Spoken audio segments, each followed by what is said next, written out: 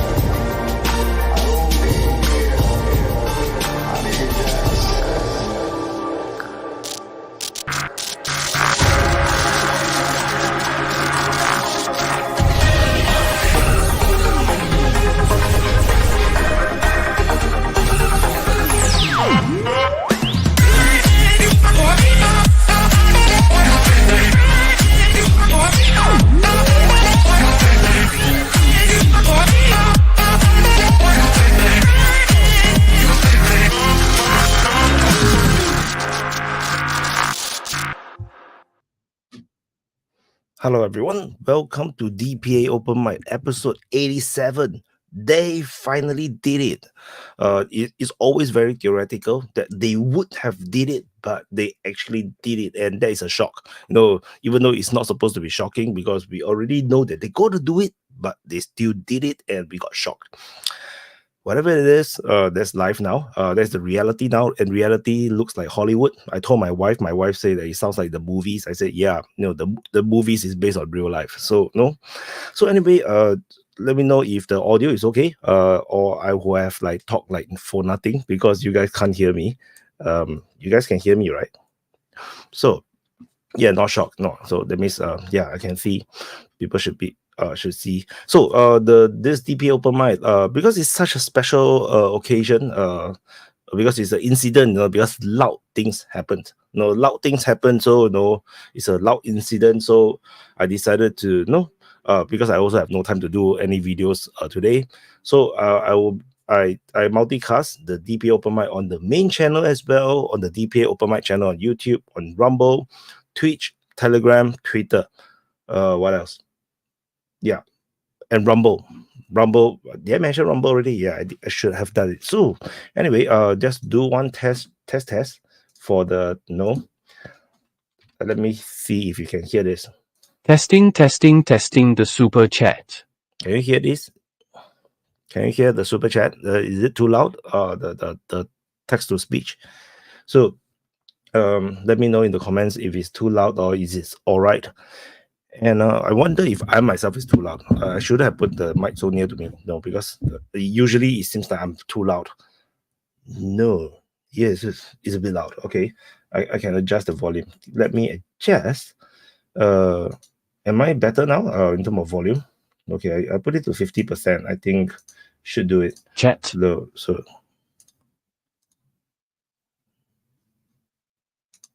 oops. Let's see.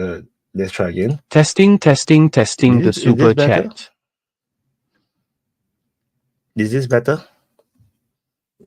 So is the super chat better? But okay, so everything's fine. Switch of volume. Okay, all right. Okay, cool. Okay, so it will be a bit complicated. Okay, for those that are not watching on YouTube or Rumble, there is live chat. Especially if you're watching on Twitter, come over to YouTube. But there's two channels, so you can choose the main channel or the Open Mic channel's live chat. It's going to be a bit different. And of course, we have the Rumble chat. Rumble chat is a bit very quieter, but we still have people chatting. And if you're on Twitch, you'll be the lonely one. Okay, I'm going to drop the link to join, and let me. Where's the button? Okay, I'm going to copy the link to join, and give me a second. I forgot to prepare this. Okay, copy and paste the link to join the Open Mic is here. Okay, so the link to join will only be on the Open Mic channels on YouTube and Rumble live chat pin. The main channel, you have to come over to the Open Mic channel to get the link, and also going to be on Twitch as well. So let me drop the link. Which is which? Let me see. I'm getting so confused myself as well. Okay, there's the Open Mic channel. I've pin, and then on Rumble, and a pin. Yep, and okay on Twitch. Pin. Okay, and we have. Hello. Long time no see. Oh yeah, bro. Listen, I had to come back for this one. There wasn't a chance in the world I was gonna miss this one. Hell no, bro. I'm gonna tell you what right now. It was Saturday afternoon. I was preparing lunch. I had a friend of mine call me like, "Bro, have you seen the news?" And I hadn't seen it. And I was like, "Holy shit! They did it! They finally did it! They finally tried to take him out." Bro, yes. That was insane, man. There was a whole firestorm. I really wanted to speak about a country with the most serious political issue than France. So. But and here's the crazy part is that people who don't even cover politics, every channel that doesn't cover politics at all blew up with this. That's how big of a story this was. You had to drop everything you did. Everybody I knew dropped everything they did. Anyone who could stream did stream. This was insane. And the fact that, look, I know people are saying that this guy was actually, do you want to get into that first, Wyatt, about the background of this guy? The background let's wait till we get some more people on, because okay. I mean, I don't even know for sure what's like 100% proven other than he's a man and he had brown hair. Yeah. There's a lot of speculation around him. And he can't take a shot to the head like Trump. Von, your side got echo. Yes, a lot of echo. Von, your side you got echo. We hear ourselves from your side. So yeah, I basically woke up to this and I got shocked. Like, people is like messaging me. I was like, what? No, it's like you have been expecting this to happen like for a long time, but you know, when it happened, you still got shocked. It's like, what? They really did it? You know, you cannot believe. It's like watching the movie. Really? Yeah. So well, I mean, listen, it just goes to show you that, you know, is this guy, you know, people are saying that he was a Republican, but if you, I kind of doubt that, but if he really was a leftist, it just kind of goes to show you that the people who hate guns are really bad at using them, clearly. He took like 8 shots, apparently. I read on, I think, a BBC article, they said it was up to 8 shots, but that's unconfirmed as of right now. I mean, I talked to Dan last night. Oh, sorry, Shadow, go ahead. Yes, I just wanted to ask the only question that matters. Is it a complot or a lone wolf?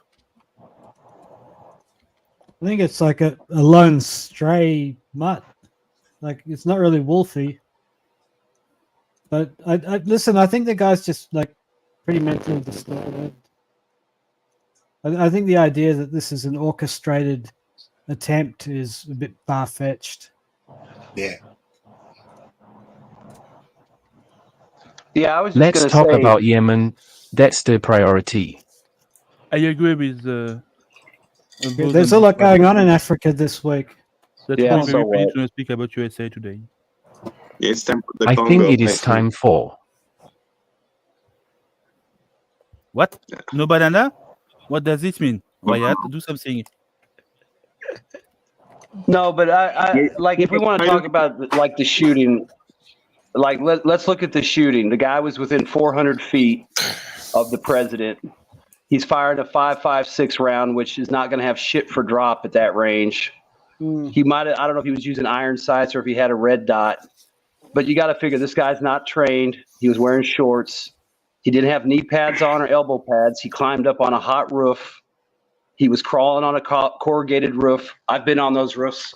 It's hard to walk on, let alone lay on. Prop your elbows up while your knees might be getting hot while you're laying on the roof. He's obviously going to have some adrenaline flowing because he's getting ready to take the shot of his life. He's, you know, he's not trained, you know, but if he had, let's say he had a red dot already, he fired a couple shots. I think what he did is because the people were supposedly pointing at where this guy was, the Secret Service was apparently looking. There's a report now that he requested to kill the target and was denied initially. So that allowed him to get those shots off because they may have spotted him, but they were denied the shot until he fired. But it sounds like he may have creeped up, fired 3 aimed shots that missed. And then that's when you see the Secret Service react, like duck from the shot. Then they pop up and they probably sighted on the guy. Then you hear the quick fire and then you hear a single boom, which I think was the counter sniper. So I think he fired 3 aim shots, you know, then he just popped up a little more and said, pop, pop, pop, pop, pop. You know, that's what you see going past Trump. Then he took one in the face or whatever. End of story. I mean, I think that's what happened. I mean, there's a lot of factors. I mean, if it was a trained soldier or something like that, iron sights, he might have made the shot. And who knows, maybe a soldier would have aimed at the body because a 5.56 round is not going to get stopped by the light body armor that Trump would have been wearing because he's not wearing plates. So, I mean, was he going for a headshot? Maybe he just fired a bunch at Trump and, you know, the gun shakes a little bit. You're wobbly, you're hot and excited, and it close counts. What was the weapon? You nicked him. Vaughn, what was the weapon? Was it like a high speed, high velocity 5.56? Or it was a AR-15 platform. That's all I know. But I mean, if it's an AR-15 with a 16 or 20-inch barrel and you got the right round in it, you know, and you're a halfway decent shot, you should be able to be tagging a target, a man-sized target. Yeah, that guy has no training. It's like you couldn't get into the infantry if you missed a shot like that at 150 yards. That's terrible shooting. But that's like I think, you know, it's pretty clearly he's a young guy. He's deeply confused. He spends way too much time worrying about politics. There's a lot of crazy in the world today. I'm kind of surprised we don't see more of it. You know, you see all these random shooters in nightclubs and on the streets. I'm surprised that there isn't more of it. But I don't think there's a big conspiracy. There doesn't seem any evidence for that. But I disagree in terms of the accuracy. I think it's very accurate. I think it's on target. You have if you've been in range 100 meter, and then you have high adrenaline, that is actually on target. Because if he hits the ear, right? But Trump was talking, so he was looking at the crowd on his right, and then he was swinging ahead. So at the very last minute when the bullet was coming, so he hit his ears. That is. But imagine he didn't swing his head. It will be in the eye. It will be go through. He will instant death. And that was a very because he talks, he's very animated, right? His talk hand is like this. Then hit here. But imagine he didn't. It will be through the eye. It will be instant death. So to me, that is an accurate shot because at 150 meters, the cluster of bullets that you can hit is basically pretty big. Yeah. You're not supposed to aim the head. In military, we aim the body. You're not supposed to aim the head. So he was actually on target. So I'm not sure how well trained is this guy, but no, that was actually a very, very good shot. So yeah, Jay. Yeah, I mean, I think the only reason he missed No, Jade first. Sorry. What does it say though about the Secret Service? The fact that they allowed this guy to be within 400 feet of President Trump with a rifle. If anything, there should have already been a Secret Service member who had a sniper rifle in his position. There shouldn't have been any chance of him being able to get that close, even to have a snowball's chance in hell to get anywhere near Trump, to be able to have a chance to pop off that many shots against him. I mean, I understand that the moment that it happened, you had 3 or 4 Secret Service agents that hopped on top of him that protected his body as soon as possible. The fact of the matter is, he was able to get that close. You know, honestly, I'm not 100% sure what the regulations are when it comes to security detail for the president or when they have events or what the radius is that they cordon off the area. But that to me it seems like there was a huge gaffe by Secret Service. And then on top of it, you had the interview from the BBC reporter. They interviewed the guy that looked like Carrot Top, even saying that there were multiple people who looked up at the roof and saw somebody up there, pointed at it for several minutes, telling the cops, saying, "Hey, there's a guy up there. There's a guy up there." And everyone just stood around, didn't do anything. So either A, they're extremely incompetent, or B, you have elements within the police and within the Secret Service that wanted this to happen. Either one is a bad situation. Go ahead. Well, I agree with what Jay just said. I think that we can't ignore the fact that there's a lot of people around him as he's taking the shot, yelling, "Hey, this guy's got a gun!" So to Wyatt's point, he's got all sorts of pressure on him. So I think it was a pretty good shot.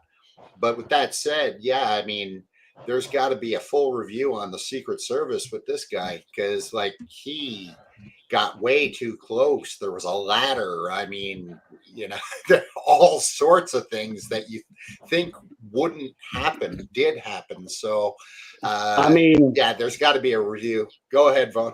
Yeah, I mean, honestly, in my opinion, he was able to penetrate their inner perimeter and he was inside their perimeter. Because realistically, a venue like that, you would be looking out farther for your shooters because you wouldn't think a guy's going to get within a few hundred feet with a long gun and shoot. So he must have somehow penetrated their outer, if they had an outer security, or got past, which would be easy to do with an AR because it's 2 pins. You push the pins out, you can take it apart. He was wearing baggy shorts. I could have taken my sling, hung it around my shoulder, worn a baggy shirt, put a couple mags in my pocket, and walked in through a park or some other open area. And obviously people didn't pay attention in law enforcement to the guy climbing up on the roof. But yeah, it would have been easy to sneak an AR in there, disassembled. I mean, seriously, baggy shorts and a baggy t-shirt, you could sneak it in with a mag. You only need one. It's a one-way trip.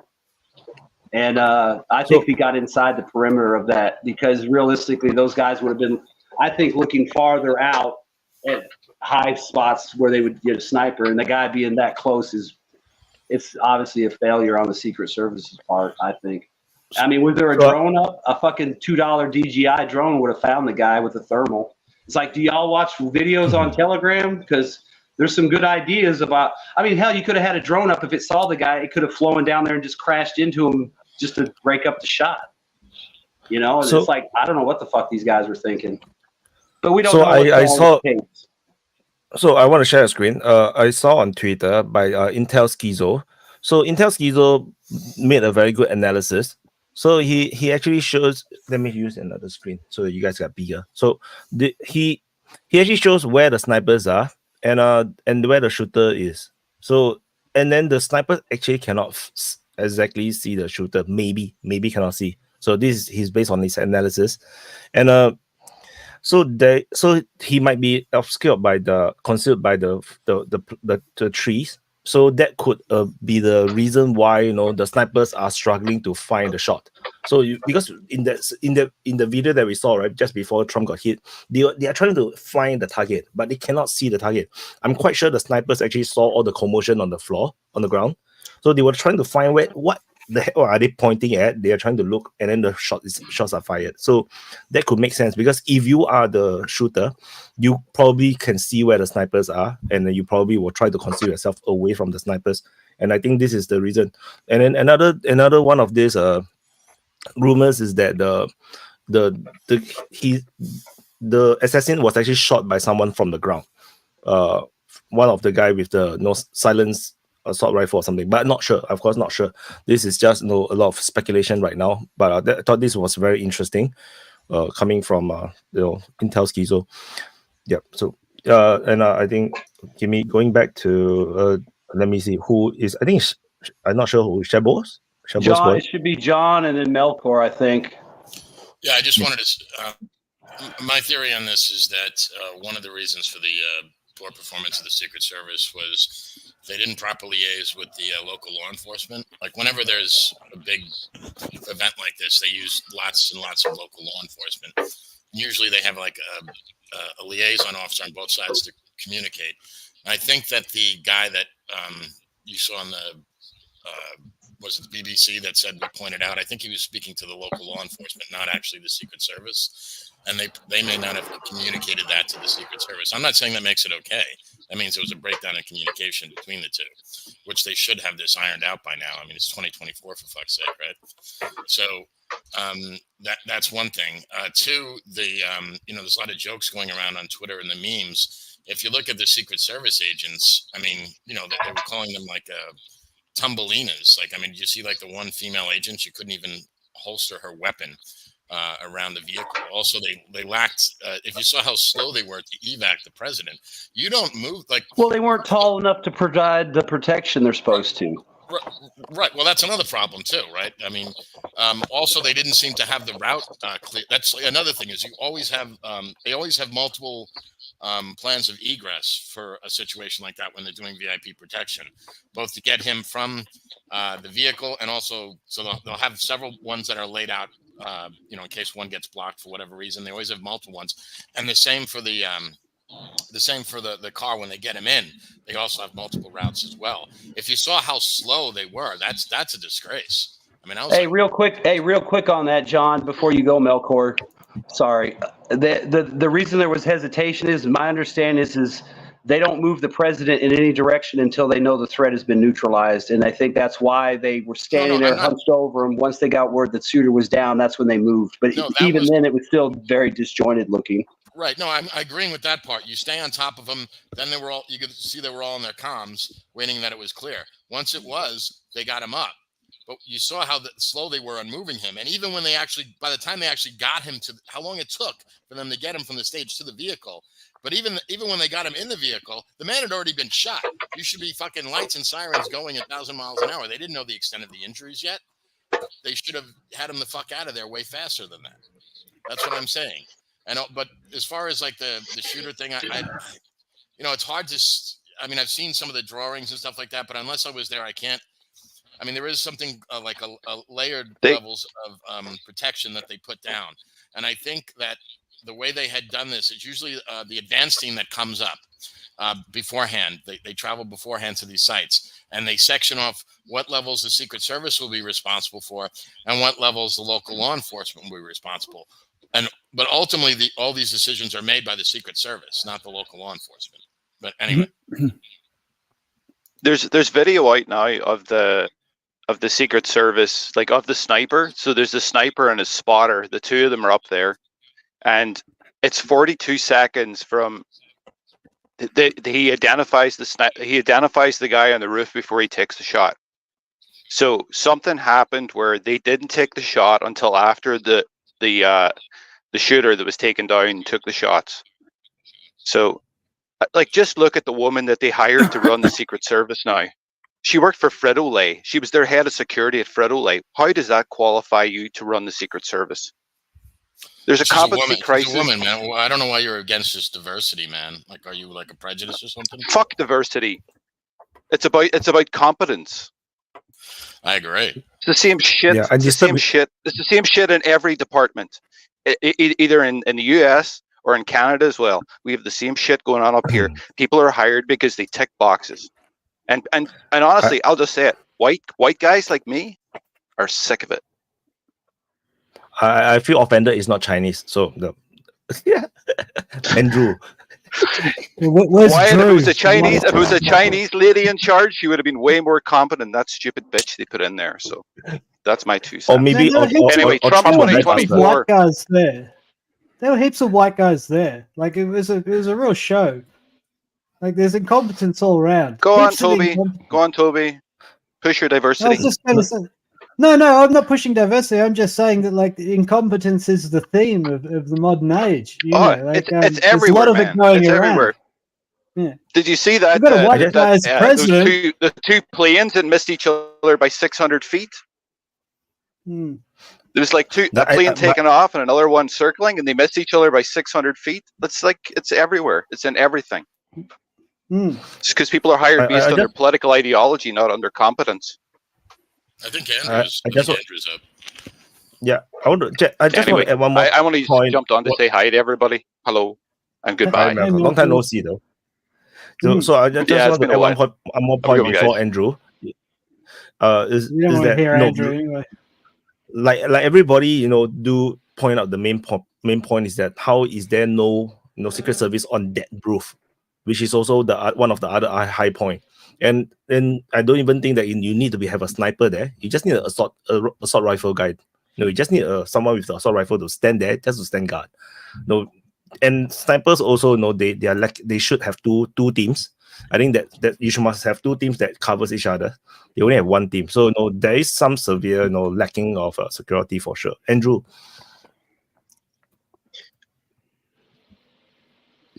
you muted yourself. You press mute twice. Andrew. I just wanted to say real quick before I went away. I'm sorry if this is irrelevant to the topic at hand, but it's not exactly pertaining to the security team. So if you don't mind me interrupting real quickly before I have to go, I just wanted to say that as reported in Italy by Italian media and by the famous allies of Trump in Europe, Matteo Salvini is one of them. He's part of the Patriots for Europe European Party coalition, which many of you may know as being created by Orban and other Trump allies in Europe. He said very importantly that this was all caused by the hatred created by the left and the Democrats and the media personalities and the celebrities and a lot of people not only on the social media but also on TV, which we have all seen in the past months, calling for violence on the streets against Trump, calling for violence on Trump himself. I mean, countless music videos shown. There's a famous one where there's this guy shooting at Trump, and then the little banner with "bang" pops out of a gun.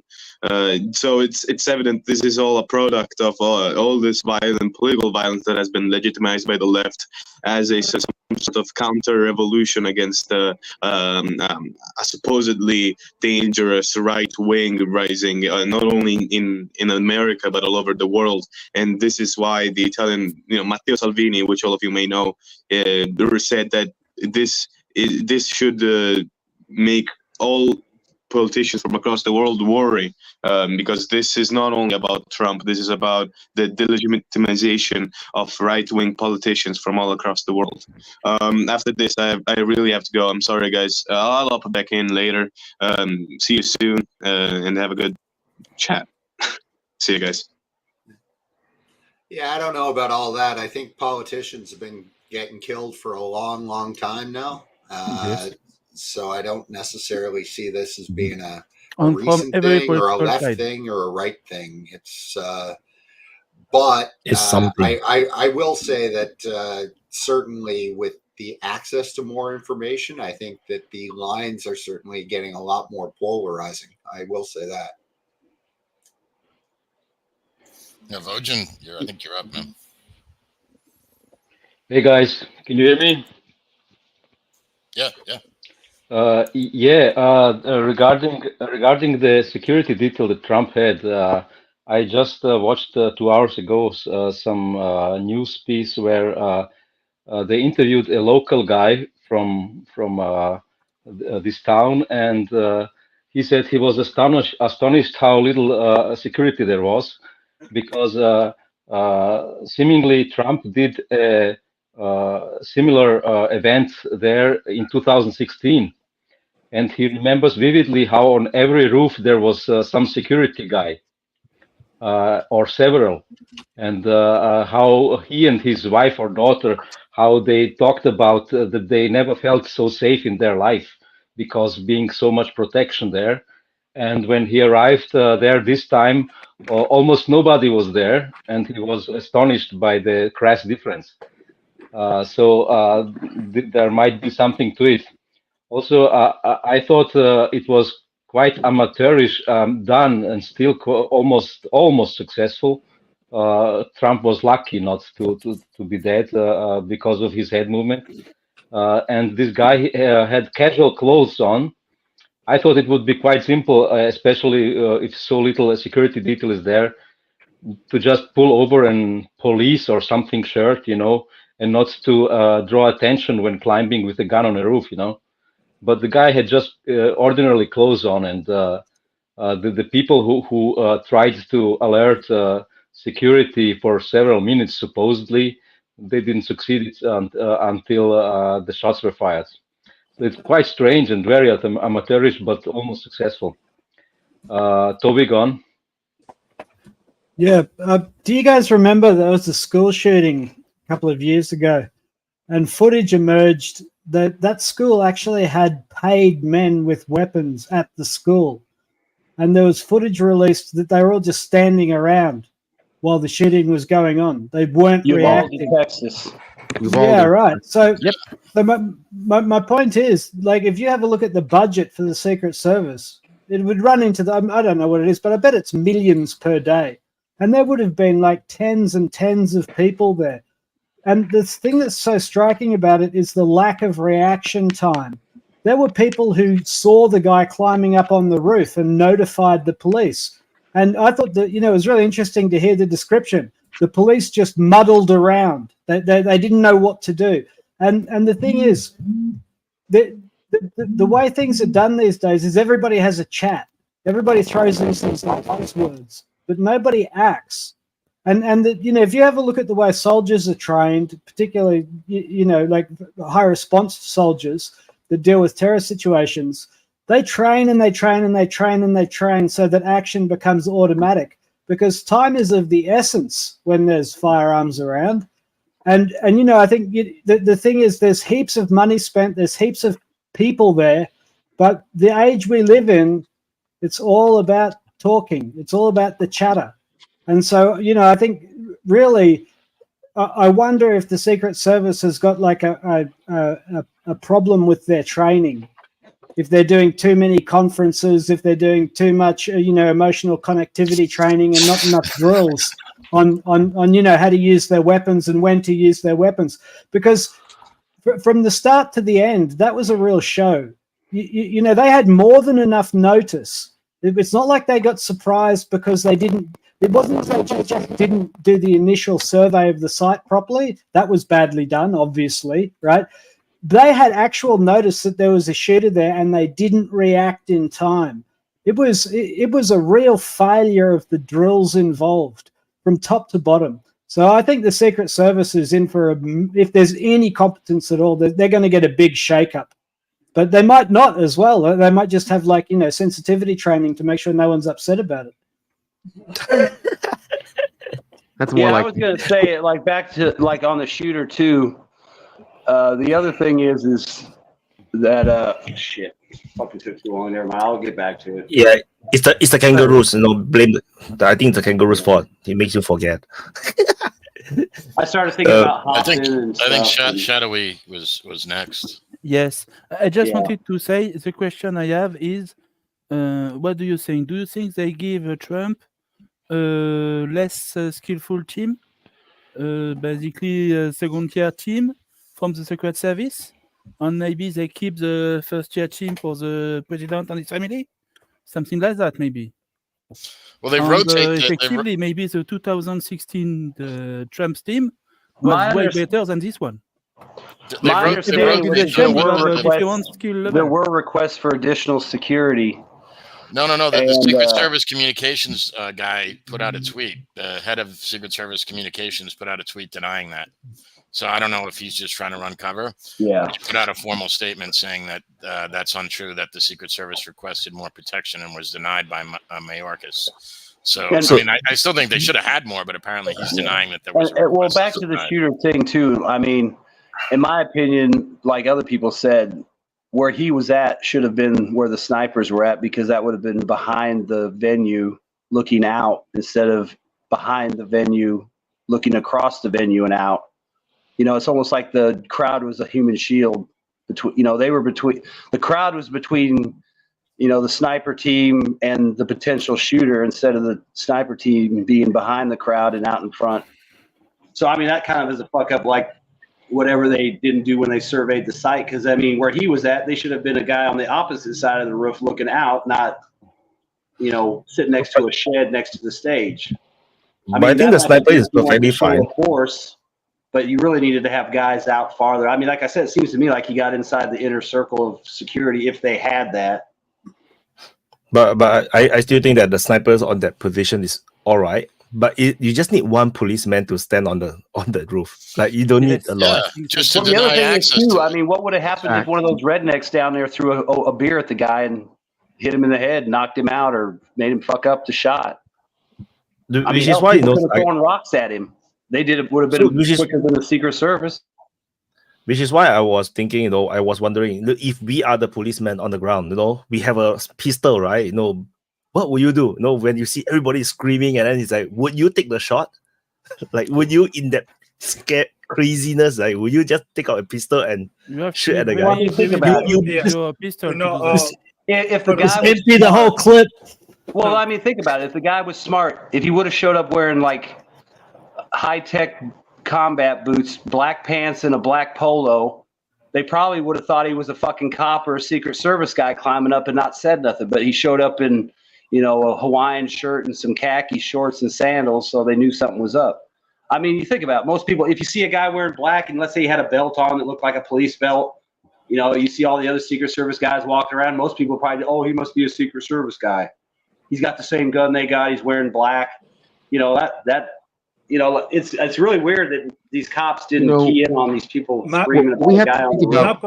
We have to think about now from here on. What we have to think about from here on now is what we have to think about here from now on is what's going to happen. What's going to happen with the rest of the rallies? Well, I already have my finger up.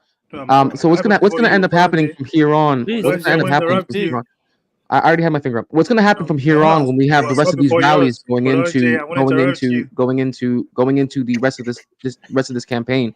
Because right now it's only July. It's only July. I'm gonna keep going. It's only July. It's only July, and we have to. I can't hear anybody. Well, I mean, I had my finger up already. I mean, I was already waiting. But you put it down though. So you gave up your spot. You give. Listen, man. You move your feet. So what's gonna end up happening? I mean, I'll just keep on going, bro. Yeah, You're you not keep gonna win going this. to hear what you're I'll saying. just That's a keep on problem. going. You keep I'll going just to keep hear on what you're going. saying. I'm I'll just keep keep on interrupting going. you. I'll just keep on going. I'll just keep on going. Hey, Anyway, bananas. so what's gonna end up happening? We You have know the what? rest of this I'll let debate. you We have the go. rest of this Well, campaign. yeah, do Thank you. something, What's please. gonna end up happening? We have the rest of this campaign because we're still in July. Okay, the campaign doesn't really start picking up until September. November is when they actually have the election. What are they gonna do from rallies from here on in? Okay, think about this. Are they going to end up having Trump be in his own little area, his own space? Is he going to have an auditorium where he's by himself? It's just a camera crew and then the rest of the Secret Service? Is it going to end up being a case where whenever he goes around, he's going to have to be in a Pope mobile? Or when he gives speeches now, just on the campaign trail, is he going to have a glass shield the entire time? Because this can end up changing everything from campaigns from here on in. Because now it may be that you have to give full-on presidential security details and the accoutrements that go with those security details just for candidates from this alone. I understand that there have been other cases before of candidates who have been assassinated or have been shot at, but this is super high profile, especially when you look at the U.S. and how polarized the political spectrum has become. So from here on in, I mean, think about this. If he had a glass shield when he gave his last speech on J6, right? Why couldn't they have given that to him now? There's no reason. Honestly, he's probably gonna have to be in a Pope mobile from here on in. Go ahead, FCS. My bad. Yeah, but yeah, again, my little comment on this is whenever the police or the US law enforcement agencies are supposed to show face, they always show their worst performances. If this was any other incident where there was no physical, no threat, they'll show up with everything they can possibly drag to the scene. But whenever they're needed, as Toby mentioned earlier, what happened in Uvalde here in Texas, they were right there. A mother walked into the school, grab her kid, and walk out, and they wanted to bullshit her. And they're supposed to be law enforcement officers. They always tend to just play this game. It happened in Florida before. There's an officer on scene hiding behind the school building when somebody's in the school building shooting up the student. And Hey, whenever FCS, the are you U.S. still law in enforcement Texas? officers are supposed to do what they're supposed to do, they always come short. And I've Hey, always been the FCS, case. are you still in Texas? Yes, I am. Hey, I don't know if you know this, but maybe you could tell us more. Two of the officers involved in that Uvalde thing are on trial right now, right? No. The chief of police and somebody. Okay, yeah, okay. They're facing charges. Do you know anything about that? No, they're not. Yeah, two of the guys involved that were like supervisors are facing criminal charges. No, they tried to, but I think the grand jury kind of, the grand jury did not, how you call it, drop the, I don't know the term, but the grand jury did not indict. They did not indict. So they didn't bring an indictment. Okay. Yeah, they tried to, but of course it didn't go forward, it didn't go past that. But there was some other fees, other penalties the department pays to some families or anything. But yeah, so yeah.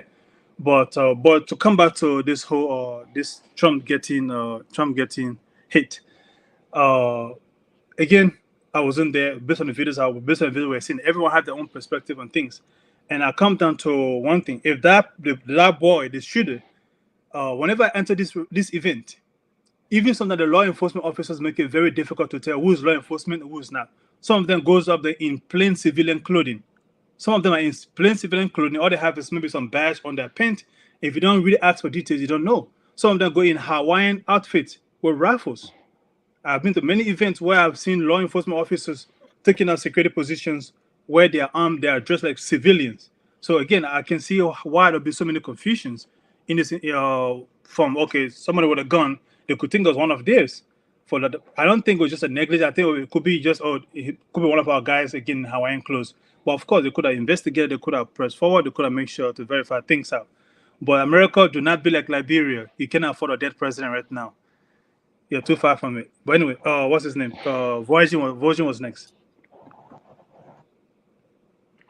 Yeah. Vojin, regarding the issue of headshot or body shot, I'm not so sure that the guy had the line of sight for a body shot. The roof that he was on was quite low as well. And I'm not sure that he had the sight on Trump as a complete guy. I mean, give it a couple person. weeks or a month. Also, you'll if he was probably have a shooting from news crew on the roof. Yeah. Yeah, and shooting from the side, he would have to shoot through his shoulder, and he's not standing to the front of him. I don't know how good that percentage of a shot would be. But another issue is that it clearly seems to be a radicalized guy, incentivized by news and political propaganda. The same thing, almost identical, happened to Fico in Slovakia. So it seems to be a thing currently.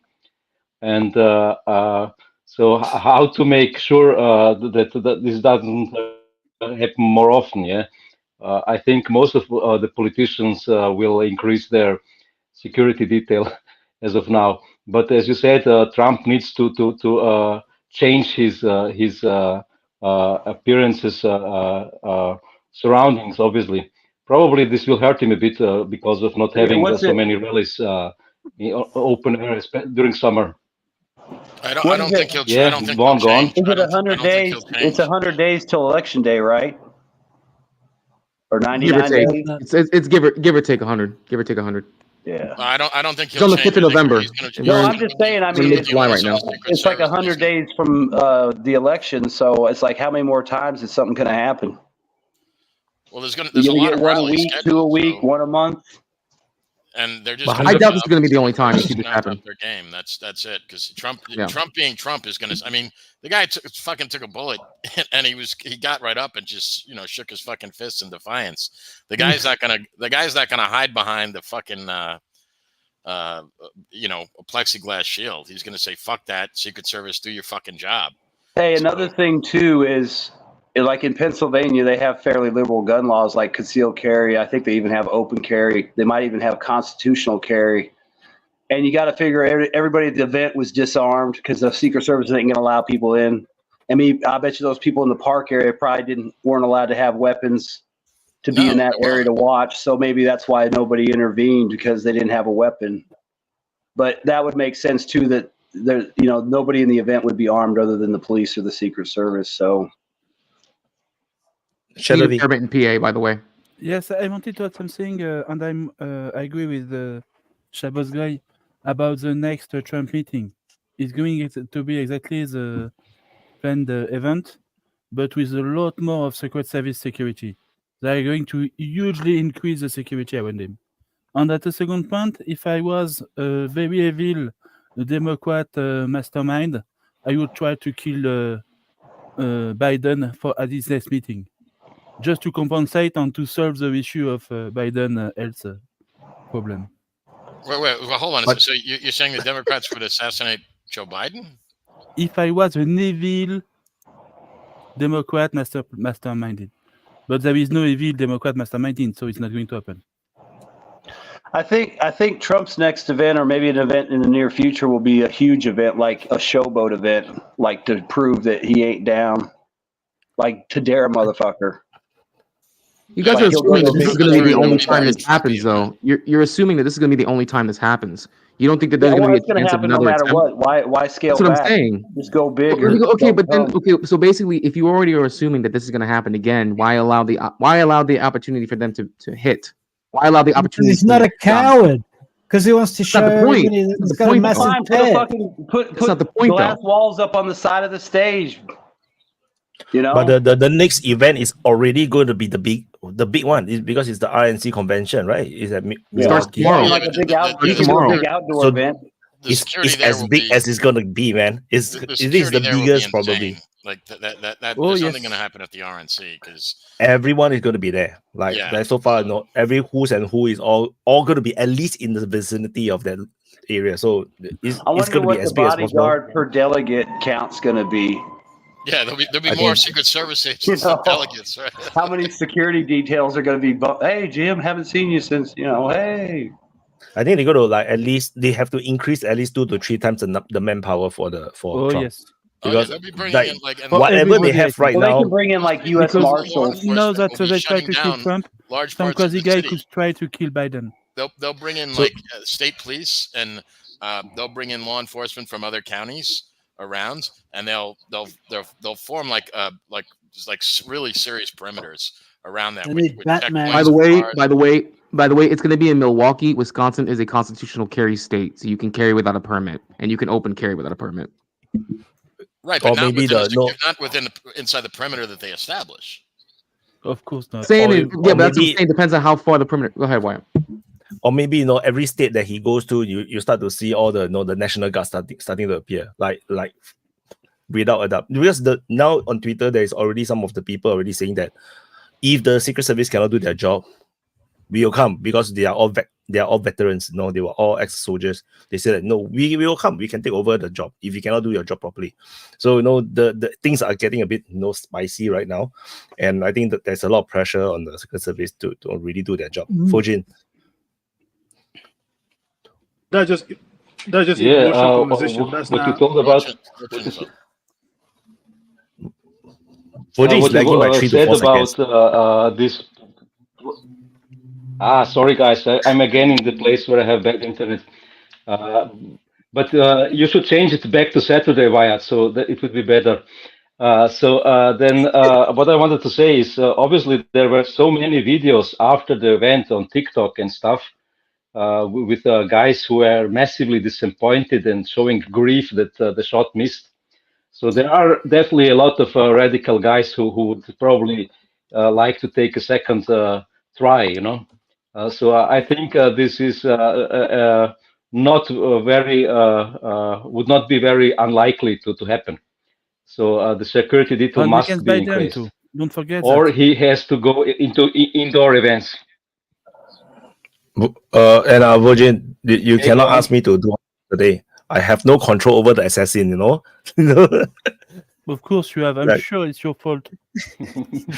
Hello. Hi, boss. Yeah, I've got a question for the Americans. We got 3. Yeah. Turn up your motherfucking mic. Let's just say. Okay, let me adjust it. Let's just say that they killed Donald Trump. Then what? They just gonna let Joe Biden be the president? Huh? No, not a chance. No, it would be they haven't had the convention yet, so no, they haven't. It'd be Nikki Haley. They haven't formally. If he was what happened is you would see. Go ahead, Steph. If he would have died yesterday, you would have just had an open slate for a president and a vice president. Yeah, the delegates. So, the delegates would have to open up they'd have to open up the convention, and then the nominee gets to choose the VP. Yeah. So what they would do is they would open up the convention in Milwaukee, right? And then you'd have all the other delegates. Likely you had all the candidates that you saw from the first 4 debates come back. Which would be an absolute shit show because none of them were even viable. I mean, the closest one who even had any charisma was Vivek, but chances are he's not even going to be a vice president. But aside from just what happened politically, right? Because the Democrat Party right now, they don't know who they want to pick. They're definitely not going to be behind Biden. I mean, you already saw what happened at the NATO summit. He looked like he was half dead giving a speech. But aside from the political side, you have to look at the socio-political side because you're going to definitely have people who are going to be so pissed they're going to become radicalized and galvanized from that. I'm not going to be hyperbolic and say, oh, it's going to be a civil war. No, but you're definitely going to see people who are going to act out in violent ways. Because if you can already admit there are extremists who are in the MAGA side of the Republicans, then you already know that people are going to see, oh, they just killed Trump. Okay, cool. Now we got to get our get back. Something like that would probably happen. Not a civil war style, but you're definitely going to see extremism come out if they actually killed him. At least if he was killed. If he was killed. Yeah. But he wasn't. So I don't of think. Course, but he asked the question. But he asked the question: what would have happened if he died? Squads going around taking out political enemies. But the timing is very, very peculiar, right? I think. Quickly say about Vaz's question, like there is a protocol for things like that if it were to happen. So it wouldn't be like, I mean, it might start out, Vaz, where Nikki Haley's in the lead because she had delegates assigned to her. Even though it wasn't enough for her to win anything, she might start out in the lead with 10 or 15 delegates. This is why Donald Trump needs to pick his vice president right now. He needs to hurry the fuck up. Well, he'll do it this week. There's a convention. Because yes, convention. Yeah, because Nick Haley got a chance to be the president of the United States if Donald Trump dies. But the rumor was he was going to pick him yesterday. Go ahead. No one wants that shit. Because the timing is uncanny, right? No, because RNC is like tomorrow or something. Then like they time it perfectly, to mess up the entire RNC. Because if let's say the bullet was faster or slower by another half a second, Trump will be dead. Tomorrow will be a mess, right? Oh yeah, no, you're right. The It timing would is be utter uncanny. chaos. Yeah. That's what I'm saying. It would be utter chaos. I mean, because you already have the DNC who doesn't know. They don't know who they want their candidate to be. The rumor is that they want Kamala to be the one to replace Biden. That's just the rumor, right? But then if Trump is dead, well then there are no good candidates on either side other than the placeholder. Then you're scrambling for you're scrambling for the bench players. You're scrambling for bench players to be your president. That's the worst part. So United States will officially be a joke country. It's like after 2 years of campaigning, there's actually no candidates. Jay, yes, I'm sure there is someone better than Joe Biden in Democrat side. Yeah. No. Technically, okay. So here's my theory. And I'm sure others have already had this theory. And yes, FCS, I'm gonna let you go. Just let me finish this point. Let me rock out. The theory is that the Democrat Party is gonna end up sweet talking RFK, convincing him to leave the We the People Party, and joining the Democrat Party as the only viable option to defeat Donald Trump. That's the theory that a lot of people have had, and I agree with that theory actually, because RFK would have enough pull, especially in urban and large city environments in the U.S. to dissuade even some centrists, even some people who are considering voting for Trump and are on the fence. He's the only person with Democrat backing that could beat Trump. The only one. With the condition, Kamala Harris must be the VP. But that's viable, though. That's viable. Yeah, that's viable. Kamala Harris I'm gonna give my to be a VP. Toby's next. Then after that, they will get another Kennedy assassinated again. Then Kamala Harris will become president.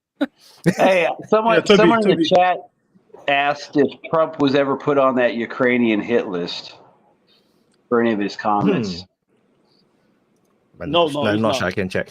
He's not. Toby, go ahead. Toby, man. Yeah, I wondered if you guys noticed. I wonder if you guys noticed, because I saw a report that like this guy has zero social media history. He's like the only 20-year-old in America with zero social media history. I thought that was a bit weird. I wondered if it got scrubbed. You know what I mean? Like I wonder if like just for whatever reason, it all to the official reason would have been to tone things down, so that people don't get agitated. But it just seems really weird that a guy who's that political and that full on has zero social media history. But yeah, one other thing I was going. Oh, okay, go on. Go ahead, Dan. Sorry. Oh no. Well, we can talk about that point. I wondered if anyone's heard anything, because we don't know anything about this guy, and I just find that so strange for a 20-year-old to have no social media history. Yep. Supposedly there's a history of him doing donations to that Donate Blue, whatever, the Democrat thing, Vote Blue, whatever. Yeah, But I heard there was donations, and then I heard there was a single donation. Yeah, it was a $15 single donation he made when Biden. I heard he was in the BlackRock commercial. A lot of these shootings happen. They don't release the name, and that usually gives them time to freeze up the social media and like pull it down so people can't screenshot stuff or put out information. Or he scrubbed it before. He might have known this was a one-way trip, so maybe. But again, there's always the Internet Archive. Even if they scrub it, you can still get it from the archives. But what I'm trying to say is, but to Toby's point, most people that shit like that don't have social media footprint. Most of them are very isolated, very much to themselves, and far from those social media things. So I won't be surprised if he doesn't have any footprint, because the time you need to actually come up with all those ideas, if you have any social behavior, you don't have time to think of those things. But I thought that's possibly true too. He lived inside his own head and never got outside it. Yeah, that could be the answer. Yeah, but one thing also I'm trying to mention earlier, as what White was saying earlier about Trump, God forbid Trump got hit and somebody got hit, and I said that's a picture that people don't come to see when it comes to want to leave America. This is exactly what America is doing overseas. They keep killing leaders, and it creates decades of instability. And so someone mentioned something about something making America or banana or something state. But yeah, that is how they have created so many banana republic around the world, because they keep killing other people's leaders one after another. Before you know it, the country becomes almost unmanageable and almost dysfunctional. One of the closest country we can point to is Haiti. just down the street. But yeah, sorry. What's his name? Vaughn. Go ahead. Oh, real quick, I don't know if this is true, but somebody could check. But it was reported too that Barron Trump was there and actually witnessed the whole thing. Also, who is that? Barron Trump, that's his son, his youngest son. But I don't know if it's true or not. I know there was people there that were family and stuff, but I don't know exactly who. What I read was that he was not there. So yeah. Okay, yeah. I mean, I'm sure it was crazy. But I mean, I saw on Twitter. I can't be sure. I just they say that does it make any difference? He was not there. He can be the I'm target. just saying. I mean, it's just more, drama to the story. Oh, okay. The son. I mean, look at that guy. Young Barron looks like young Trump, like a lot in the. That's. I mean, it's just more of the story. He watched his dad take a bullet to the head, get up and shake his stick. It's the only BBC we trust. Yes.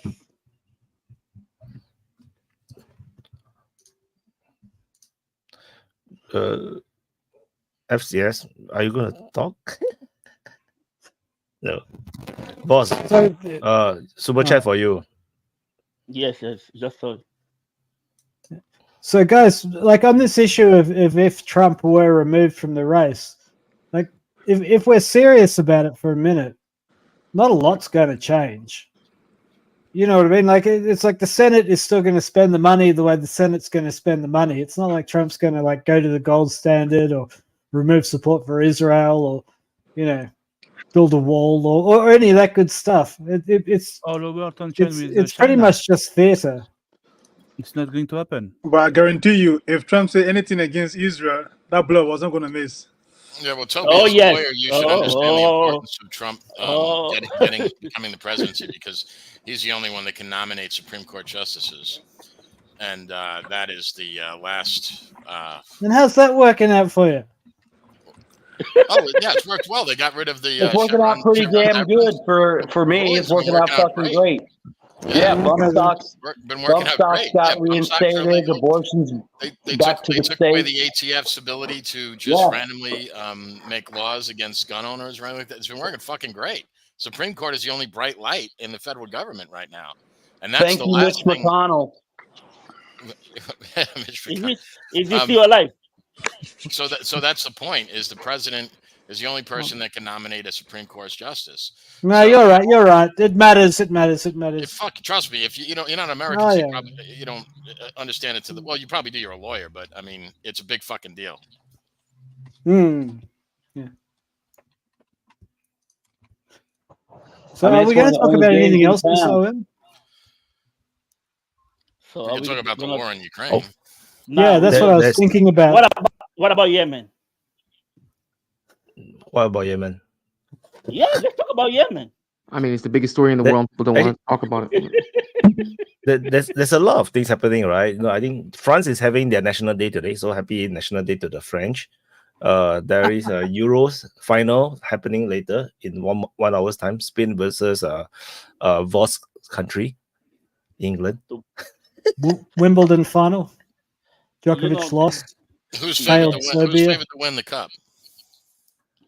Spain. Spain, yes. Of course. It's going to be a big day for Spain. Come on, Toby. You just hate England. That's it. No, it's got nothing to do with me hating England. Spain is a great sporting nation. This game is 50-50. This game is 50-50. Spain go the quality. 50-50? Yeah. But England go better players. So it's a 50-50 match. Just don't hate England. So what's going on in Ukraine? Oh, same as last week. Oh, yes. They killed 70,000 Russia in 60 days. That's That's a record, bro. That's a record. I had something I wanted to raise about Ukraine to see what you all think.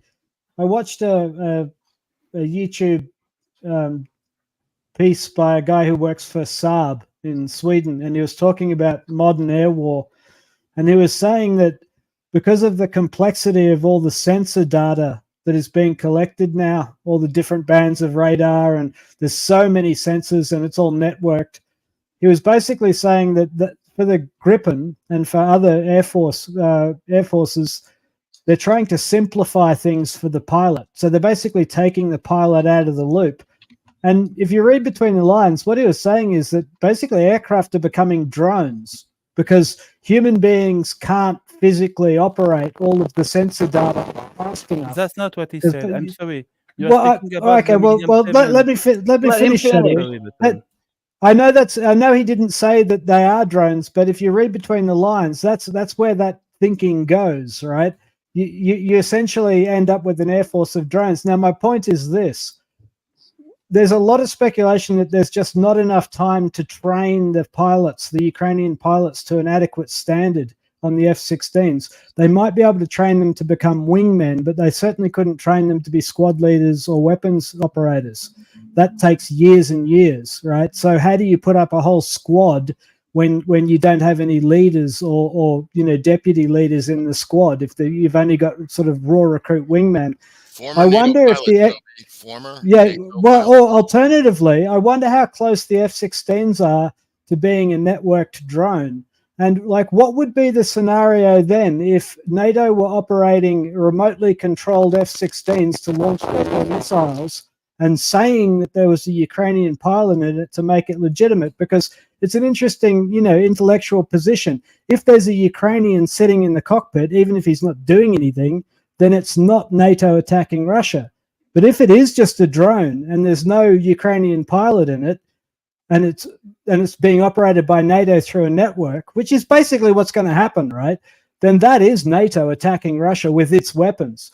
And so I think that the air war with the F-16s, if we do see the F-16s operate, I think the extent to which the network is controlling them, I mean, in a way, this is already happening. All the targeting data is going to go to the F-16s from the entire network. Right, the pilot is going to be told what to shoot at and when to press the button, and you might as well automate it at that point. It's not like it's dogfights over the English Channel, and the pilot's having to pull on the stick and aim through the sights at another aircraft. To a large extent, NATO is effectively, if they send those F-16s in there launching their weapons, that is essentially NATO attacking Russia with its aircraft. And so I think that's kind of an interesting development in modern warfare. The person in the cockpit is only there for political legitimacy. Yeah, but are you arguing that they're doing this, or they have the ability to do this right now? Like you say? Yeah, I think so. When I used to work selling jets, and basically, for a long time, commercial jets have been drones. They with private jets, they actually had to change up the pattern because they were landing on the same place on the tarmac and putting divots out of it, right? So they had to deliberately randomize the landing procedure. And this was 10 years ago. To a large extent, all commercial airlines are drones already and have been for, a decade or more.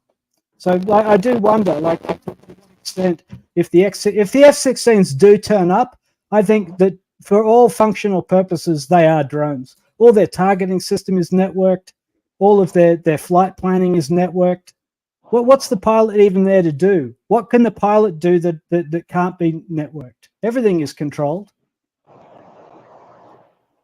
Yeah, I was just going to say, just real quick to what Toby said. My dad used to be an airline pilot, and he flew like 777s and stuff. And when they first came out, he talked about the electronics that he said you could pretty much let it land itself. They still held the controls in their hands, but you could put in the coordinates, and if the airport was set up for it, you could land on instruments. And that's probably, like you said, it's so perfect. They keep hitting the same spot because it's a machine. So it perfectly does everything and puts it down on the exact spot pretty much every time. And that was late 90s, early 2000s. And that's civilian grade. So you could imagine they could have something a lot better in the military. I mean, they got UCAVs already. And they're talking about UCAVs as fighters. So how hard would it be to rig up an F-16 just to take off, shoot a missile, turn around and fly home, or get shot down? But then why not just use that just seems like a lot of work. I mean, why not just use fucking Predator? Shadow, go ahead. Yes, I wanted to add, sorry, Toby, to cut you earlier. But The videos that you speak about come from Millennium 7, and is really an excellent YouTuber if you're interested in airplane and technology about radar and things like that.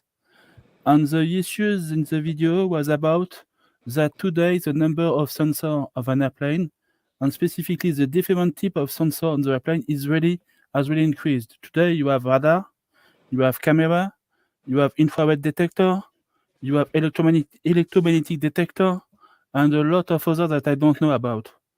And to understand all this information coming, you need a computer to give what they have been programmed to do, to give the good intel to the pilot. Okay, the pilot cannot switch between all the sensors one by one to understand the situation. He need to have in a few seconds a good understanding on what is around him. And for instance, you could have very surprising things, because in France, during the 70s, when we introduced the high-speed train, all the military radar, airborne military radar, has to be changed, because suddenly you have a lot of high-speed train on the ground level, going at more than 300 kilometers, going everywhere. And all the military radars detected that as a low-flying jet aircraft. And suddenly you have a lot of low-flying jet aircraft in France everywhere. So they have to change the programmation of the radar to avoid this detection, because every time the pilot has to manually change the programmation of the radar, and it's not doable to the modern era to ask this kind of technical ability to the pilot. There is just too many type of sensors and too many technical variables in the sensors for them to deal with that. So you have basically a computer who give information to the pilot, and we use all the sensors of the airplane to do that. And that include the data they will save from the AWACS or the ground-based installation. So that's just that we're saying. It's not about to lower the skill of the pilot. It's about to avoid the pilot to go crazy, basically. Yeah. That's all. It's not But a movie shadowy. Sorry, go ahead. It's not a movie shadowy. Yeah. But what Toby was saying though, Toby, I think they will have to take off and land, even if it's drone control. If it's landing in Ukraine, obviously it's okay, it's Ukrainian. But if the Russian detect that this is being controlled from any of NATO country, would that be justified to attack them, those places? Because I know Putin have so many red lines. That could be one of the red lines again to come and cross. But what you saying? Yeah, if they can fly them.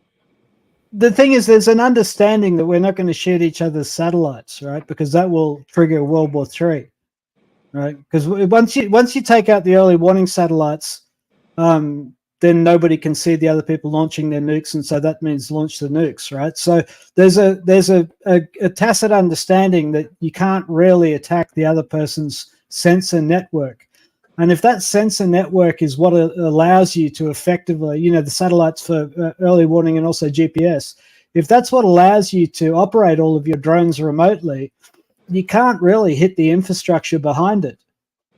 And so you end up with like a really odd situation where you can have proxy wars between major powers. Like, imagine if China decided to just ship a couple of $1 billion worth of completely automated drones into the theater, and then they put little Russian stickers on them, and you've got Chinese operators operating them by network, right? Has China entered the war? No, because there's a Russian sticker on all the drones, and those could be naval drones, they could be air drones. Pretty soon they could be land warfare drones as well. So the thing about drone warfare and having these big networks is the opportunity for proxy wars, goes up a notch. You don't even need the people in the countries to be taking part. They're just like spectators to a big proxy war. It's kind of dark. I think it's James' turn first. John, your turn, I think. Yeah, well, I wanted to say one thing about that. I think the Ukrainians did hit.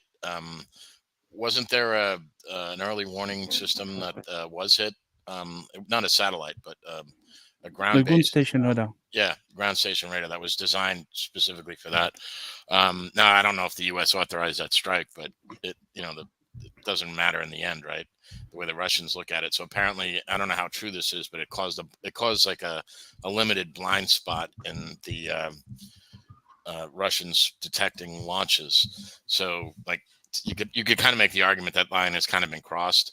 But the larger point about is, I'm thinking about this politically, and I'd be curious to hear what other Americans think about this. Is how will the Democrats have to do something, right? These people don't want to lose power, and after what happened yesterday, look, things are bad. I mean, they were bad after the debate, right? I mean, I would argue they were even bad before the debate, but now they're really fucking bad. Not only was there an attempted assassination in Trump, I mean, that picture of him like in defiance with the fucking American flag behind him. I mean, it's literally, yeah. I mean, it's like something out of a fucking movie. I mean, Iconic, bro. Iconic. Yeah, you couldn't have choreographed that shit better. So you got that rallying cry. Right. You got you got conservative people just sick and tired of this fucking nonsense. And I think I heard an eagle screeching in the background. yeah, exactly right. So yeah, so that's my point. It's like a fucking movie, right? It's like you couldn't have made this better. So they're gonna have to do something to change the narrative. Like so, and there's all this and there's all this video footage that that people have been. If you have a Twitter account, you're probably seeing these videos of all the people that were calling to take Trump out, put a bullseye on him, and all. I mean, bro, insane. Stuff going back for years. They've been saying this for years, and then they're gonna be like, "Oh no, violence is unacceptable." Yada, yeah, suck my dick. So the Democrats are gonna have to come up with something. And what will it be? Will it be like? I mean, these people are psychopaths. What's like Victoria Nuland or these other fucking crazies gonna do before, if it means that they're gonna be having to surrender power and be at the mercy of Trump and his supporters? I mean, they're gonna they're not just gonna lie down. They're gonna try something. I'm not saying it's gonna work, but they're gonna try something. So from the Americans here first, even if go ahead, Wyatt, go ahead. But to me, it's like it almost looked like it's God sent. Like it's like God have like protected Trump and then don't let him die and then give him that like that perfect image. Like you can't even have a photographer and say I want to take this photo like this. You can't even like what. You couldn't it's even just undoable. Of a fucking movie. Mm-hmm. Exactly. And the one that he was like lying on the floor when he was bleeding. That was also an amazing shot, which I used in this thumbnail as well. It's crazy, the number of shots that I thought that the photographers don't want their lives. Like they just continue snapping. I mean, all this really did is solidify him in November. That's all it did. It solidified him winning in November. There's no chance in hell. There's no chance in hell he loses unless they take him out. There's no chance in hell that he's going to lose. They will do something. What will they do? I mean, are you going to say they're going to? All they can do is what they did yesterday. The only thing they could do is what they did yesterday to get rid of him. That's it. And then you're asking how it works in relation to Ukraine. The moment that he gets in office, I actually do believe this because Putin even came out when they had the India-Russia summit. Putin even came out and said that they took seriously that Trump said he wanted to end the war if he was getting in office. If he's a candidate, and he even stated that the Kremlin takes it seriously, him mentioning that. So if he gets in office, all the Republicans who are on the MAGA side of that party are going to rally behind him, especially after yesterday. Even the moderates are going to rally behind him and say, end this fucking war. Get us out. We're done. That's exactly what's going to happen. And this time he may actually be legit and make good on his promise about draining the swamp. That's probably what you're going to end up seeing. Yeah. Shadowy. I wanted to add something about the aircraft and /drone situation in Ukraine. Shadowy's okay. I got another American respond to my question first because that's kind of what I was, sorry, but yeah, we moved on, Shadowy, but whatever. Sorry, but I just raised my finger when I have something to say, but a lot of people speak. Right. So I'm going to continue.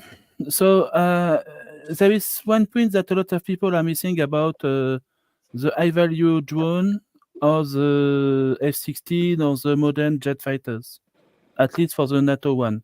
The issue is not about the pilot, it's about the ground crews. Because to make the airborne to fly, even a large drone, you need a very good air crews. That's years and years of training. Basically, they are going to be NATO personnel on one form or another. Mercenaries, of course, and with Ukrainian Piper and so on, but they are going to come from NATO, these ground crews. And they are the main target of the Russian military. Not the F-16 directly, but the ground crews. And the problem, if you have a drone, or if you a large drone, I'm speaking about, okay, the Predators and so on, or an F-16, you need this ground crews. And this ground crew needs to be in Ukraine. So they are valid target, and they are going to be very, very hard for them. It's going to be hard for them. And about the American situation now, yes, of course, Trump has already won the election. We were not sure before, and today we are sure of it. And whatever the Democrat side tried to do, I think the election is already played. But what will they try to do, even if it's already? No, I don't think they're going to won, try something. They won't sorry, try but, nothing. You think they'll just roll over? And what they should do, and I think that's what they are going to do, they are going to make sure that even if Trump won the election, nothing is going to change, at least at the fundamental level. Okay, they are going to create some kind of bunker to protect their position inside the Washington institution. Okay, so Trump could change something on the surface or inside the USA, like create a new border against Mexico and things like that, but it doesn't matter. The tension with China is going to continue to increase. The situation in Ukraine is going to continue, and so on. At the higher level, the situation is never going to change, even with Trump. Yeah, Vaughn. When you're upgrade, there is no upgrade because it's upgrade's turn and then me. Okay. You can let him talk. Okay, thank you. Well, I'll give it to you afterwards. Yeah, it was a crazy night. USA never disappoints. Never disappoints. It's like a movie, like Roy said. It's really. Are you not crazy. entertained? Are you not entertained? Is this not what you wanted? Yeah, but not in this matter. It's totally insane. I mean, like they, like you said, they wrapped it up so badly, and now they're on the TV and they're like, oh, people are talking about like then he said we need to fight. That's not the good rhetoric and stuff like that. I say, shut the fuck up, man. You were calling him Hitler for 7 years and calling him worse things, and now you're telling you need to calm down. I mean, like before already when it was the debate, I thought they were over, but now I mean, like, who believes these clowns? They're really clowns. And like I said, the moment where he raised his fist and stuff like that with the American flag, that's gonna be a historic moment in American history. It's gonna be in history books. I mean, somebody gets shot and then you stand up and someone already started the T-shirts. The T-shirts with that picture now, you can order them. Yeah. Yeah, they will make money. He will make a lot of money by Monday. Yeah, for sure. But like I said, maybe also it's a good point to bring also people back to reality. And politics is not your entire life. You can have opinions about politics, but it doesn't mean that you need to be that involved. President Trump was president already 4 years. Nobody went in concentration camps, or there was no Hitler 2.0. It was just a normal presidency, and with a little bit conservative aspects on it. But basically, it's a presidency like any other. The left has sometimes the power than the right. So I don't see why people are that crazy over it. But that's America. That's not the real Trump. You haven't seen the real Trump yet. Upgrade. Don't forget, last week, Vaughn said it's all right if Trump get in and refuse to go out. So there is a lot of Vaughn in the United States. Yeah, deep state is pretty strong. I mean, like when we What see the hell did I say? That you are happy if when Trump get in, if he doesn't go out, stay forever, you're happy with that. Well, he's 78 years old. He's not going to stay in forever. So. Yeah, I mean, even if he's emperor for life, what's that, like 6-7 more years? Oh, I can live with that. You see? Assuming they don't do the job this time. I mean, really, I mean, it's like 3 terms. FDR had 3 terms. Nobody died. So, Well, he had 3.5, actually. Yeah, exactly. So who cares if Trump gets 8 He just years didn't or finish the fourth 7 or one. 6.5? You know, I mean, hopefully it's 10 or 20, but you know, maybe somebody could turn him on to like Nancy Pelosi's androchrome supply, and he'll live forever. Bro, the adrenochrome for the win. But yeah, How Trump do getting the shot and Americans Putin. see First that? off, I will tell you for sure, if you ever miss, if someone ever shoots you and you survive it, you get this rush to basically say, "Oh, fuck you" in their face, and Yeah. and so that was a very natural reaction to somebody trying to kill you, and they missed you. Keep fighting, keep fighting, keep fighting. I think it did. No, that just what FCS Yeah, is saying, hey though, John, I don't that's remember. true. I don't remember what your question was, so I can't answer it right unless you tell me. No, but I was just going to say quickly about FCS point is it kind of showed his, because the way he acted after that was totally spontaneous, right? Like it showed your true character. That's how you know who someone really is, right? I mean, you get hit by a bullet, how you act in that moment is, you know, that's kind of like you say the core of your essence, right? Like who you really are. You know, especially when you're sure that you survive it and it's done. You have this rush not to retaliate, but to basically, oh, you missed me, fuck you. But yeah, sorry, Jay, go ahead. How much? Well, I want to how kind much- of, I want to in a roundabout. Go ahead, Voz. Go ahead, Voz. Real quick. Go ahead. Yeah. Ask Just your a quick question. I wonder how much Joe Biden is starting, cooking something like that so he Mhm. can get more votes. Well, Trying to actually, get I'm glad you someone brought that to up. pick him. I'm glad you brought that up because even when Joe Biden gave his statement after the speech, bro, he fumbled through the statement, man. Did anyone watch the statement Joe Biden gave? It was cringe to watch. Listen, it's bad enough that you had to. This is my thing. This is how bad our political system is right now. This is how much political turmoil. You guys think France is political turmoil? It's a clown show right now in Congress. It's a clown show on Capitol Hill. You just got done seeing for the past week Biden look like a goddamn autist with his dementia for the past week during the NATO summit, and then at one of the craziest times in American history, when Trump almost gets assassinated, he stumbles through the speech like a goddamn automaton. That just shows you how bad things have really gotten. That just shows you. So when you say you wonder what Joe Biden is doing, bro, Joe Biden's not doing shit, man. Joe Biden's taking his meds. They're getting his pudding ready before he goes to bed. Jay, Go ahead. you know when they Go do ahead. these polls and they say Trump 64, Joe Biden 59 or 49 or something like that. How many people they ask? Are we talking about thousands of people, hundreds of thousands, or millions? Well, if you mean the polls, right? If you're talking about the polls, usually they tell you that. Usually they tell you in the polls there's only a few thousand people that they ask on any given poll. Polls are not that big. The amount of people they get are not that big. Whether it's from a university or whether it's from. I really hope they're talking about like less than 10,000, because if we are talking about hundreds of thousands, there is a lot of Nazis in your country. No, the polls are never. How many people voted for King Charles, Foz? Polls are never anywhere near that big, dude. And honestly, if we had the Trump that leftists truly believe he was, do you know how much shit we would get done in this country? Do you know how much shit would get taken care of? How many things would actually get fixed if we had the Trump that leftists believe that he is? Bro, they actually believe he's like a Nazi god emperor who's going to come to the U.S. and sweep away democracy and reinstate fascism.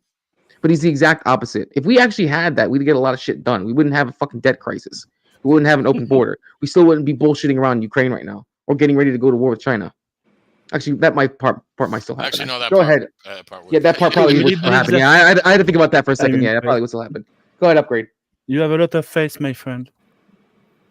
Yeah, what do you think about because I saw some people and also some people I know they said that it was staged. What do you think about it? Because some people really think that it was staged, that this is impossible, that he got shot in his ear. Why didn't they get shot in his face? Bro, You remember those Navy I'm SEALs? just saying what some people think like that, and I'm telling you. Just think about this. You remember those Navy SEAL guys? You remember those? I'll be back in a few minutes. You remember those Navy SEAL guys that shot the Somali pirates while they were floating on the boat, and it was an amazing shot? Those guys would probably be the kind of skill level guys you would need to do a fake shot where you grazed his ear. But I don't even think they would have confidence enough to do that, because, one little whiff of wind one way or the other, or like you said, he bobs his head just a quarter inch more, and the near miss is a kill shot. So, I mean, No, I'm just that saying makes because me people- tell people it's not staged because there's no way you can fake that kind of There's no miss. need to discuss what everybody believes. I mean, we can discuss why somebody believes that they are furry, why they believe that man is a woman, or why should we discuss every kind of idiotic belief, right? I mean, when you ask I don't know. It's just a why, question. that they believe that they could be staged, right? I mean, But try to stage shooting near miss like that. Try to stage. The risk is too much. There's too much risk versus the reward. So I'm just saying, No, there's no, anyone possibility. went through, There's no possibility of staging something like that. So it's nearly impossible. Just for your It's information, impossible. a man, It's impossible. a man can be a woman. A man can be a woman. It's impossible. Was you're talking over It's not Wyatt really on his own impossible. channel? Unbelievable. No, but it's because if any one of us has went through military training, we use the assault rifle as like M16s or whatnot. You try to shoot something 150 meters away, that's more the target. That's the year. It's impossible. It's impossible. You can't even get the cluster. I did it. No, you cannot. Kalashnikov. You cannot do that. I want receipt on that know one, bro. that. I gotta get receipt on that one. Okay. You can do I that. got 7-day reward for getting exactly two groups with 3 in the black with Kalashnikov at 100 meters. No scope. But okay. but the guy is a It 20 happens. years old. It's not always. It cannot always happen. It just it happens Yeah, on occasion. that's the point. It doesn't Cannot always happen happen. every That's the time. thing. You cannot bet on that. Yeah, but I did in a- Who dare to fake your own assassination attempt? And say that you must shoot my ear. The way Nobody dare to do that. the way you fake that event, right? The way you fake that event, you hear the shot, but it's not a real shot. The ear touching part, that's where fake comes from. You hear a gunshot go off, but you grab an ear with a fake blood. Oh, Trump gets shot. You don't fake that by sending bullet to him and hit him in the ear. This is someone talking from a house of propaganda. So you don't shoot at somebody to fake a shooting. No. That would be a very stupid plan because anything could go wrong. So you do a fake or live or real shooting with a fake bullet. The sound is heard. Then the reaction is you grabbing your ear, and with a fake blood, oh, you get shot in his ear. So you can fake it that way. But to say somebody, no, you So are you sure know now. that I'm not Tomorrow, crazy, I think I think if they wanted to stage it, the easiest thing to do would be just to have a guy fire some shots off over the stage. When he moved the head in the last half a second, that's why it was hit there, because he moved like for 2 inches. Oh, he died. He moved the head. No, he wouldn't die. He would just be seriously hurt. It doesn't have to be I think in the brain. He'll be dead. It doesn't. What? He will be No, dead, bro. no, it What are you doesn't have talking to be. about? No. No, He because will get shot in the head. This is your fault. Because the 556 bullet, right, doesn't work like a 762. 762 will go through. 556 will spin. Once you hit, it will spin. When you spin, it will be one big hole. Your head explodes. I know 762 will go through. That's AK will go through your head, but 556 will explode. The kinetic energy of the 5.56 at like 130 yards is going to be probably close to 3,000 feet per second still. So, I mean, it's going to blow the fuck out of his face. You had the news media. Yeah, you had the that's media what saying I'm it was a saying. 22 That's round what that I hit him. meant. The best way you fake this one is shoot a blank shot Yeah. and grab your ear. Oh my god, man. But initially, when the news report came out that the assassination attempt occurred, they thought it was a 22 caliber at first. But that wouldn't have made any sense because they had ballistics experts on there saying that a 22 wouldn't have made it anywhere near him. It would have scattered way too far off target by the time it started approaching the target. So What? It was only 150 yards.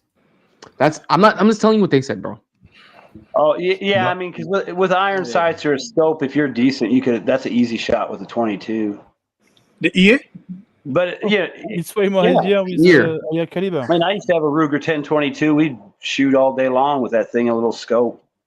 You guys, I mean, that runs out with no scope, but you can get a fucking $20 scope at Walmart that's set up for a 22. It'll even have the ballistic drop at a different ranges.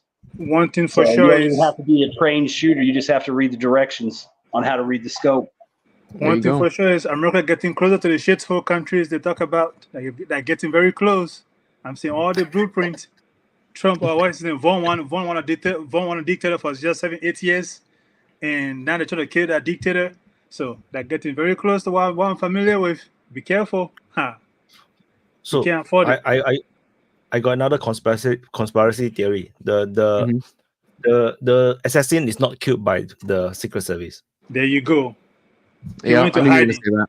He moved to Cuba. Because if I'm the one who planned the assassination, like I will tell this guy to go and kill, but then I will plant another sniper to aim and make sure that he die. That the Secret Service will never capture him alive. This is just you're plagiarizing the JFK thing. You're plagiarizing the whole. That's not. This is not original. Why? That's the truth. Here's another one. What if the Democrats set up the shot on Trump, hit or miss, so that way they know they can pull a so-called enraged Trumper to actually shoot at Biden and take him out for him, so they can put whoever. Oh yeah, there you That's go. a pretty good one. Yeah, I didn't think about that. We should talk about Yemen. That's what I said earlier. Well, because think about it. Then you can turn the whole MAGA movement into like a domestic terrorist unit. Then at that point, and then the Democrat Party has a new platform to run on in order to have a chance. Hold on a second. In fairness, if anyone that shot Biden, wouldn't that be technically called a mercy killing? I mean, Jesus Christ. Hey, no, but I don't think you can somebody is going to say that about Russia, and basically that Wagner plans attempt against Trump to discredit the Democrat, of course.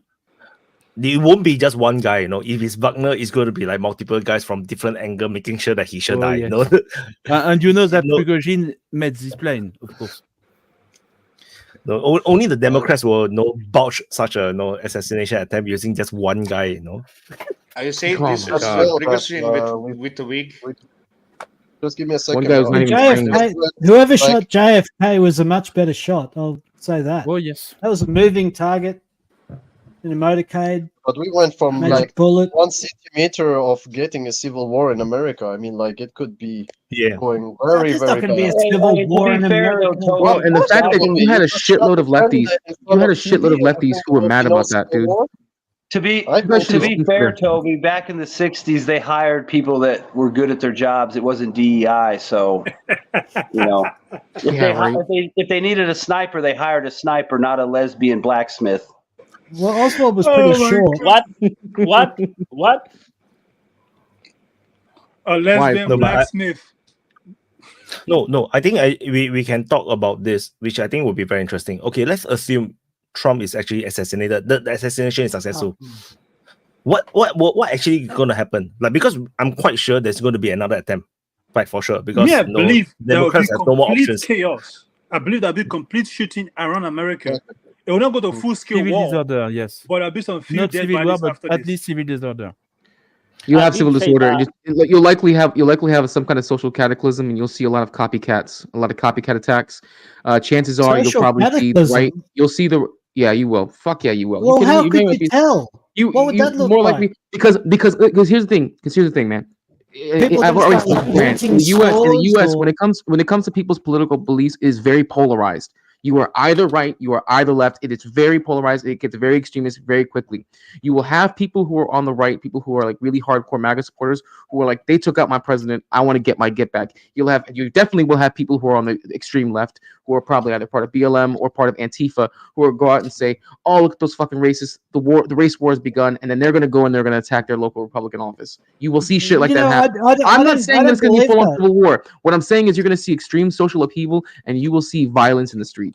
That's exactly what I don't think so. I don't think so. Like, for example, right, to respond to that, look at January 6th, right? That was supposed to be this massive insurrection. Nobody even brought their weapons. It wasn't. Stop. No. I'm going to stop you right there. But stop. No, everyone listen, knows. listen. Everyone, Yeah, it everyone wasn't, knows Toby. these That's a people dead are end. It lunatic. was not. Everyone that's a knows. dead argument. Everyone It's all knows talk. these It's people. all talk. Goddamn. Fucking take It was never an turns. insurrection, dude. It's You all know- talk. You can say it was a rowdy protest, bro, violent but that shit was action. not an insurrection. Stop. Enough with the. No, I know, that's Come on, my Jay, point. That's my he let point. you talk, Everybody let him talks talk. a big talk. The Everybody best- talks a big the talk, best right? example I But can nobody give, actually right? does anything. The best example I can give is MLK assassination. When MLK got assassinated, that was a huge riot and chaos. Mhm. That was just MLK. If you kill Trump, there would be Yeah. some serious dead bodies in the street. That's a Yes. serious killing. For a couple of days, and then it would blow over, and people would No, see it will what not else be a was on continuous television. riot. But that first 2 Mm. days, it'll be some chaos in this country. It won't go past a week. I don't think it'll go past a week.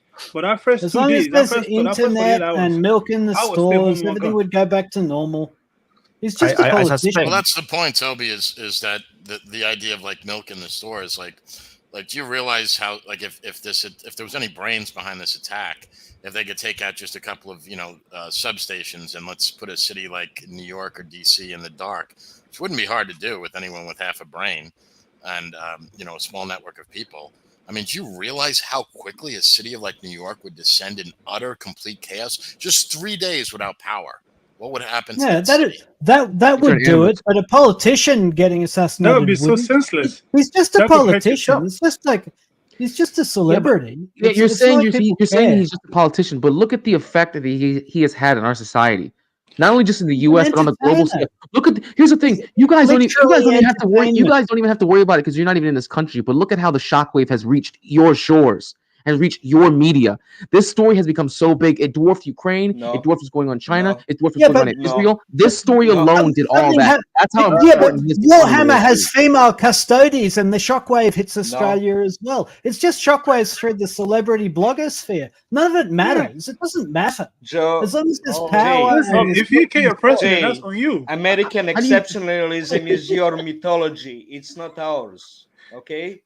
And look It's how your much you talk about it. mythology. Look how It look how didn't much touch your us countries care so about it. much. Look how much Come your on, countries Joe. care about it that it's a myth. Yeah, It's so much of yeah. a myth that you guys care about our election more than yours. No. Yeah. We're talking about we our don't know election, who the next our killer is. country. Look how No, much it Instead of doesn't a matter. game of We are coming to Thrones know who the season next killer 8 is. being Oh, a yes. complete failure, That man. Jesus That's what Christ, matters. bro. I agree with Jay. No. on you, Wyatt Upgrade, go kept ahead. speculated something, lose so the let's footy. speculate Upgrade. as much as we can. Yes, You know, fine. let's speculate. Not without Upgrade, interruption. go first, Everyone upgrade. can speculate a little bit. Wyatt wanted us. Let's go. Upgrade, you want to go first?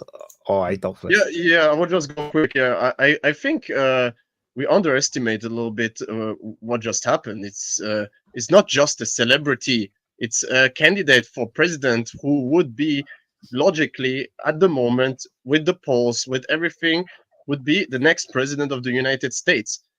So to just say that it was a celebrity that just died, like look at the support, look at the crowds he had. You think these people there will be not some crazy nut jobs who will go and take weapons and start to attack some other people, and they will blame anyways the Democrats, even if there's no proof, because they will say who in the right mind would shoot? I mean, a Trump supporter will never shoot Trump, right? So it will be total chaos, and it will be impactful on the entire world stage. So to say that America has no impact and that we small European countries like Switzerland, Croatia, or Australia has more impact on the world internationally is just ludicrous. That's not what he said. That's not what he said. Upgrade. Let me just say something. You guys going Straw man. too far. There was something that happened in the United States not long ago. George Floyd died. Look how people went nuts because of that. Look the way people went nuts because of Across the world. Yeah, Across the world? and then everyone in England started following what America doing. Even in Germany, everyone was like, "Fuck the police." Imagine He was a how crackhead. that Media hype. Yeah, Yeah, I agree. That's why I'm saying, if imagine a random dude who just died, right?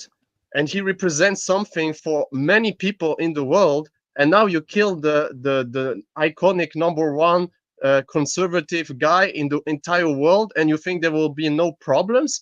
I mean, this is a little bit Okay. like, I don't know, guys. Maybe You I'm know, a little bit too far, but I think why we talk about it is because it's internationally very important. And Okay. if he would be killed right now, we will talk totally differently. I like the people who say, "Oh, but it's not big impact. It's okay, you know, he's alive." But if he would be dead, it would be incredible. It would be crazy. We will not talk the same way like we will talking now. You can disagree, but I think it will be totally different if he will be dead than he is alive. I don't think you can deny that. So to just put it under the carpet and just say, "Oh, nothing happened," you know, it's just a politician, it's just a celebrity, it's just a little bit far-fetched. But who was Wyatt first, and then I won't make. So I just want to put into context what is Trump. In the United States right now, there is no one on the Republican side or the conservative side that is at the influence of Trump. No one. There's no one to replace Trump. So if Trump gone, I don't even think the sons can replace him. And this will actually trigger a serious problem, because the people has gotten very desperate. Years of Obama, 4 years of good Trump years, and after that, go to shit with Biden. People will be desperate, and they will. I'm sure most of the conservative, of course, will be even though they like to play with guns, but they will not. They are not crazy. They won't go and shoot people up. But you just need a few of those people who become militias, because they feel that Trump is dead. Okay, now we have no more choice. We have no more options. Then they will start to hunt down all these what they perceive to be evil politicians, because this they will think in the different way. They will think like, if this is a game you want to play, okay, we will play your game. Then every single perceived corrupted politician on both sides, the rhinos and the Democrat side, everyone will become a target. So the Capitol will be the most dangerous place in the world, because you do not know where the sniper is going to be, and that would just descend the country into a civil war. It would not be the first civil war kind of civil war, but it will be just as dangerous for whoever, and there will be no coming back from it. Because how do you go back to get back in order? You can't even say anything that is not politically correct anymore. Like, even if you are on the Republican or conservative side, you cannot even say something that is like, we shouldn't kill, then you will die also, because it's like the militias will just get stronger and stronger. This happens in everywhere around the world. When civil war starts, the small militia group will start to get stronger and stronger, and then they will attract attention, attract supporters because of their more strong position. And you don't want to start that. Once you have that happen, things will just get worse and worse and worse, and the war will just get bigger. Of course, then eventually the federal side will start to mobilize the troops, and then. But the thing is, once they mobilize the troops, the people who hold the gun but will not shoot up people will start to feel like, oh, the government is now going to oppress us. Let's mobilize. That's when you have the big civil war. So I wouldn't underestimate the Trump assassination, right? Like it can go very wrong. Whatever I say is, of course, the worst case scenario, but it is a possibility, because we have seen this happen in Africa, in Asia. That's what happened in Myanmar. Myanmar have a very strong leader. When they first gotten the independence, the leader got shot, the junta take over, and then civil war breaks out. Myanmar today is still in civil war. They have the world's longest civil war from the moment of their independence until now. There is a possibility. There will be certain parts of America will be like militarized forever. No one can come in. I mean, who knows, man? Definitely. My position was, inside America, definitely will be chaotic, but outside of America, you cannot compare. The George Floyd thing got big because they have a common thing to be pissed off about, or common oppressor. But it will not affect. Trump getting murdered will be a more of American problem than an outside America problem. People will sympathize with him. People, but there will not be this militia or this protest for Trump getting murdered around the world. No, I disagree. Disagree entirely. Of course, people will voice their disagreement, and people will voice their distaste for his killing, but it will not be the same chaos as he think for the Just Flag movement. That's what we're trying I to get at. agree. I'm quite sure that people in Hungary will not start to go to war for Trump, or the conservative around the world will not start civil wars in their own country for Trump. That I agree. I don't think Trump had that kind of But influence. within America, for sure, People will get peace. It'll be America. It'll be very chaotic. But that first 48 hours depends on how they handle it. That first 48 hours determine what happens after that. If they handle it, if it goes peacefully, then it's good. But if they overreact, that's when they go to the Wyatt Una scenario. But I want to add one more point before I go to Jay. Football time. It's football time. Wait, one more point. Oh, was one. But give me one. So on the diplomatic side, what happened is that the countries that the countries that are friendly with Trump will become super suspicious and anti-United States. Because like North Korea, be Hungary, Russia, China, they would even China, because Xi Jinping actually respects Trump. So everybody will start to become totally distrustful of United States because now your system is now totally broken. You guys totally don't follow your own system. You take out your opponent. Now I don't trust whatever you say because that means you can do whatever you want on the international stage, and I have no idea what you're gonna do. It changes the game as well. Vaughn is next, is it? Yeah. I was just going to say, I mean, in the chat, there's people talking about in the States how a lot of the ammo sites are crashing and a lot of the gun shops are getting cleaned out of ammo, but that doesn't mean anybody's getting ready to shoot up anything. And the other thing was like Trump's effect on the world. The bottom line is Trump has an agenda that could potentially benefit the United States a lot and probably the rest of the world by default. He obviously wants peace, and if he goes down, we're probably fucked. And if we're fucked, you're all fucked. So it's a good thing he didn't die because we don't know what he's going to do, but it's got to be better than what Biden's doing. If Biden stays in, then we're all going to fucking die in a nuclear fireball. I mean, really, because where it's going to go because they're hell bent on fucking fighting Russia. And eventually it's just going to happen, I guess.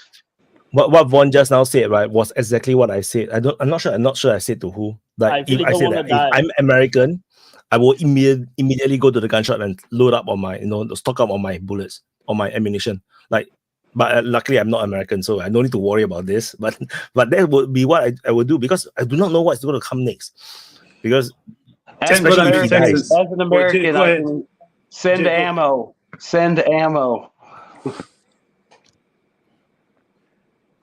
Jay. No, he had his finger up before I did. You had your finger up before I did. Go ahead. You had your finger up before I did. John, JF. I'm having a situation. Oh, okay. Go ahead. You had your finger up before me. Go ahead. Yeah, thanks, Jay. Go ahead. No, I kind of agree with what Wyatt is saying about the United States. Like the idea of like a civil war. I think people have this kind of, they're viewing it the way the quote unquote civil war in the United States, actually happened. And technically that wasn't even a civil war. It was actually two separate countries that went against each other and fought. And they each had their own president.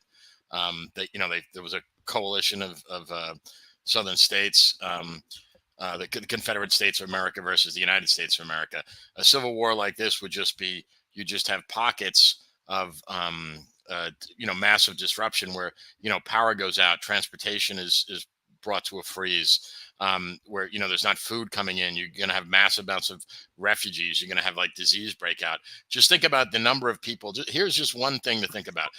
Do you know the number of women in this country that are on some sort of like prescription, like psychotic medication, like some sort of like Prozac type drugs? Could you imagine? I'm not kidding. No, I'm not. I'm just, it's the truth. It's He's right. He's right. Massive amount of number.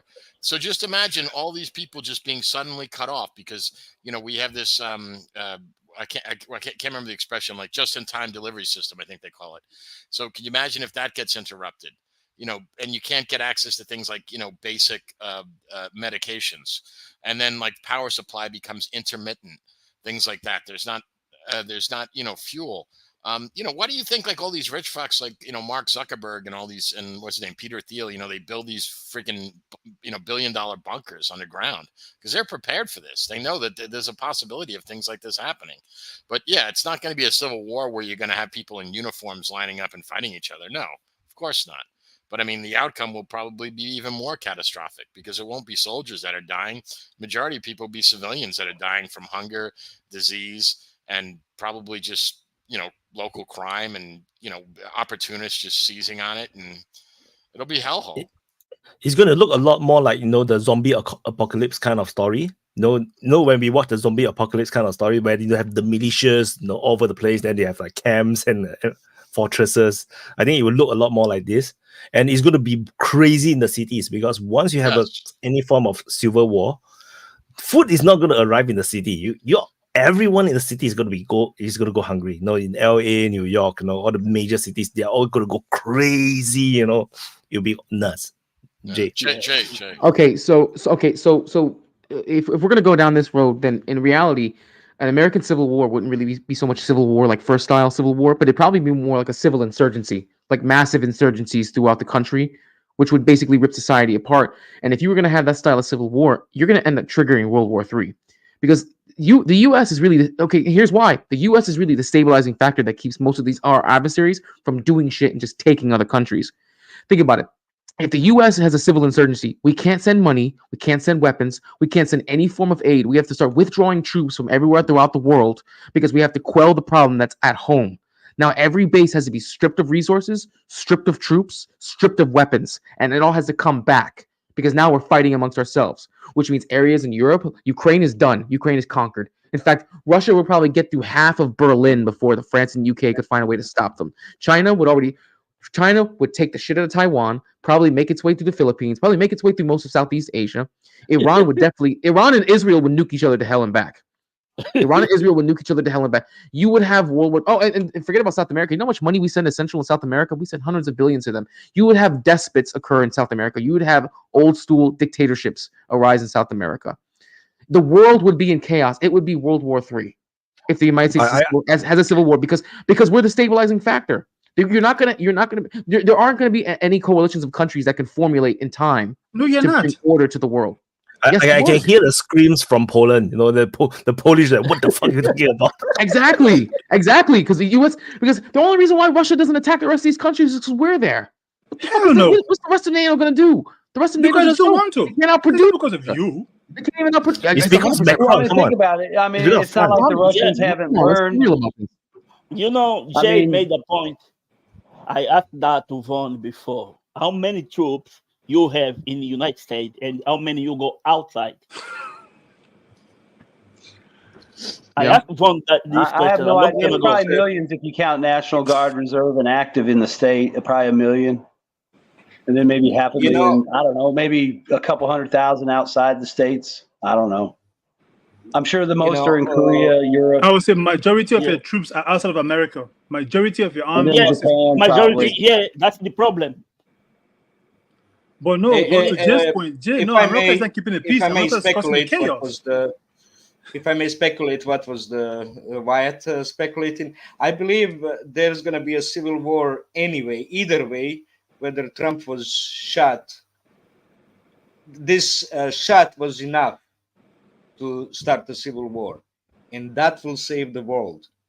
Okay, because without it, what is getting ready is the war between America and Russia. That's what is being prepared because the people are rebelling against the leaders, okay, against the globalists. They need to cull population. That's why they're getting ready the war, major war, World War III, not necessarily, but major war, to cull population.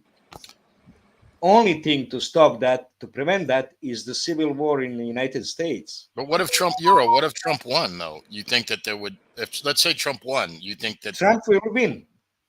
Trump and will you think win. he wants to go to war still with will be Russia? a civil war, yes. Okay. Yes, there'll still be a civil war because there will be resistance from if he starts changing things really of consequence, there will be terrible resistance to it. Changing in that way. In that way. So what Euro is saying is that there is no more hope now. No, Americans here, you guys are going to be in For civil war. Americans. Like it's a real They said that in 2016, bro. They said that in It's donkey. 2016. They said that in 2016 when Trump got elected, and they said it was going to happen when the Electoral College ratified the vote. They said the civil war was going to happen, and guess what? No, It it didn't happened. fucking happen. Yeah. But if there was a Black test, Lives then it Matter as well. would. Okay, Can I- but can he's I saying that if comment? Trump gets Come on, elected, you're going to chess, end up seeing social upheaval. That's not Civil going war to happen, bro. happened. Jay, The Jay, chess I give happened. you All right. chess, they conquered. I give Jay right. Yeah, the thing is, civil war can happen if Joe Biden gets president again. If he's got Yes, the yes, second term, that's more likely. civil war directly.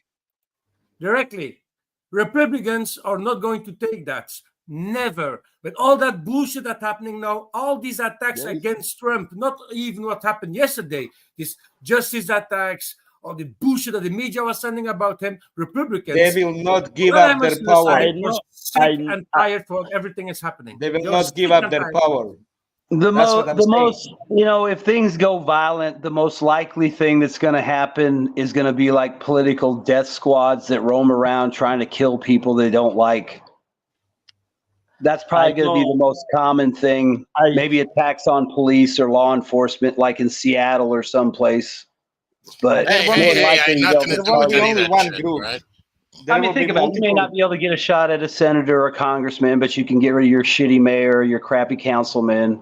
I mean, it could be starting out like There will shit be like multiple that. groups like that. But there will be multiple groups like that. And you Well, cannot that's what I'm saying. It could be all no sides revenge. doing it. People just getting together and killing a local Republican or a local Democrat or a local Libertarian, whoever it is they don't like. That'll probably be the That's how it most starts. common thing. You cannot expect no revenge from that. Why people would expect, oh, I'm gonna go shoot out whoever I want and there will be no revenge against it. Hey, if people There think will it's be no open need for season on that. politicians, I that don't might be understand. enough of a reason. If What? they feel like they can do it and get away with it, or they feel like permission was given because someone shot at Trump or Biden or whoever, I mean, it could just be something like that. I mean, there's enough crazy people out there to go back and forth at each other. I mean, that's the point. I mean, it Not doesn't at have each to be a whole other. bunch. No, not at each other. Groups will go against undefended targets. Okay, not against each other. Much later. I mean, it'll be a mix. This is why it's good to have some Then form they of war can go experience against each other. and be in Texas. Yeah. If I'm an American come talking to from- Texas, you'll be okay. You already attack It schools goes- because you're angry at the fucking teacher, You already killed dozens of people in the schools for nothing. Yeah, for but no reason, it's because more they were just likely to be stuff angry. like you go burn down your FBI, local gentlemen. Republican or Democrat headquarters with a firebomb or a Molotov. Maybe you drive by the mayor's house and shoot it up and stuff like that. And it escalates within 2 years. Within 2 years, it That's escalates. DEI, gentlemen. Read what Wise got on the screen, bro. Come on. This is how you have the collapse of civilization, fellas. What are we doing? What are we doing? Ones of Oh Trump my comment was also God. very funny. I need my shoes. I'm like, dude, That your shit was ears crazy, fucking dude. bleeding. You have like a Can, big piercing. can you in your imagine ear. say, hey, ma'am, get here? Say, don't call me ma'am. Keep the fight going. Wyatt, where'd you find that at, bro? Wyatt, where'd you find that? Twitter X. I retweeted it. I retweeted it. What was the You whole guys can thing find about on the it. shoes? He wanted his shoes back. No, They because might be because brand new. they got to escort. They got to escort Trump out, and Trump was fine because it's only the years, right? So he said, wait. He said, wait, let me wear my shoes first. No, so he wears his shoes and then they escorted him down. Was he not wearing shoes? Like, that's what I don't understand. No, I think because the maybe the Secret Service like pulled him down, that he lost his shoes, dropped his I shoes. think differently. Yeah, I think when he was on the ground, the Secret Service was pulling his clothes a little bit off to see if he was wounded on somewhere else. They need to check up if he's totally okay. That's or the not wrong place to before they check him. come off the ground. Yeah, they're doing that. Yeah, of course They they're doing mentioned that. the news mentioned that when they pulled him up, they started surrounding him. You saw one of the female agents running her hand across his chest to check for other wounds. To see, apparently that's a protocol that Secret Yeah, Service it is. agents do. Is That when is they run their hands across your body in order to see where the potential other wounds would be. There's a rumor that he got shot in the body. that there was this black dot, but of course I'm not sure. It could be just a dirty lens. No, I but you would have tried seen to that though. Have You'd you have seen seen that. He was wearing a blood white shirt. You'd have seen that blood. He was wearing a white shirt, and you could see his torso as they were carrying him out in the pictures. Because he's wearing body armor, check. so he won't bleed. He won't bleed, but there Okay, might be a hole actually on his coat, but not sure. I'm not sure. Okay. If it was on the coat, if it was that hole from the bullet, he raised his hand to cover the ear, to touch the ear, and that's when the jacket also was risen, was lifted up, and that's when that bullet could have Oh passed yeah, I think there. yeah, that picture where they circled it, like looked like there was a hole in the jacket. Yeah. Yeah, but it Damn, seems two like missing? it's not, because it's only That's 3 true. bullets that sniper Is there a shot. hole here The rest in of the the jacket? Look here. rest Have a of the picture of him. pop-up-ups, the rest of the pop-up-ups were from the snipers, from the Secret Service. Pop. They were shooting. So it was only 3 bullets that the sniper, the assassin, shot. Okay. This is That's what crazy. is. You know, this was about to go down to yesterday. I was actually home chilling, just do my own thing. Next thing I look, I got a text message. It was, man, weird. But hey, what's his name? Goy. Then Mr. Lambo. It's Shabbos Are we- Goy, by the way, FCS. Anyway, I was joking. I said it's Shabbos Goy. Sabash Goy. Shabbos Goy. Look it up. It means I serve the I Jews. forgot his real name. But anyway, what I was curious about, I was going to ask this because Lambo joined us. I was curious about not how you feel per se, but how is this being covered in the European, specifically the Western European press? Not your thoughts, Lambo. I know how you feel. Yeah, I know. I watched the news, so I was eating by my mommy's house and we watched the news. So so the news is something like 30, 40 minutes. 15 minutes of the news was about Trump. So 40% of the news was about Trump. So yes, but how? What? I know. Yeah, but what are they saying? Like, how are they framing the narrative? How are they talking about this? Not so bad actually. And there was, per coincidence, the Belgian couple on the place with their daughter, because the daughter of that Belgian couple was a very big Trump fan. They were on holiday in United States, and their hotel was at 6 hours driving from where that the meeting was. And they went to there for the daughter, and after 5 minutes they were there. They heard the shots, and so they did a testimony to see what happened. And the daughter was of course very sad because she's a fan of Trump, a girl of 14 years old, something like that. So they did the interview driving back to the hotel when they were driving back. But no, it was actually not so badly. So they showed the the thing that Biden said about Trump, we need to support. They also say that every Republican said, and the politics said, to not make it more escalating. So don't try to take revenge. So actually, it was proper good news. Okay. Yeah, it was not so bad. Of course, yeah, we have Belgium American experts. It's different in England because of the final.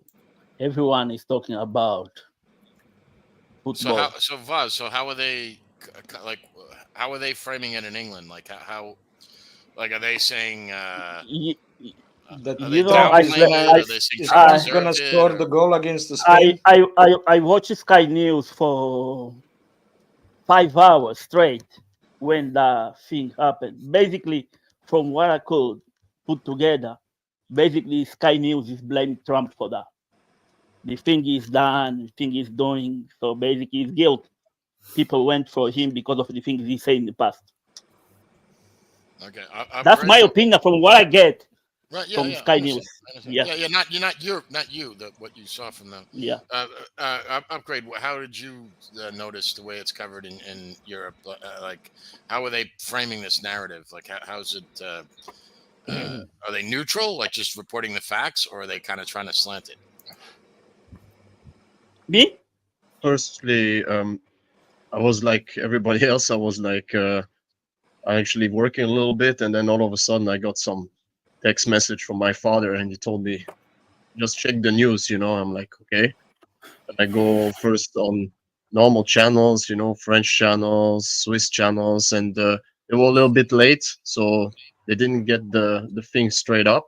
So I went to other channels, American channels, and then I got the news, and then I went back to ours, and then they talked about it, and they took some American experts, like somebody from diplomatic side and some like that. And first of all, they said that it was horrible, and that violence in America is pretty high and it's pretty tense now politically, and that's why also things like this can happen. And then there went guns, of course, like there are so many guns in America, that's why also this happens.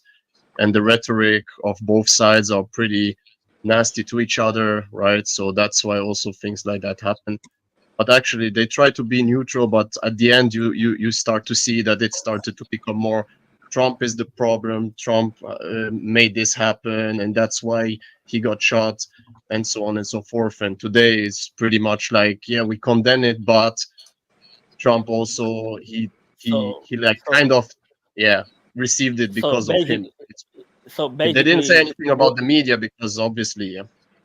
So whatever is run the media in Switzerland is the same run the media in UK.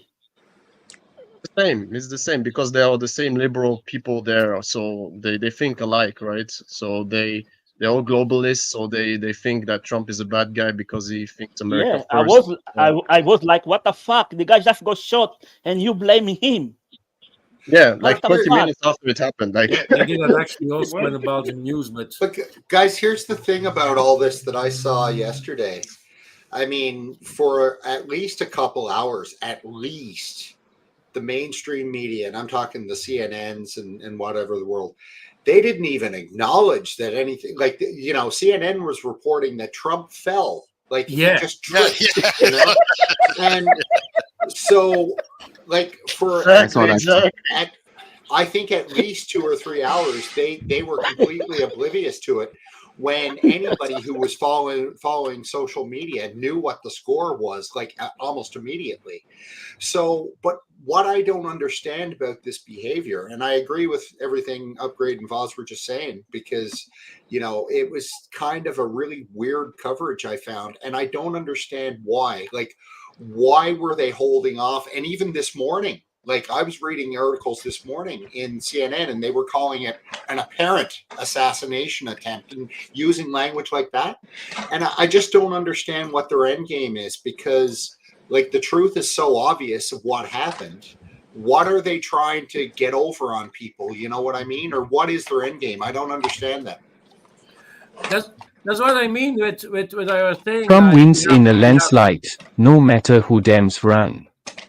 Trump is full man God status. European leaders better adjust accordingly. The dog is drunk. No, but what I'm meaning with, we have Belgium American experts, and they saying all that bullshit like you said. Actually, what's happening in Europe is that they copy paste CNN. So I was very happy. The news on 7 o'clock 2 hours ago wasn't like, we have breaking news. Suddenly something happened with Trump. And then my news channel going to look at CNN, what they were saying, Trump just fell down. And then half hour later, no, other breaking news. Actually, he was almost shut down. You know what I mean? This really goes back to my point, though. This really goes back to my point. This goes back to my point before about how much the world cares about our politics and why Trump is such a polarizing figure. Because look, you got within an hour of it actually happening, the entire planet knew, and everyone cared. I'm looking at different channels in my YouTube feed, and I have different foreign channels for news, and every different country, this is all they're covering. This is all everyone is going to cover now for the next 48 hours. That's all they're going to cover. And it has nothing to do with their country, but it's all they're going to talk about, because this has become the biggest news story in the world, because Trump has become the most important person on the planet at this point, depending on what he does. And then I agree. Even so, I told my wife when it happened. Then after a while, after I post all the stuff, then I told my wife. Then later in the day, my wife told me that because she's a small influencer in the yoga community, that even in her community, which is just yoga stuff, she said that she saw the people are posting about it. So it basically penetrates through all of social fabric.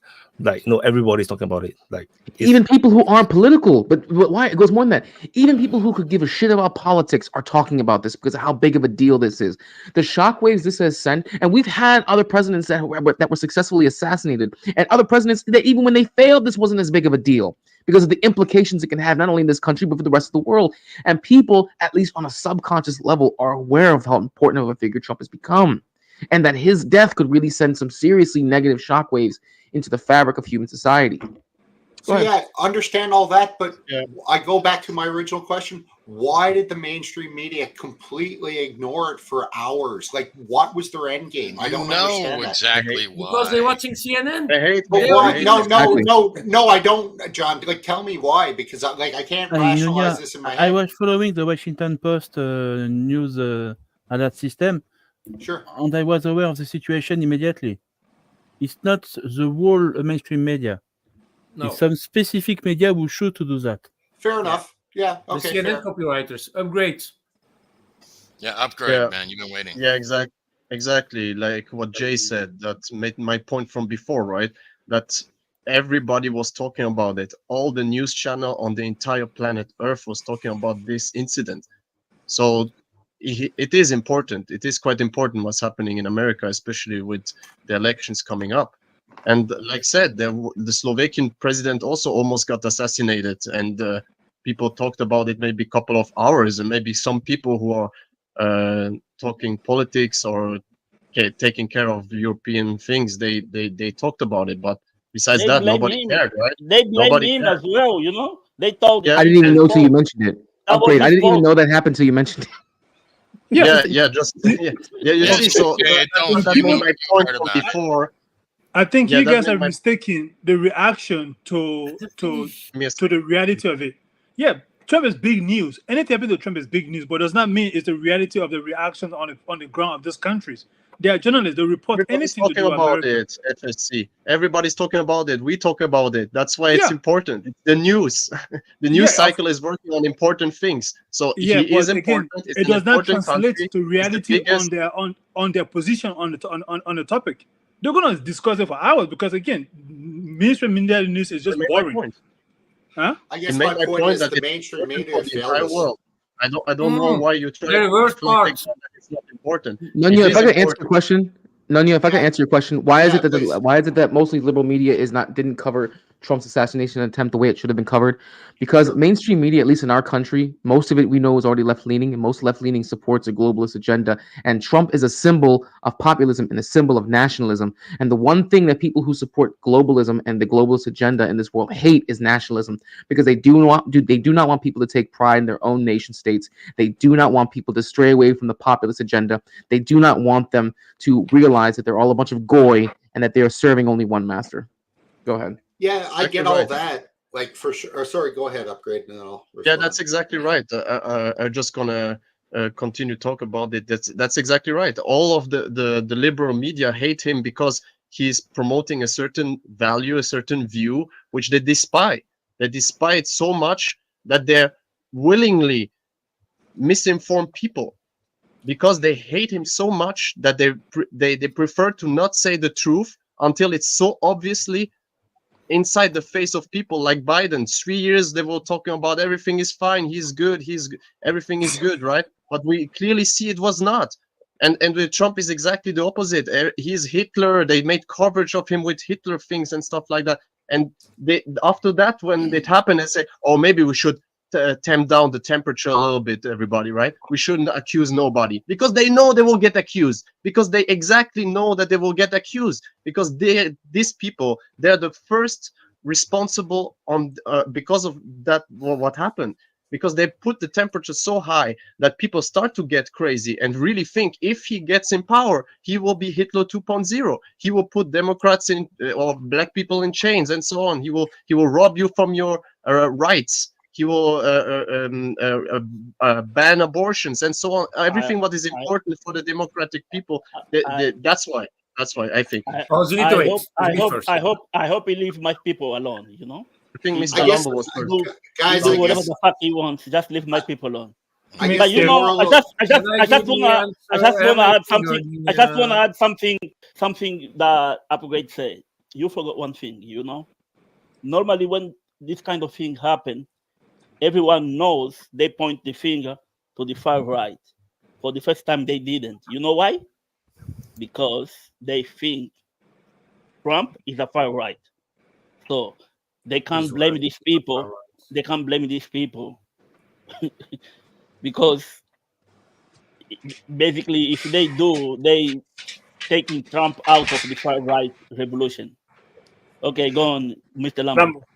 Yeah, actually, the worst part is like Upgrade is totally correct. You just see the response and the comment sections of social media, who stupid people are uninformed, hated for whatsoever, wishing he was dead or whatsoever. Then you have the worst part, worse than the media itself, the Western media itself, or the sort of media people that you find in the social media, like here on Telegram, like here on YouTube, on Instagram. Wyatt is actually somebody with a brain, thank God. But then you have other guys like that doing coverage about Ukraine, pro-Ukrainian guys, like I'm going to say a name like Denis Davidov, that was busy the whole fucking night putting his Media. articles. I think it was more than 40 articles with the biggest bullshit ever. Even one article when a lot of his followers started to unfollow him. And that was because, you see the fists?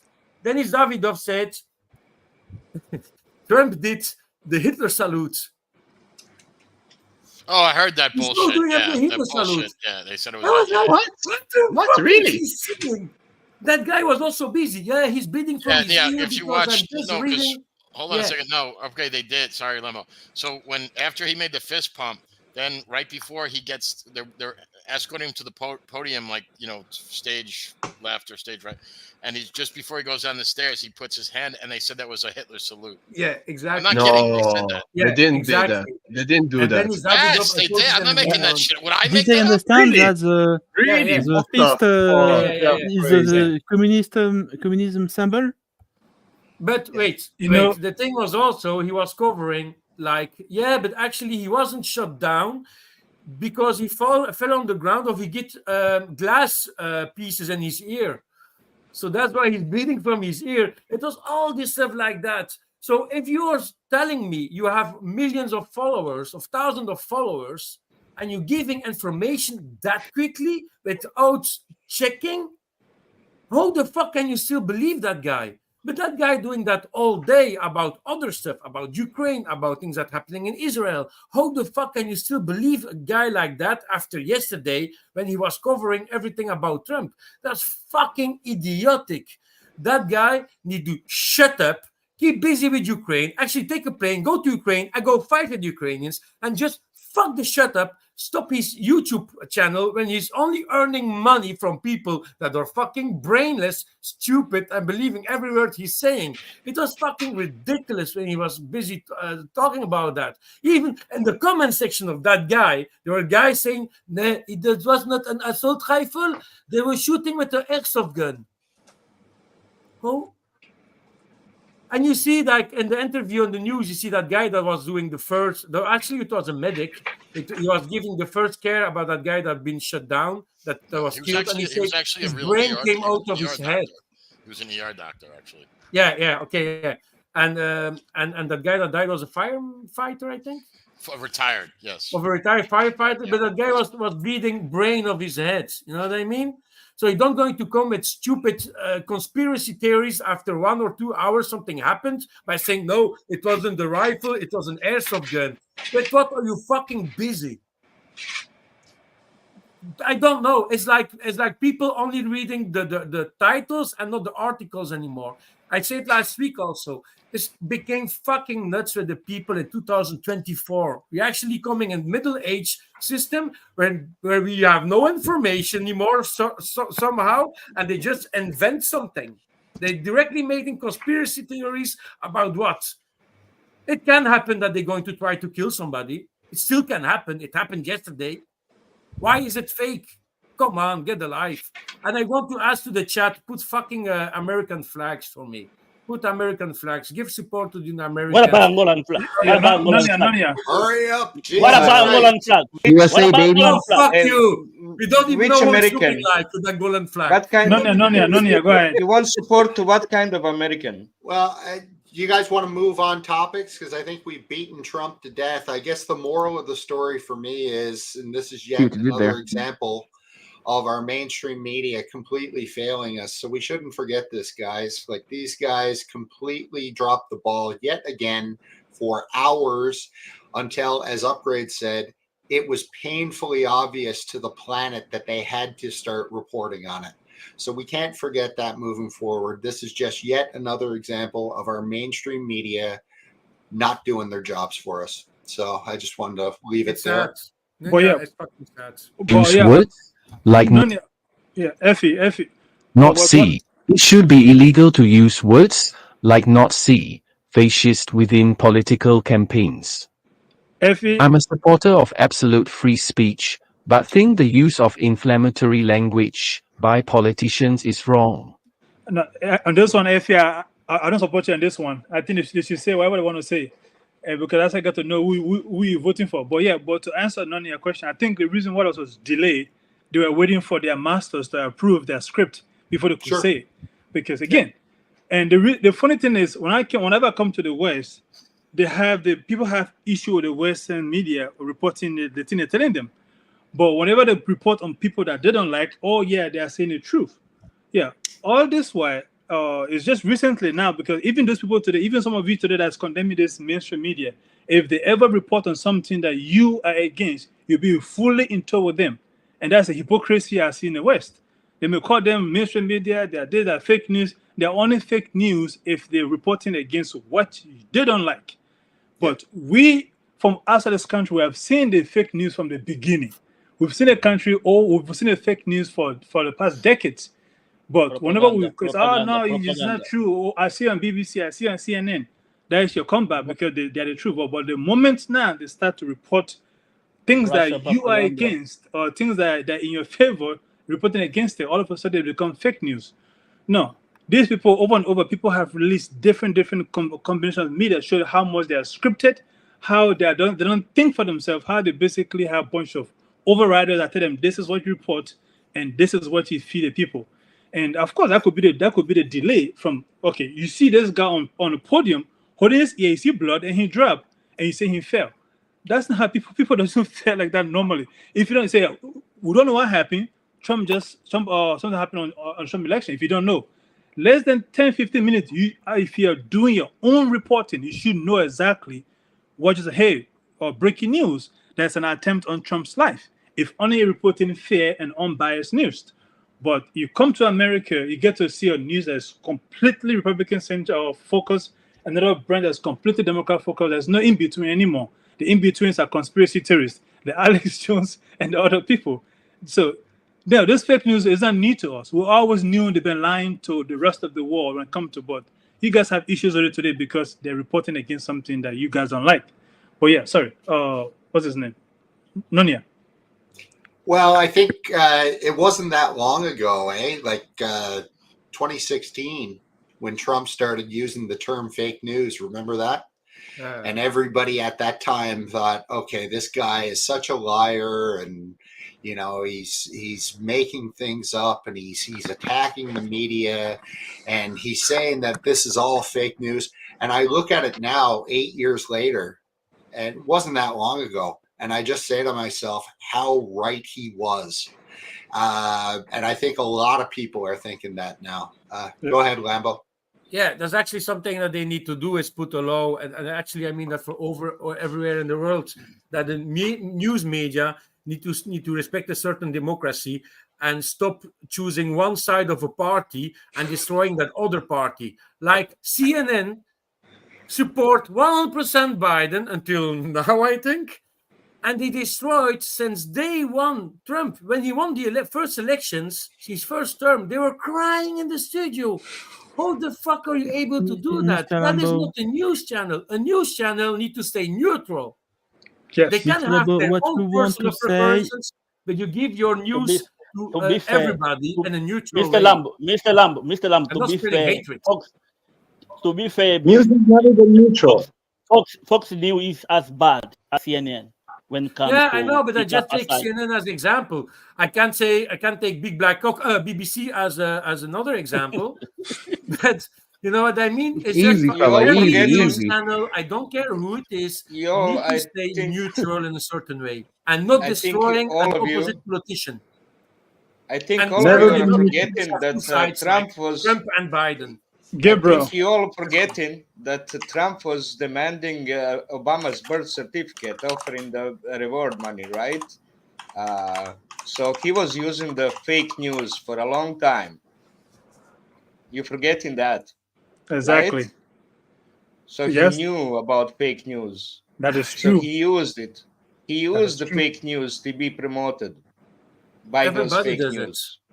Hey, Gabriel. No, he just do it start, perfectly. He does it perfectly. Didn't Trump forgetting like start everything. using the term fake news? Forgetting I think that's everything. the first time I heard about him. The first It time I is a heard fake reality. news, it was Trump. But yeah, news outlets have never been neutral. It's always someone that has their own interests and they're affiliated with someone and they publish from that perspective.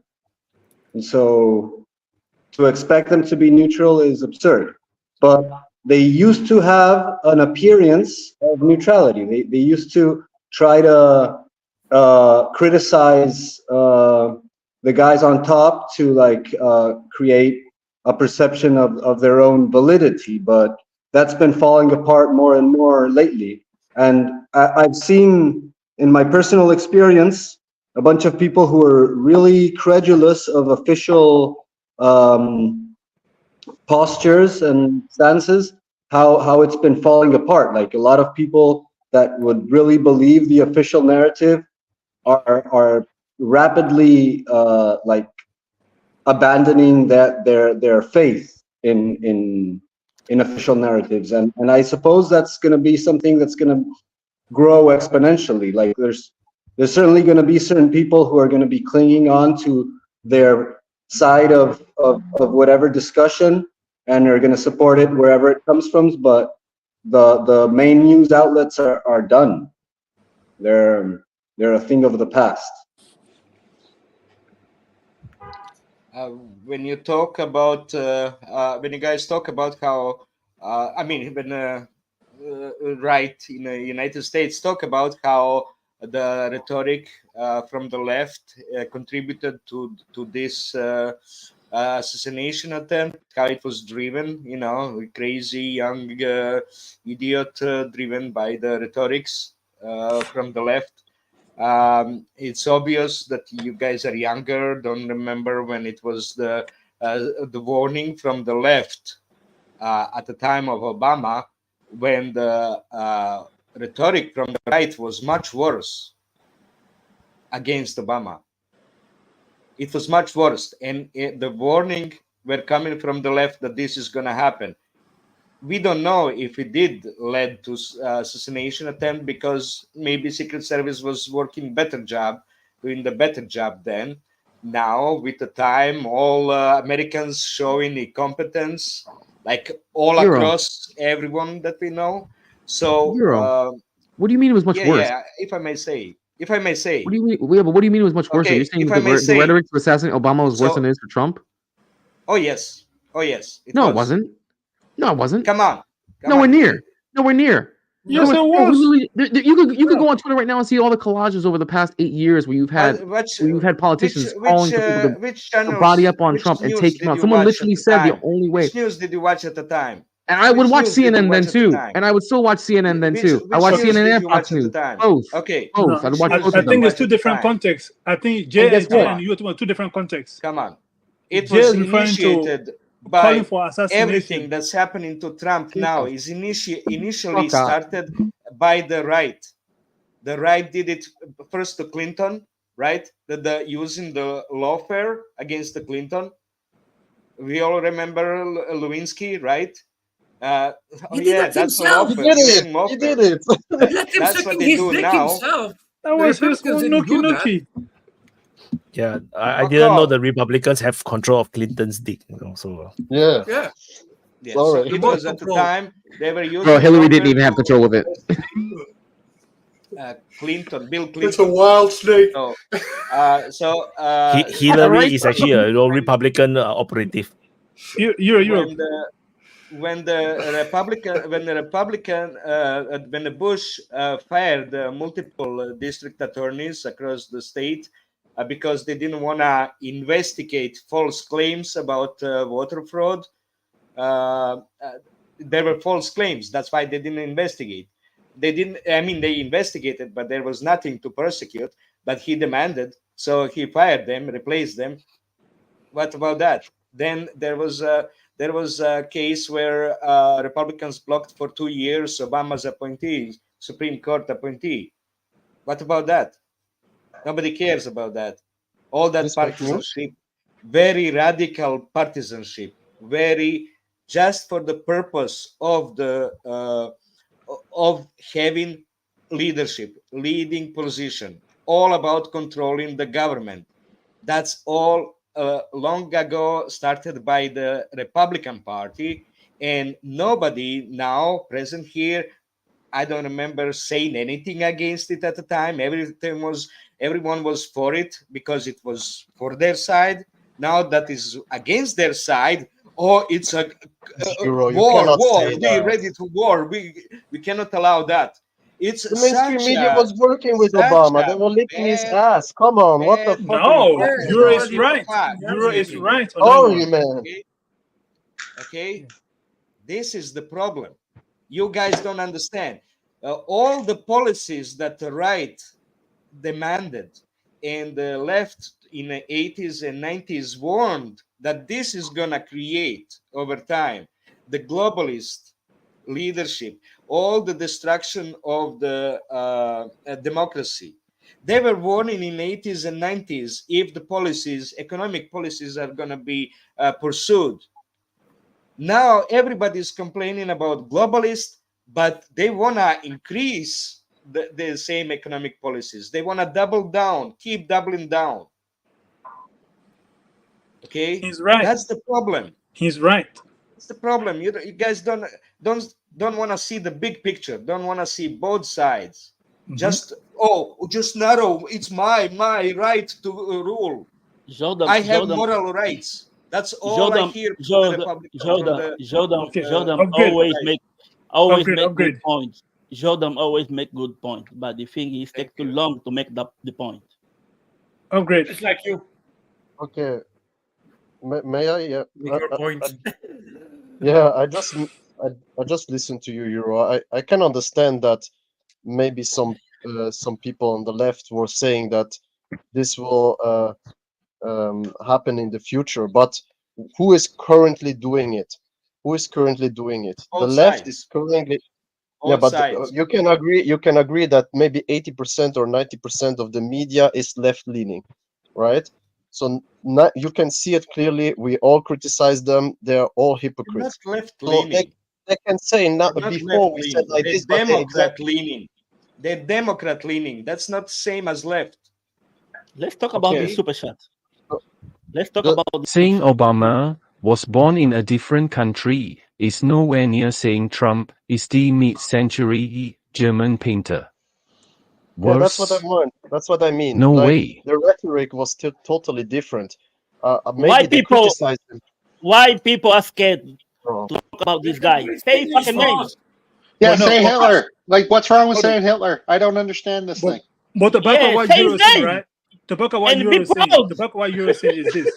America have this system. Whenever their politician or whenever their candidate is pushing anything they encourage, they completely go blind to it. They support every law that basically they believe oppress the opposition. And eventually it comes around and kick them in the ass. And that's what Euro is saying. And he's right on this. As currently as today, they are passing laws in a book that will tomorrow, the example in Florida, they had this stupid law they passed that if somebody blocked the road during protest, you can hit them with your car. Okay, no problem. You can go hit a Black Lives Matter protester with a car. But the day you go protest for Trump, I will run you the fuck over too, because the law applies equally to everybody. And that's why Euro is saying. Americans have this habit of supporting things that benefit them against somebody else, forgetting to know the law does not say Republicans only. It says America. It goes both ways. And that's why, and that was Euro's point. And that's what I'm saying. He was right on that part. And almost everything that's happening today was something I was complaining about, either from Republican side or from Democrat side long time ago. Now today is happening. It's it's a problem. No, this issue didn't start with Trump. It didn't start with Obama. These things have been going on for decades. And now they're here today to rule. And they're creating more incidents today. Even the court case, when the court ruled, Trump could basically do what he wanted to do almost, not that indirectly, but they didn't say Trump. They said the presidents. Now forget to know, Biden could literally do something tomorrow using that excuse, and he can walk free. Laws does not apply to one person; it applies to everybody. It could go against you if you believe this law can be used against you. Never support it, but that does not happen in America. They will support at that moment because that moment it appeased their ego and it suppressed their oppositions, so they fully support it. Then the day the law is used against them, then we have, oh no, the government, we should take down the federal government. So no, America, either be neutral in your laws or you bear the consequences. So what's his name? No, Lambo, upgrade. I was upgrade first. Yeah, it was upgrade. I just wanted to finish my sentence. I don't understand. You saying that before was like that and now it's like this. Okay, no problem. But at least the Democrats used to fight for the little man, used to fight for the working people. Now they fight for big corporation, rich people, for war, who they were totally against, like a couple of years ago. And now they are for it.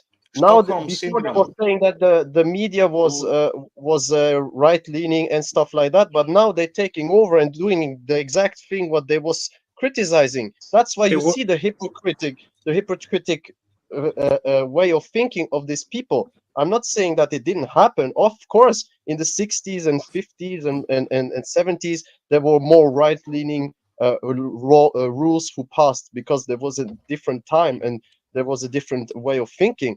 But right now, what you see nowadays, you cannot deny that it's too much. It's too much, and it's blatantly inside in our faces, and they just try to justify it. No, yeah, we were like that. Now you should believe us all the time. No, trust is not working like that. When it's too much, you don't double down. Give me a second to finish my sentence, and then after you can Commanders 07. That is first me. Yeah. So I try to analyze what Euro said before. Obama was criticized, but let's not compare Obama's criticism with Trump's criticism. It's not the same, guys. Stop doing that. You just don't want to compare it. You just don't want to compare it. There is no president ever in the American history that was attacked, criticized that hard as Trump. And he farted the wrong way. It came in the fucking news. Trump farted left instead of right. What the fuck is happening today? Know what I mean? Never in the history, in any country, I guess, a presidential candidate or a president, I have like 3 hands now, a president candidate or a president himself was attacked, criticism, put on justice so hard. They tried to put him in jail. They tried to bankrupt him. They tried to kill him. Come on, guys. What the hell are we comparing? Yeah. Before Trump, it's insane, dude. It's insane. Trump ran for election, right? So before Trump ran for election, he's the most popular guy, one of the most popular guy in the media. You know, both left and right, both Fox and CNN. Everyone wants him to be on. You know, Trump was the most sought after celebrity to be on their show, and he's famous and he represents the American dream. You see. You know, he's a billionaire, you know, he looks cool, he drives big cars, have a private jet. You know, beautiful woman is always around him. Wives are all pretty, you know, the kids are all good and all doing well. And then, you know, suddenly he say, I'm going to run for president. Then he becomes the most evil person in the world. So, I mean, I was a very big fan. Gabriel. Since the time where he was like, you know, doing the, you know, what is this? The Apprentice, you know, since long time ago, you know, when he was like still, you know, just not touching politics at all. Yeah, you're fired. You know, like So you when you watch the whole thing, right? Then you're like, what the fuck is happening? And he was a lifelong Democrat.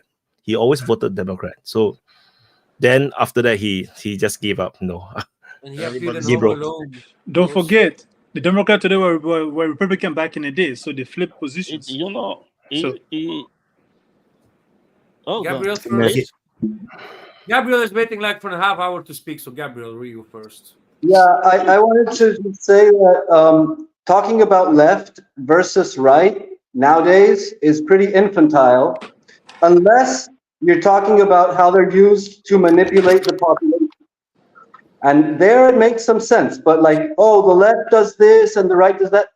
We should be talking about oligarchy versus industrials versus financiers and versus the proletariat. That's a real discussion. But left versus right, it's a uniparty. We all know that, and like, it's a definitely like obvious by any perspective that what each side does in that discussion is to push the issues which their own side would be against, but that they're not going to criticize them when they themselves do it. Like, so every left and right political party or group is going to do the things that their own party dislike and that they're not going to criticize when they are in power. And I was really surprised to see how the left, like universally, like even hardcore Stalinist tankies that I know, like suddenly support Biden. And I'm like, dude, what the fuck? This is totally not you. But they're like, no, now we're in power, so like it's gonna be different, you know. And they support feminism and they support gay rights and they support trans and LGBT and all that stuff. And I'm like, dude, these guys would be put against the wall. What are you talking about? And they're like, no, but now the world's gonna change and it's gonna be better. And so that's just to show you like how all this discourse about but Trump is really interesting, as Wyatt was saying, really interesting development of a character, because like if I look at it objectively, it makes no sense for them to hate them so much, because even when he was a president, there was no significant deviation from the foreign policy or the internal policy. He was an average president. Yeah, maybe he didn't declare a war, but it's not like he didn't try. I mean, he did provoke Iran quite severely, and he also provoked Russia by putting weapons into Ukraine. So yeah, maybe he didn't start a war, like invade a country directly, but it's not like he didn't. I'm not sure if he did it or not, but it's not like under his administration the foreign policy changed significantly. So he had a lot of matters with him. I can't really understand why the hatred against him, like outside of a sort of a populist character that they're making out of him, to like social engineer. That's like my like he's an inside man and all that. He's an oligarch. He's tied up with all of them, but they're painting him out to be this rebel, this black sheep. You know, he's gonna and it's going pretty good in that sense. But tell me if I'm wrong.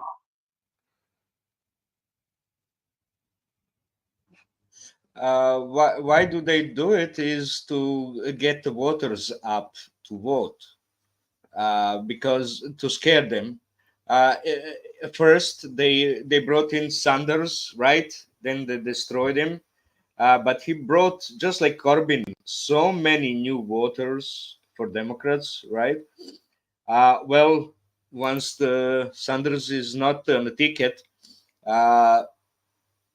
now they need to bring someone, bring those guys to vote. So they need the rhetoric, very difficult rhetoric. But what I wanted to say is not that the left is good now. They're even worse. I mean, left, the Democrats are even worse now than Republicans, considering how much destructive to the country they are. But I'm saying it was escalating. It was escalating for a long time. That's what I was trying to say. And now pretending that the right is better than the left, that's wrong. That's wrong. It's not better. It's not better. Don't blame the left. Don't blame. It's not an issue to solve. That's what they throw to us, the bone to fight about. They throw the bone to fight, for us to fight around, instead of really solving the problem and remove the oligarchy. Unless you live in a communist country, don't talk about left, because if you never live in a communist country, you don't know what left is. Not what really left true. No, but yeah, Not my really first true, impression, my first impression, Euro, my first impression when like the left got into power was that they were hijacked, and it was like obliterating the public image of the like traditional left position. You know, like they were completely. And I would joke about it all the time. I would tell, like, because there was like a wave of right-wing politicians who came into power in North America with Trump, and in Latin America, and I was I would joke about it, telling like all my lefty acquaintances that feminism did more for the right than like any dictatorship. You know, like.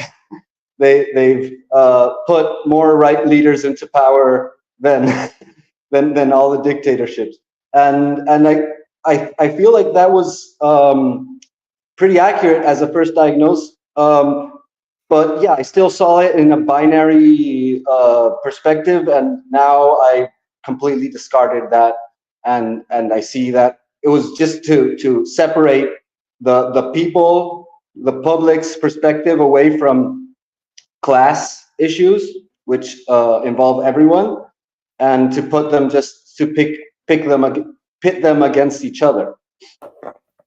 Go ahead, Vaughn. Good to see you. Hey, how exactly did Trump provoke Iran? By killing Soleimani. Yeah. I mean, I hate to say it, but Soleimani was a legit kill. I mean, he killed American soldiers in Iraq. He ran some really high-end ops against America. He was a mastermind. He was an excellent soldier. I mean, in a way, you could thank Trump for killing Soleimani back then, because you can imagine how much more devastating the shit in Yemen would be right now if he was around, or in Syria. He was a major player. He's the kind of guy that would have planned an op like the paraglider thing and shit like that. I mean, the dude was a fucking badass motherfucker. And killing him, you know, it's maybe unseemly, but he was a military guy. He played in the military game, and he got killed in a military way. So, I mean, yeah, but you can't say people that's don't have not to like it, and I can understand that. But from my point of view, it was legit, and it probably prevented things from being worse than they are, just because that guy was such a good operator. It will be really legit when Trump leads you to war against Russia, right? It's gonna be in probably year and a half. Everyone that follows Trump will follow into war against Russia now in a year. Yeah. Vaughn. Then Soleimani will We'll say. see what you're gonna say then. Yeah. No, look, I understand your perspective, I don't know Vaughn. why Trump would go to war against Russia anytime soon. Oh, I think it's valid. I think it's valid what you're saying. What were you saying? No, but it's not. It's not. That doesn't make it not a provocation. I mean, maybe it was a decapitating strike that stopped Iran from attacking further, but it's still a provocation. But mostly, I'll give you that. I'll give you that. I was just saying. I mean, I don't think it was an out of line killing. You know, like gratuitous or anything. I don't think so either. But it's still a strong provocation. But mostly, I think that one of the main reasons that Putin invaded Ukraine was that they started pumping them with weapons. And that was under Trump administration. I'm not saying that Trump did it, because I don't think the president is in charge of the United States at all. But what I'm saying is that there wasn't a significant change in foreign policy. That's Well, my point. look at Trump's personality. You know, what did he say? But Obama gave them blankets. I gave them missiles. So it's kind of a showboat move too, to show you. He gave them blankets and MREs. I gave them shit that could really defend their country. So Yeah, again, it's kind of a smear on Obama too. There's something what Putin said and the Iranian president always say, when it comes to U.S. presidents, the policy remains the same. If you're against their position in your region, they're all going to be against you. Whether it be Trump, it be Biden, it be whoever it be. If so long as your country represents what America does not want in your country, they will always be against you. But in the case of Soleimani, you could say, okay, Soleimani killed forces in Iraq, but you forget to know those all forces help Iraq kill Soleimani people in the 80s. So somebody could tell you the reason why he killed them in Iraq because they killed his people in his country in the 80s by the U.S. So again, I'm not going to say anything bad about that or justify. I'm just saying it was wars and wars, and he was a soldier, and he, basically died a soldier's death. That's all. Okay. I understand. Okay. So your point is basically it's a war and he died in the war. Basically, not because he deserved it. Okay. From that perspective, I can accept it. But definitely, when it comes to U.S. foreign policies, as Russia said, we don't care who's elected. We look at the changes they bring. And when it comes to America, so long your policy in your country does not go in what Americans want, it be Republican, it be Democrat, they're always going to be against your country. They're always going to be against you. So that part, it doesn't change really. And Trump starting the war, yeah, Trump was bombing Syria. Trump wanted to bomb Russian bases in Syria, but he got pushed up to it. So Trump is not immune from war. Trump just didn't have the country to go to war with. Yeah, but I mean, technically, those were Wagner mercenaries that basically went on a bluff mission and got smoked. I mean, even the Russians disavowed them. So again, I'm telling you, Trump going to war is now zero. But yeah, sorry, upgrade. Yeah, I agree with you that there is somebody's typing in, so mute yourself. Ninja was playing Pac-Man. Hey, so I agree with you. Go ahead. Mute yourself. There's provocations, obviously, from Americans, and the Americans did horrible things around the world. Let's not deny that. That's totally true. But the Russians and the Iranians and the Chinese saying that the Americans, if it's not going their way, that they will do this and that. I mean, the Chinese do the same. The Russians do the same. Everybody has their own way of imposing their will on people. I mean, like, there's many countries around Russia who also get influenced and have decision taken sometimes by the Russians or by the Chinese, and they need to go with it, and that's it, right? Maybe they don't invade them and they don't bomb them, but they put political pressure on them or other ways of kind of pressure to mediate that. So I think to just say the Americans do it, that would be wrong. I mean, every major power is trying to impose himself on the world stage. They're the first neighbor. Yeah, that's the difference. It's Russia's first neighbors that they influence. Yeah, I get it, but it doesn't mean that it's someone right, across the 3 continents. Yeah, I get it, but it like doesn't the mean that United it's States right. is influencing. Yeah, but if you criticize something, right, it doesn't mean if it's next door or 2,000 miles away. It's the same thing. You impose your will with force, so it's the same, right? It doesn't mean like when USSR at Afghanistan, it's also imposing their will with force, right? And Russia taking land from Georgia and so on, it's imposing their will, even if they say it's their land and stuff like that. It's still imposing their will with force. So I mean, we should have a leveling field which is correct for everyone, right? I mean, not to say that the Americans didn't do nothing. They did horrible things 2,000, 3,000 miles away from their border, and that's maybe worse, but it's still the same actions. That's what I mean. No, it's not the same action. How can you compare the same action in Syria to what Russia did in Georgia? No, How can I'm you compare just, those? so they didn't went with tanks and they just took over land? How can you compare what the United States did in Syria, in Libya, in Afghanistan? What about Russia with Afghanistan, with all the other countries around them? They also invaded foreign territories. What? Hey guys, but Why you don't know nothing about Russia and Afghanistan? Why you don't know nothing but what they told you? They didn't went It was with the force to communists. take, Okay, no. Is there a difference between Afghanistan legitimate peace forces, right? had an election upgrade. and deliberate aggression? Afghanistan had an election, and they chose communist government, and they had a rebellion. Right, the losing government was attacking, wanted to take back the government, so they invited Russians to come in and help them keep the government. Do you understand? Russians were invited by the Afghanistani government at the time. Yeah, just like in Syria. But It that's was the a thing. puppet Is there government, a but difference? it was a puppet government, but it still invited them legally under the UN laws.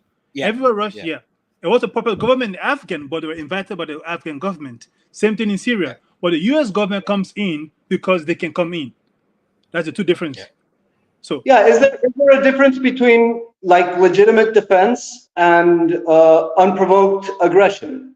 Is there a difference, or is it both the same? there's a difference, of course.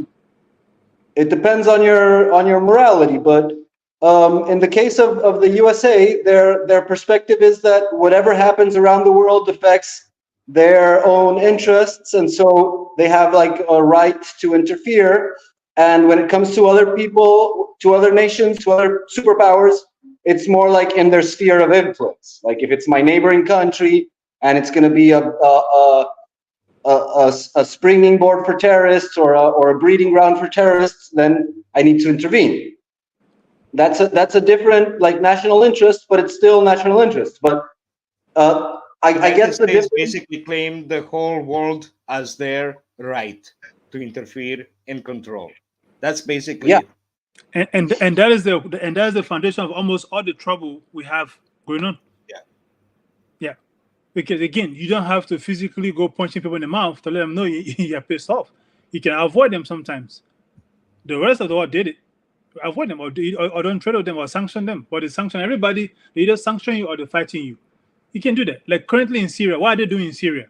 What are they doing in Syria? Under what legal basis are they in Syria? You can't, because it's just that's called being a bully. That's called being an invader and being occupied. That's what that is. They have no legal basis to be in Syria. They're not even fighting about it. They just pump it all out of Syria, taking it across the border to Jordan. We all clear legal defense. I'm not a lawyer, but I can tell you that's criminal. That's actually a crime. They're basically looting the country, and nobody can do anything about it because nobody can tell the U.S. not to do it. So when Jay mentioned earlier, the U.S. is the fabric that holds the world together, I said no. It's also the fabric that's also causing the chaos around the world. So yes, and again, the U.S. do some good. To be fair, they do some really good. I will not doubt amount, but some of the issues we'll have today in the world come from them also. Yeah. Example. And they were in Syria. Remember, in Syria, United States destroyed a water treatment for Aleppo. Yeah. Why? Water treatment plant for Aleppo. And at the time, it was in the government hands. Yeah. And this is why people are surprised why the U.S. cannot condemn Israel. Like, how can you condemn Israel when you do 10 times worse than Israel have done? No. When people say, when people go accusing the West, why is the West supporting that? Like, the West cannot condemn Israel for anything Israel is doing. The West have done way more what Israel is doing. So to condemn Israel would be a hypocrite, would be like condemning themselves. They cannot do that. So I do not expect them to even change their position in Israel under those circumstances. When Syrian government took the dam over the Euphrates, they bombed in the northern city over it. They bombarded, completely destroyed the whole city to push out the government. Yeah. And then the Kurds came in. While ISIS was still control that water. While ISIS was still control that water, not to allow it to go south, only for the north. Yeah. And now they claiming, we have all the grain, because the water doesn't go to the south to water the grain. It goes only up north. That's what the United States did. So again, to force Syria to starve people. Okay, That's what it is. Yes, what happened with bombarding of the Wagner? That was. It seems like Prigozhin agreed with Syria, with Bashar al-Assad, to help them attack and take over that big oil field, the biggest oil field down in southeast. Yeah. No, El Tanf, east of Deir ez-Zor, across the river over there. If you know, there's a large Conoco field over there. So they were asking. They were already across the river. The Syrian government was holding that the big intersection and a little bit of a village south. So they were preparing with the Syrian army to attack over there, but there was only Kurds and actually previous ISIL tribe that was bribed by the United States to give him the land, to give him those fields, oil fields. So there was no army, nobody. Okay, so when they attacked, the Americans called the Russians and asked about that Russians are attacking down south their troops, and Russians responded, we don't know about any Russian troops on east of the Euphrates. So they said, is that so? They hang and they bombarded them. That somebody says 300 Wagnerites there. Somebody says 500, and Americans are talking about like 2,000. The Ukrainians are saying 3,000 Wagnerites were killed then. That's what happened. So it was the Prigozhin on his own initiative, working with Bashar al-Assad. So that's really heavy crime. And my theory is that CIA is using the Bitcoin to finance ISIL, to do what they did in Iraq and Syria, just to do what they did in Syria, exactly what they did. That's what CIA wanted, and that's why Israel was helping them and preventing any attack, bombarding whenever the Syrian government was attacking southern ISIL near the Israeli border. Israeli will bombard Syrian army. That's what was happening. It's total organized crime, and you don't know nothing because of the blackout. You're not allowed to know. Around the same time, right? That's when ISIS showed up with these hundreds of helix, this brand new helix, and also U.S. Ambassador Talley fairly raised the question: where did ISIS get all this helix from? When it came to Congress, it completely disappeared. The U.S. under the U.S. government knows ISIS was able to bring in hundreds of brand new helix, and when the ambassador raised the question in Congress where they came from, just like that, it faded out. But yeah, sorry, Nonia, go ahead. Yeah, well, just on that point, can we just give up the facade that Al Qaeda and ISIS are anything but a CIA created organization? Like I've over the last 20, 25 years, whatever it's been, I've come to the realization that I don't believe that these groups are actually real. I really don't believe it. I think that the people are real. I think that they're organized and they're given a name, but the underlying funding and organization and all that, it's all coming from the CIA. I have to believe that now at this point. Yeah. There's too many instances of these connections that FCS just mentioned for me to believe otherwise. And it's just such a convenient boogeyman for a nation who at the time was looking for a boogeyman. Yeah. And I think that they've just been playing this boogeyman for the last 25 years. They've been given it different names because, Al Qaeda, you could only use that brand for so long before you had to switch to something else because Al Qaeda became so toxic. So they moved to ISIL. They've moved to, it's a farce, guys. Let's just call it what it is. Yeah. So as you said, of course, now to make sure the names doesn't get exhausted, they try to create a division almost in every region. One of the funniest ISIS incidents that ever tripped me out was what happened in Mozambique, in Africa. The fact that the U.S. government says ISIS in Mozambique after Mozambique basically tell them to leave. I'm like, this is a few years. I said, oh yeah, somebody is behind ISIS. For ISIS to show up in Mozambique, they have to go through a lot of countries that they could have just easily stay in and roam freely. When they show up in Mozambique, I travel that region very often, and Mozambique, most of them probably have never heard of the name because this is one of these countries that just exist on this earth. They don't bother nobody, but all of a sudden, ISIS showed up. The moment they started having questions about what the U.S. government is doing here and what the U.S. companies are doing here, then ISIS showed, and the U.S. government have to come and fight ISIS now in Mozambique. So yes, exactly. Again, if you quack like a duck, walk like a duck, and talk like a duck, it's a duck. This ISIS yes, it's a duck. It's a duck. So and guess what? Guess who duck? Trump duck. So. So this whole little militia, even now, I cannot see the difference between the duck and geese. And Burkina Faso was nothing, but today that's a huge security presence because the Burkina Faso now all of a sudden have kicked out the French. Now there's ISIS in North Ivory Coast. I have traveled that road many times. Not a single security issues, but since Burkina Faso kicked the French out, now we have ISIS between Northern Ivory Coast and Southern Burkina Faso. Welcome to CIA Operation Africa version 702 and counting. But Euro.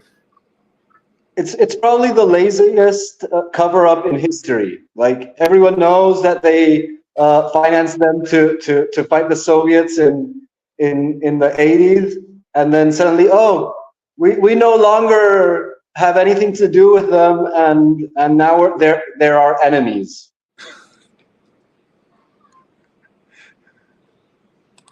And they never attack their enemies, like they never attack the US or its enemies or its allies. You can't. No, because again, they hate the West, they hate democracy, they hate everything about the West, but they never attack what they hate. They only attack the ones that kind of looks like them, thinks like them, and almost have so much in common with them. So that's the logic I don't understand. ISIS hate democracy, freedom, and the West, but ISIS only attack Arab Muslims and people that look like them. So that's a very funny, confused enemy. Like, I hate you, but when I attack you, I will attack the person that looks just like me. I will kill people that I have more in common with than you that I hate. But when you go on video, to screw the West, down to America, death to America, and go bomb the nearest civilian market ground. Come back on TV. We killed 200 Syrians because we hate America. That's a very good way to do it. So again, exactly. It's obvious. It's a very obvious who's behind this thing. But again, it can only go for so long. Eventually, somebody's gonna wake up one day, and you woke up and so like in the case of Burkina Faso, since this guy. Let's switch the topic. Let's switch the topic. This is too heavy. There's been more than 12 assassination attempts on him. More than 12 attempts to kill him. Almost every other day they try to kill him another way. This guy is basically helping defeat ISIS that you hate so much. You hate ISIS. You say ISIS is a global phenomenon. Let's destroy ISIS. This guy have almost destroyed ISIS. We want to kill him. Before we start changing topics, I just have one question about Trump. If the scenario was, and that may be a question for Jay Mukame because he's American, and Nunya, he's also apparently an American. If Trump was killed, who did the Republicans going to replace? But who is they going to replace him? There's no clear answer, bro. There's no clear answer. That's going to turn the RNC this week would turn into an absolute shit show. They have to open up the convention, and then all the candidates that you saw fighting over the course of last year, between from September all the way up till like February of this year, would all be fighting amongst themselves. If I had to guess who had the best shot, and I hate to say this, it'd probably be DeSantis. Yes, would have the best shot. I don't like saying that.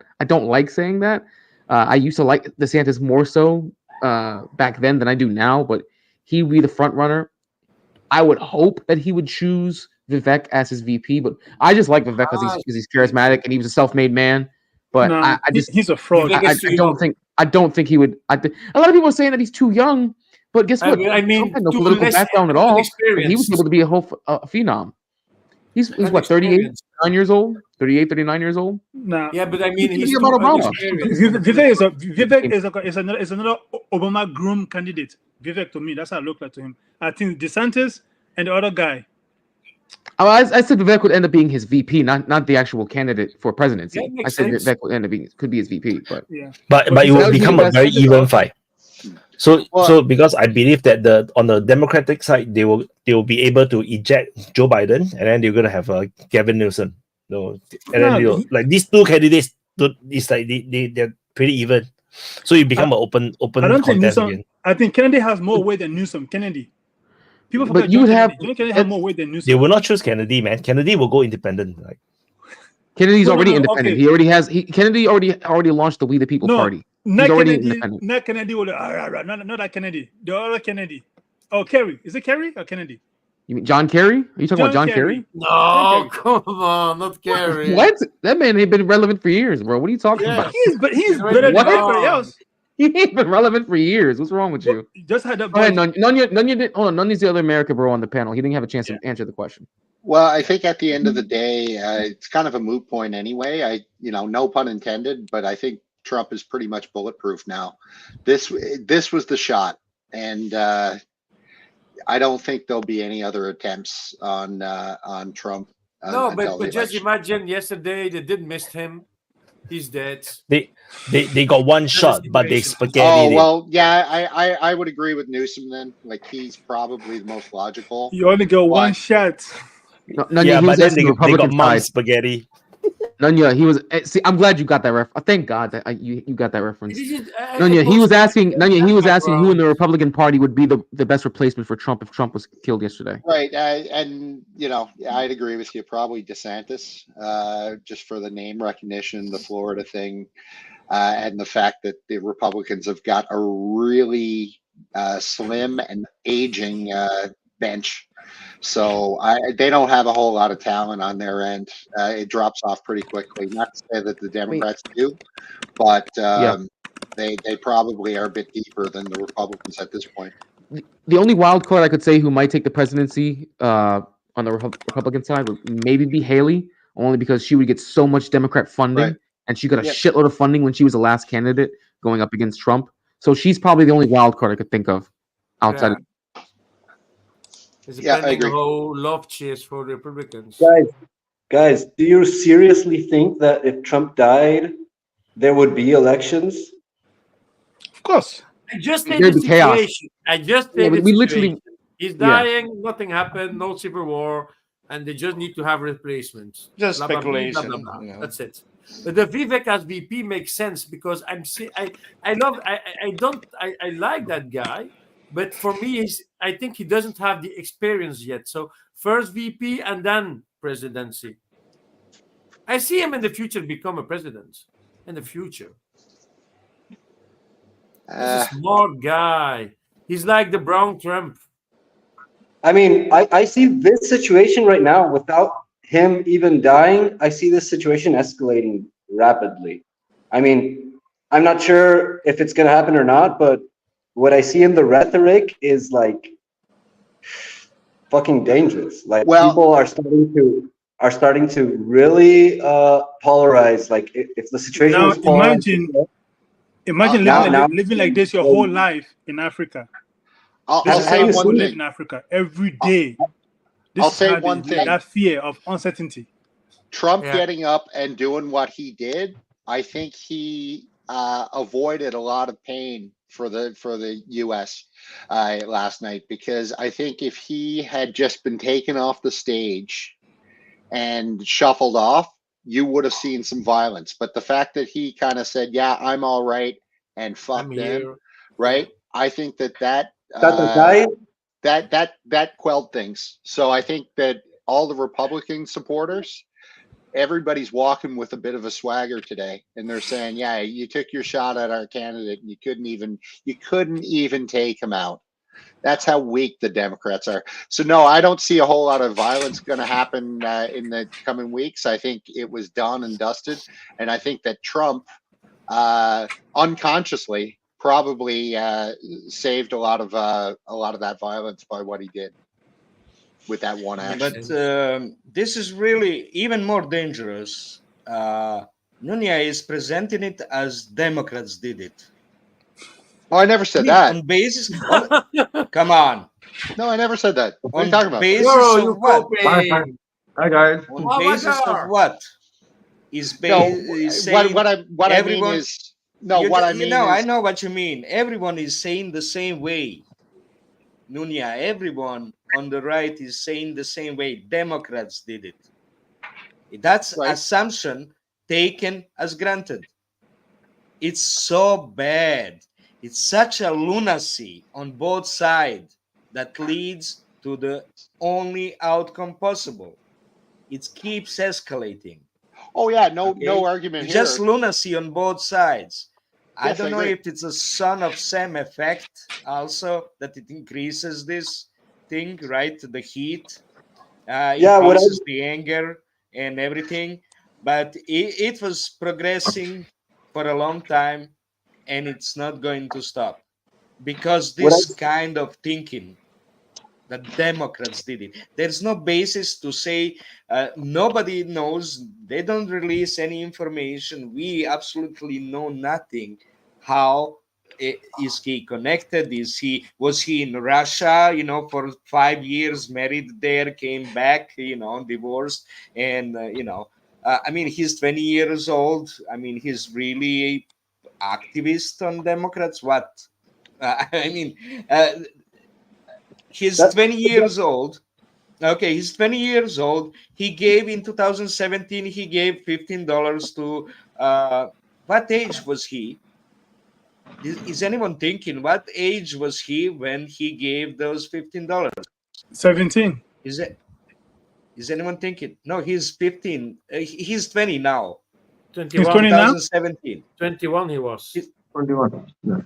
21. It's 21 now? Yeah. Okay. So 17. So 7 years ago, he was 13. What I'm saying throughout all, there will always be dangerous.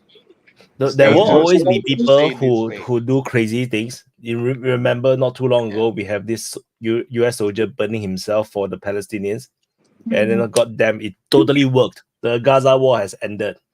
He died for nothing. So my point, Euro, is basically what Trump said was it wasn't so much blaming the Democrats. It was, you've had your shot now. You blew it. You being whoever, right? But moving forward, you're not going to see the lax security that we saw yesterday. Nobody is going to get anywhere near that guy to be able to do this, number one. And any would-be snipers out there, they know that too. And that's what I mean by you're not going to see any more I'm saying attempts what happen. you are saying, what Jay is saying, what every right conservative is saying, not what Trump said. I'm explaining your thinking. I'm explaining how you present your thinking. You assume it's Democrats. I never assumed anything. Everyone. That's how you present it. That's how you say it. No, everyone I didn't say on that. the right is saying it the same way. I'm not on the right, you're assuming it's Democrats organized this assassination attempt. Yeah, no, I didn't say that. Beyond what Trump said. No, these are not irrelevant anymore. You're just going in circles because Waka is here. Long time no see Waka. Guys, let's say hello to a car. Hi, Waka. Good day, sir. Long time no see. Hi. How you doing? Yeah, great. I came back after a very long time. Yeah. Well, give us your thoughts on everything. Yeah, I just give you what is the perspective within Pakistan. And I'm sure we are discussing the assassination attempt on Trump. That's the topic. For the past 5 hours, yes. Yeah. Yeah. That's the topic of the world, bro. We go to That's Iraq. the whole world's we topic. go Ukraine and come back to Trump. Yeah, we can't get away from it. We just keep No, you trying can't. to go somewhere else, and we keep coming back. Yeah, but they are both, I think, interconnected in any case. I think in Pakistan, there are 4 theories being discussed that what has happened. One is that it was the U.S. establishment. Basically, if you look at the race, Trump had definite upper edge. And what happened to Joe Biden during the presidential debate? The first debate, I think, was knocked out because of his dementia. And I think this is now a known fact. So there was no way that Democrats could actually match Trump. And they have tried hard, engaging him in different criminal cases and all that. But somehow, I think Trump has managed to still rise. So there was a big gap between both. And the way old Joe was sticking to, his candidateship for the presidency, so it means that now they wanted to equalize. So most probably it was somebody in the establishment, pro-Democrat, and this was a proper assassination attempt. You look at, I think people are saying that actually the civil war in US has been triggered, but it was missed by 2 millimeters. So if you look at the ear, and probably they were aiming at his, pulpit, so that, and it was a proper assassination attempt. Although the guy was, I think, very young. There's also news that probably there were 2 guys, not one. So this is one theory that basically it was establishment never wanted Trump, because if Trump comes, he changes the entire foreign policy, he changes the perspective on NATO, he will change what is happening in Ukraine, and the establishment in the US and the larger West didn't want it. So this is one theory.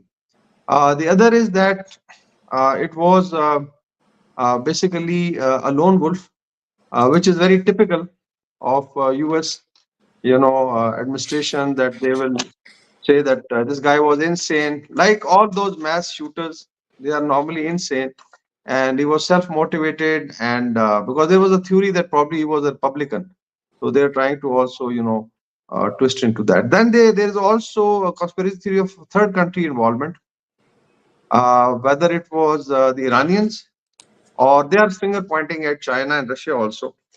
So this is another theory that maybe, which I think is very, very absurd, because the guy who did it was, I think, a Caucasian white guy, young guy, and there's no motivation for, let's say, Iran or Russia or China to do it.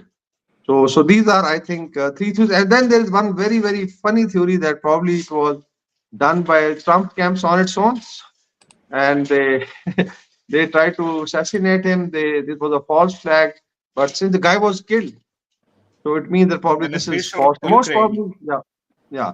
Most probably it's I think sorry. It will be beneficial for Ukraine. Yeah. So this is basically when they are finger pointing at other external powers, because if it was the establishment, the U.S. intelligence, because Democrats are very much into the establishment, the military-industrial complex, or Biden, basically surviving as a presidential candidate, then it helps their continuation of the same policy. What is happening in Eastern Europe, what is happening to NATO, what they are doing in the Middle East, so it would have continued, because Trump definitely is looking at America first and probably mending relations. He claims that if he comes, then Russia-Ukraine war can be stopped. So this is not being digested by the US establishment. So most probably the first theory so far, because we don't have much information on the motivation of this young guy. But the way, it has happened, there's also, I am a military guy, so I'll just highlight what are the failure on the Secret Service, because Secret Service looks after the president's security and the ex-presidents, and they are supposed to be the smartest guys. So if you look at basic, like I've been involved in some of provision of security when I was a colonel, whenever the VIP or the senior chief or the president came in certain garrison, we used to provide. There were 2 things, I think, basic, which were done. One was the line of sight clearance, in case there is a rally, or even if he's passing the cavalcade, you have to clear all the buildings, and you have to clear the line of sight so nobody can shoot. So we have to appreciate. The other is physical occupation of those buildings. And if you look at this Pennsylvania ground where it was happening, I think there were 5 or 6 buildings which could have been easily, I think, occupied by the Secret Service, and this couldn't have happened. And this guy was also pointed out by some of the guys. So this is very strange. How come a guy comes at 130 meters, which is very close for a sharpshooter, and then he basically does that? But still, I feel that people are saying that US has missed the civil war by 2 millimeters, but I feel that it has been triggered now, because there are 4 months left to the presidential election. So it's a long way. Trump is going to go out in the rallies, and just imagine, some thick-head guy from either side either takes out Biden or reattempts. So I think it's a very, very crucial time for the United States politics. There's a lot of, I think, poison politics, polarity, too much of tension. And I was also looking at some of the social media. There was a lady who was saying that why this bastard missed Trump. Just look at, she's a Democrat, and she's saying why this bastard missed he should have killed Trump. And so this is how people are talking about it. So these are some of the observations, but still I think information is coming. So this is what I feel from Pakistan, that how people are reading it. Well, just to follow up on that, I also agree with you. I've seen some pretty nasty stuff online myself, and I can't help but wonder if it's because our societies are becoming more and more desperate. And when you become desperate, you become angry. And when you become angry, you want to take it out on your political leaders.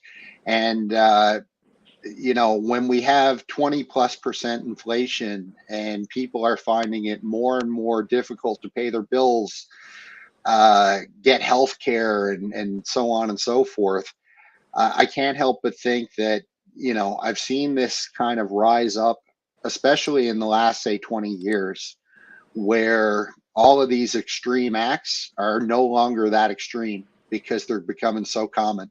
I'm talking about school shootings and this and that and the other. Like, society is just declining, and this is just a symptom of that, I think. An unfortunate one. Go ahead, Gabriel. Or Lambo, whoever was first. I don't recall. I was first. No, yeah. Okay, Lambo, go ahead. Okay. But Sorry, you can Gabe. expect that, like you say, if you have like a 50-year-old guy that worked all his life and lost everything suddenly and blame it to the Republicans, I want to take revenge and take a gun. But you can't expect that from a 21-year-old guy that even did nothing from his life, only going a little bit to school and complaining about his Pokemon Go cards or something like that. You know what I mean? He didn't. He's just visiting the world. He's just visiting the reality of the world. He's not going. What the fuck is? That's just a mentally. Just look at him. It's like an inbreed. He's looking like an inbreed. He's not mentally correct. That's it. And that's happening with the MAGA world. But the problem is, with the society we have now in 2024, you can be what you want. I can say, like I say for the joke every time, I am a microwave. I feel myself like a microwave. You know what I mean? Yeah. So if I peep guys like that from 20, 21 years old saying that they are a microwave or even, I don't know, a bicycle, I don't care. They represent themselves like something stupid. It's mentally wrong. But these guys are needing help. But the society we are in now, you just can't see it anymore, or they're just not allowed to see it if they are needing help or not. Yep. If that guy was the same guy 10 years or 20 years ago, you're going to say that kid, before this attempt on Trump, he has a problem. We need to give him help, mentally help. Right. But no, since 4 or 10 years, no, it's not possible anymore because you're allowed to be what you want to be and be so stupid as you want to be. Yeah. That's a fucking problem. Yeah, it's a fair point. Yeah, Gabriel. Yeah, I just wanted to say that about like the discussion beyond what Trump said, not to mention that he started to say fight, like first reaction, which is quite impressive actually, because anyone would be scared. Like, that's pure adrenaline talking, you know. So his first reaction was fight back, you know, like, you're not going to stop us, we're going to continue to resist. But what's worrying for me, like talking about the polarization and internal conflict within the US, is like the trend I've seen in Twitter, basically, that most people are posting like these clips of all the times people have called for Trump to die, you know, like all these pundits and celebrities and politicians and even the president, you know, calling to like finish that threat, you know, terminate that threat. And also all the reactions of like Democrats or whatever, like lefties, how they call them over there, calling for like frustrated that it didn't work, you know, like all the people outraged that they missed the shot. So that's like what they've been publishing all the time, and it's like a declaration of the threat, you know, like beyond whatever Trump said or whatever anyone else said. That's like what's being pushed and what's more notorious in the trends of what's commented about that. And it's pretty worrying, because it's like, it doesn't matter who did it or why they did it, who's behind it. It's just like, this is what they think. This is what they think about us, about our candidate, whatever. So that's what we have to respond to. That's like the idea that I see behind all these posts. So, and you know, because yeah, like conservatives have a tendency to be law-abiding, but then they're also the most armed population in the country. So it's hard to predict like where their breaking point is going to be. When are they going to say enough? The ironic part really is that the people who are complaining about our democracy being on the ballot and complaining that our democracy is under threat are the same people who are advocating for a man that is likely to be democratically elected to be killed. That's the ironic part. The same party that talks all this shit about fascism and people having brown shirts storm the streets to basically institute fascism and destroy a free and fair election are the ones who encourage it. It's this giant gaslighting psyop that the left propagates. I know it's bad to think in these binaries of left and right. It's really unfair when you look at the way, especially how the way the media works in the U.S. is how they demonize the right, and they demonize anything right of center they consider far right, and they demonize it. But you literally could look at 2020 in the summer of love, right? And organizations who were backed by the left and backed by legacy media, and who carry these leftist ideologies, and nothing. Everything is if it's done in social justice. If it's done in anything that involves wokeism or done in the name of anything that relates to a wokeist ideology, they wash their hands of it, and it's not even a problem, even though they use the exact same tactics they demonize. Go ahead, Nunya. Well, the whole left versus right argument is, in my view, is completely disintegrated the last several years, right? Like, what is left anymore? What is right anymore? People are kind of coalescing and organizing themselves around whether you're a globalist who is fully on board with the WEF agenda versus a believer of sovereignty and nation states, and basically how we've traditionally evolved. So those are the two real camps, and then subcultures under that. People are organizing around rich and poor. So the globalists tend to be the more well-off versus the non-globalists, I'll call them, are less worse off. And that's what they don't want. They don't want poor people, regardless if you're white, black, gay, trans, whatever. They don't want poor people organizing against them, because they know that there's a whole lot more poor people out there than there are the globalists. So like when I I kind of try to not use left versus right anymore because, you know, I get accused of being right when I'm about as far, or at least I thought I was. I was as far left as you could get. But now I'm a right winger because I don't agree with some of this woke stuff, you know? So that's kind of how I see the world is evolving now. It's, you know, globalism versus non. Yeah.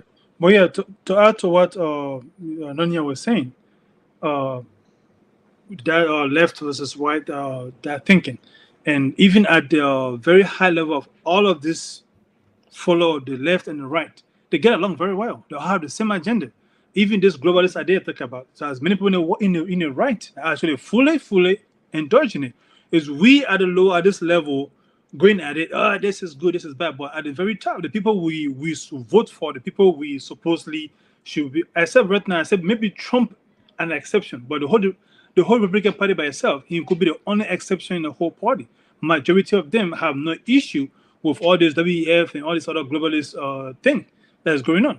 They have no issue with any of those things. So how do we, the common guy on the ground, change what our voters, our elected people are doing at the top? And that's a discussion people are not having.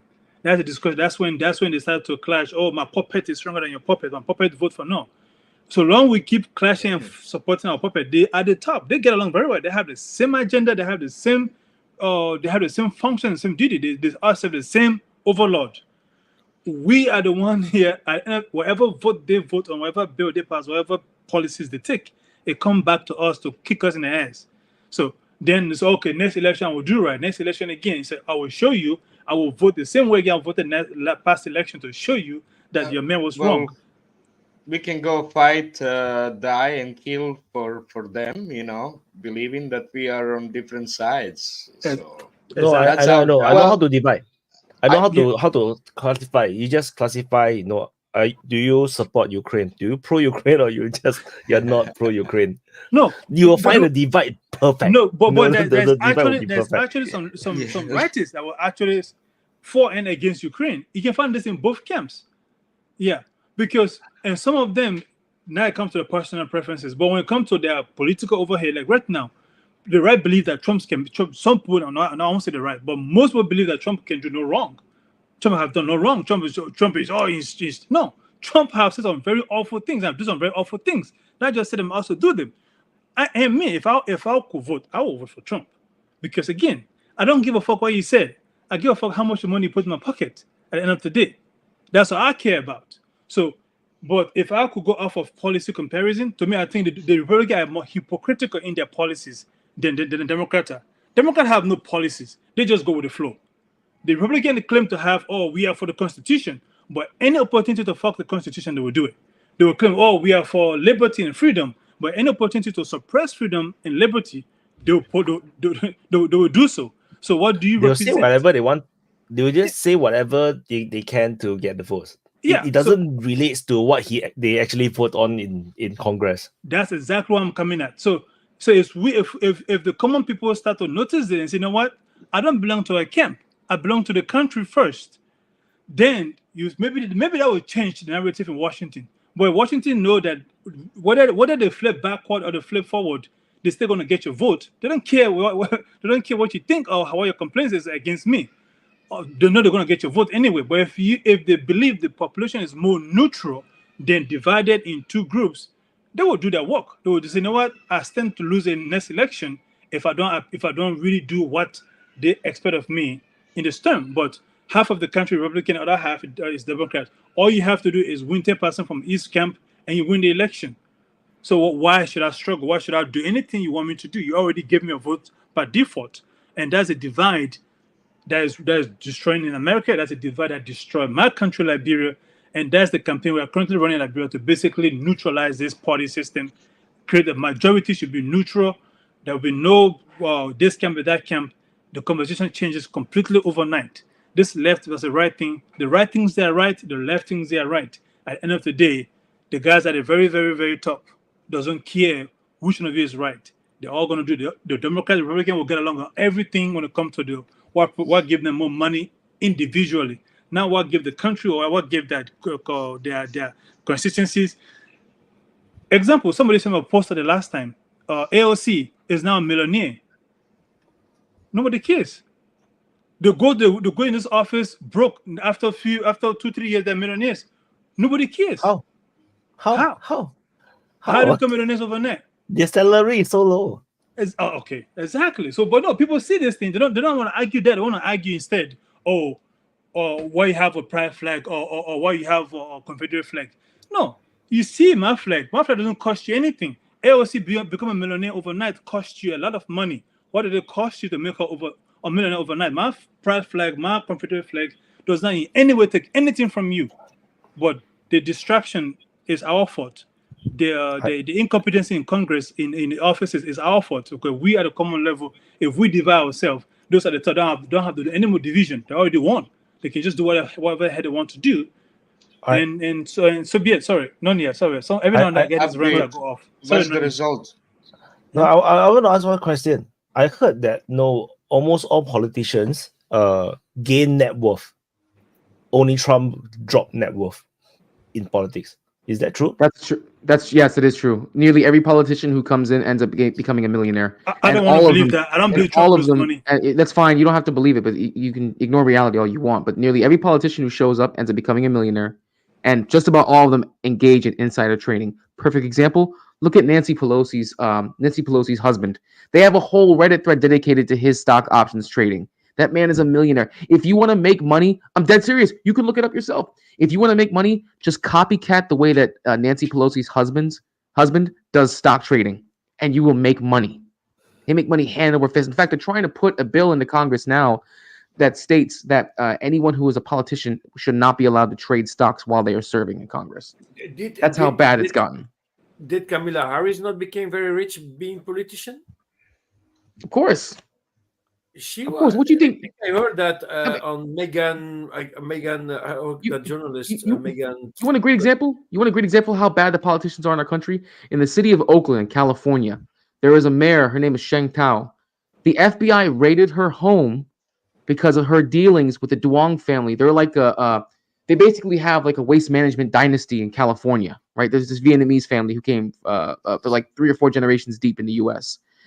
And their political dealings have been so bad, they raided her home, and now the Duong family is under an FBI investigation because of how many donations they've given, not only to Sheng Tao, but to the DNC and even to Joe Biden.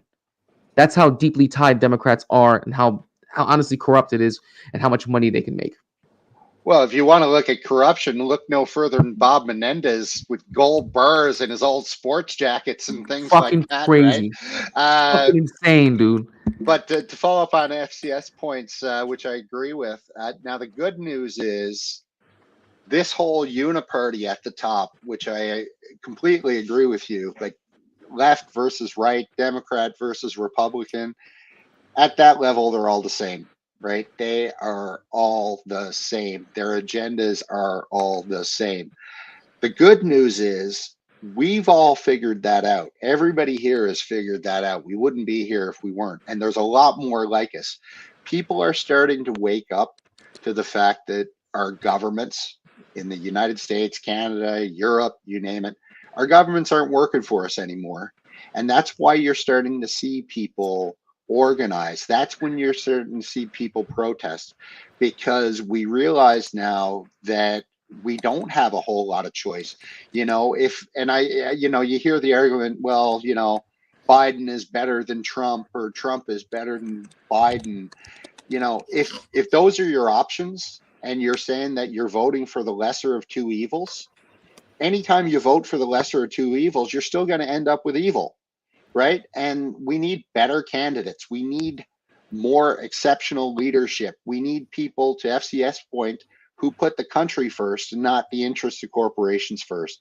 That's why we're getting eaten alive by China right now, because they've been investing in themselves, and we've been investing in corporations for the last 30 years. So, I don't know who wants to go next. Spain wants to.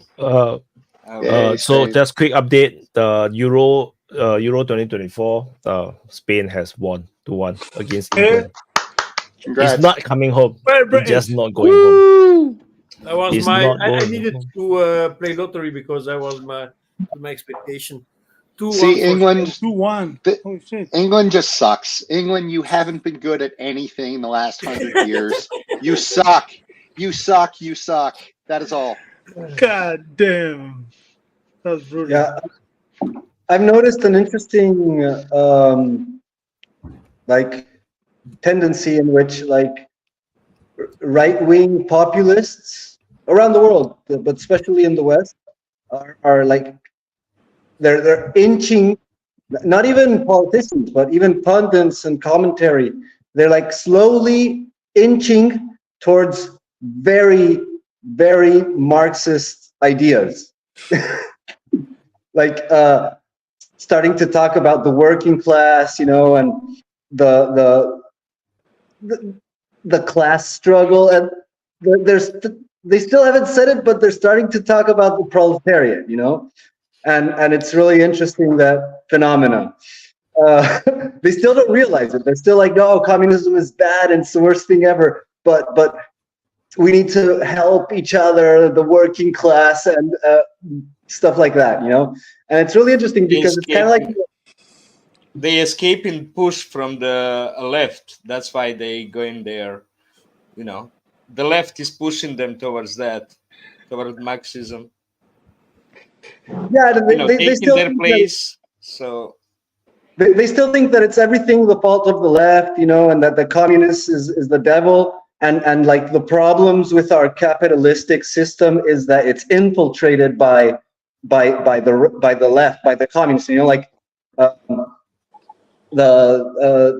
KGB infiltrated our media and our Hollywood and our academia, and so they're corrupting our society from within and stuff like that. They still think that, but it's still like they're starting to realize that there's something called class struggle and like oligarchy that that is totally fucking them.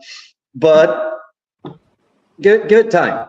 The thing is, the ironic part of that is that the leftists, even the hardcore Stalinists, still don't realize that there's starting to be more of, you know, like class struggle in the right-wing populism than in their like left parties, you know, like communist parties and socialist parties. They still haven't realized that, but it's going to be interesting when the right side, when the right and the left proletariat start to realize that they have more in common than their parties. Toby. Hey guys. Yeah, hi Waka, long time no see. I had a question for you about Central Asia. First of all, my deep commiserations for England. That's terrible that they lost to football. That's a terrible, terrible thing. But Spain are a great sporting nation. So one of the interesting things in the world is the declining birth rate, dropping populations. This is interesting economically because it lowers demand, right? Like fundamentally, fewer people buy fewer goods. So it's bad for capitalism. It's bad for markets. Waka, I was interested, what are populations like in Central Asia, and where do people see the best markets?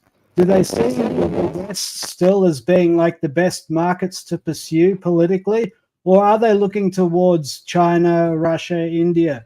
Like, what's the situation? What's the outlook in Central Asia and in Pakistan? Yeah, I think if you look at Central South Asia, actually we normally combine Central South Asia, because if you look at the connectivity, and one news is that Pakistan is joining the North-South corridor, which was offered by Putin, and there's a realization that Eurasia has to get integrated. So if you look at the SCO framework, generally we look at the region in that. So if you look at South Central Asia, the population is very healthy. Like in South Asia, we are 1.7 billion people. That's India, Pakistan, Bangladesh, and some of the periphery combined. 1.7 billion people. So this is not only the future market, but also I would say the future drivers of our entire economy. And now if you add Central Asia, Basically, you start from Kazakhstan, Tajikistan, Uzbekistan, Azerbaijan, and then you have Kyrgyzstan. And if you also combine Afghanistan, because that is also part of Central Asia. So all told, this is almost 2 billion people. And add China, so you're looking at 3.5.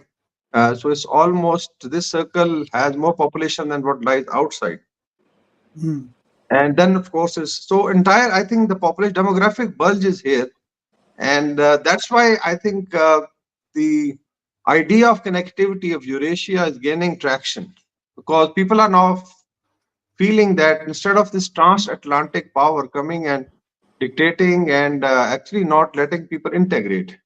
So it's better that, because there's geographic integration also. You can travel, like from Pakistan, you can travel to Moscow by road. You can travel to Beijing by road. You can even travel to Myanmar by road, and right up to Turkey and Europe. So it's all physically connected. There were, Cold War mentality and camps that is gone. And there are, of course, issues like terrorism in certain parts, which has to be stemmed. But if you look at and then, of course, is the middle class. Now, if you look at South Asia, which I said was, I think it's more than 1.7, because India is almost 1.4. We are 250 million. Then Bangladesh is about 200 million. So although we are very closer to 2 billion people in only South Asia. I'll refer to Pat Buchanan's book, Death of the West. And this came in 2005.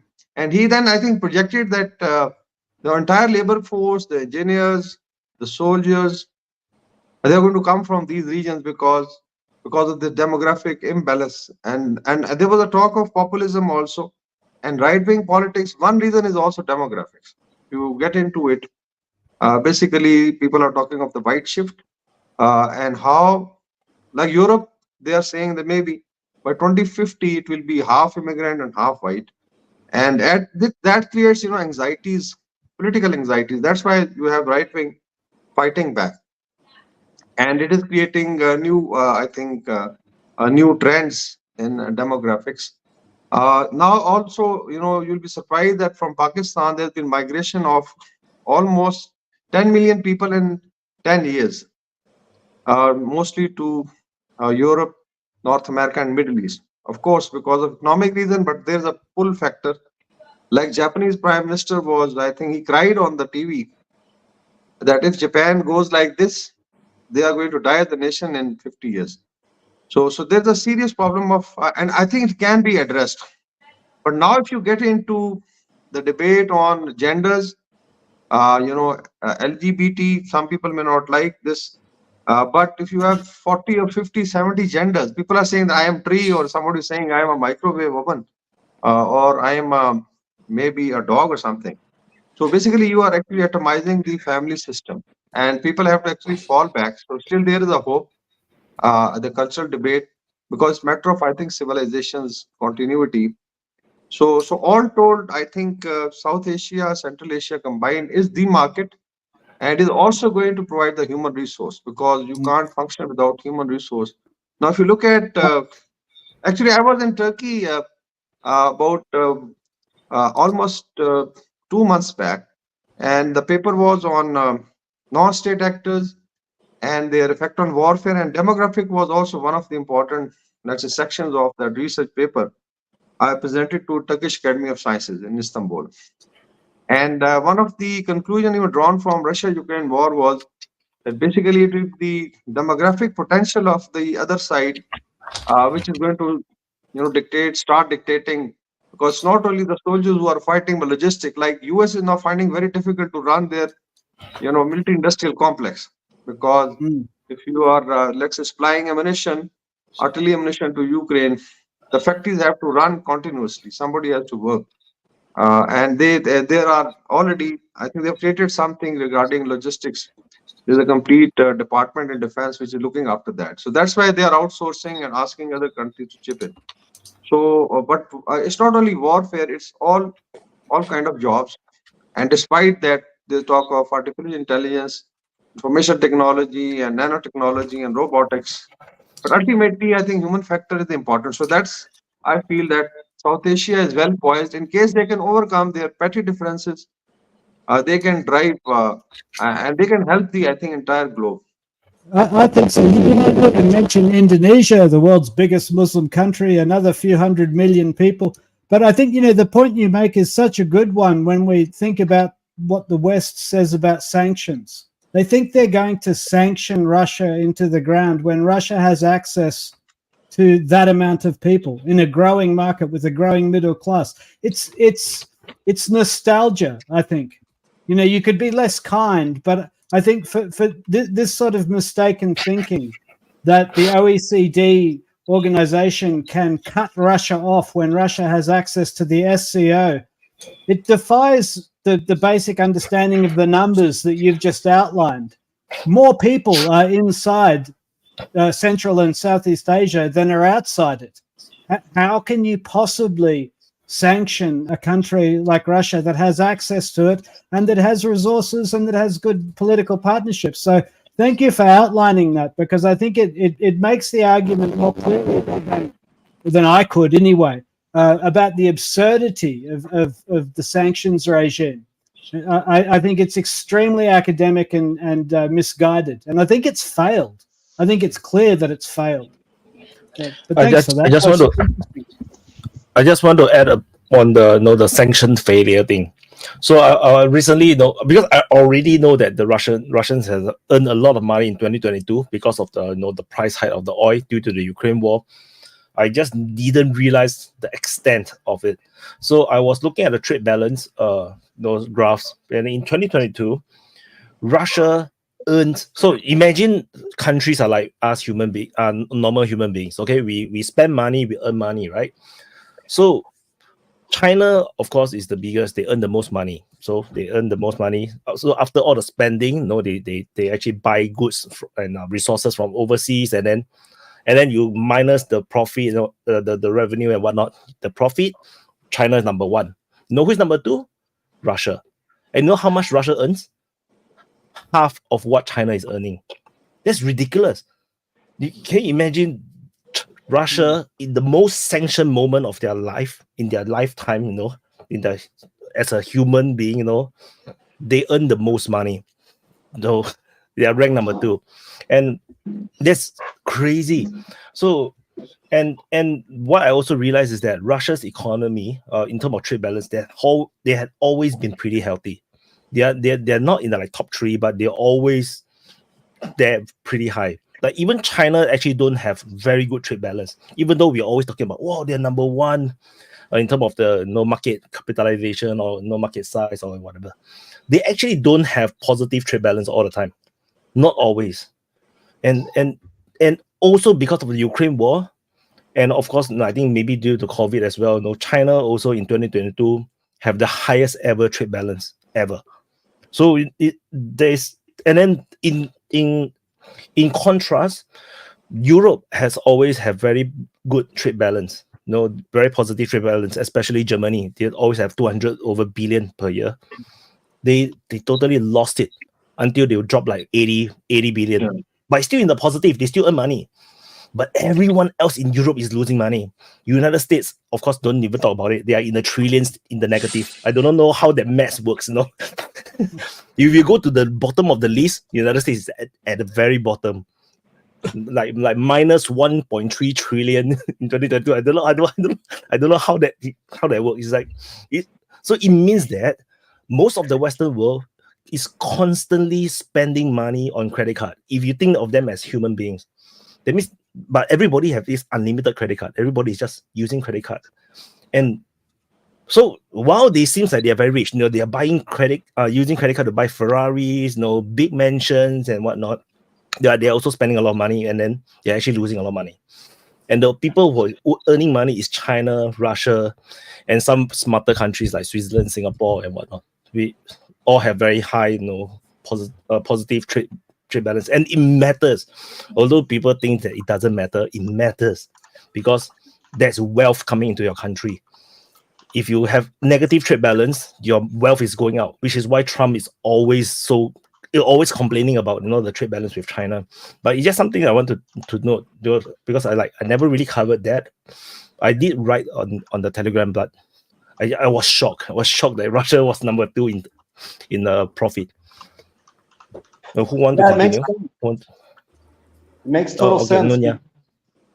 Okay, go ahead. Well, just to follow up on both Toby's point as well as Wyatt's point just now.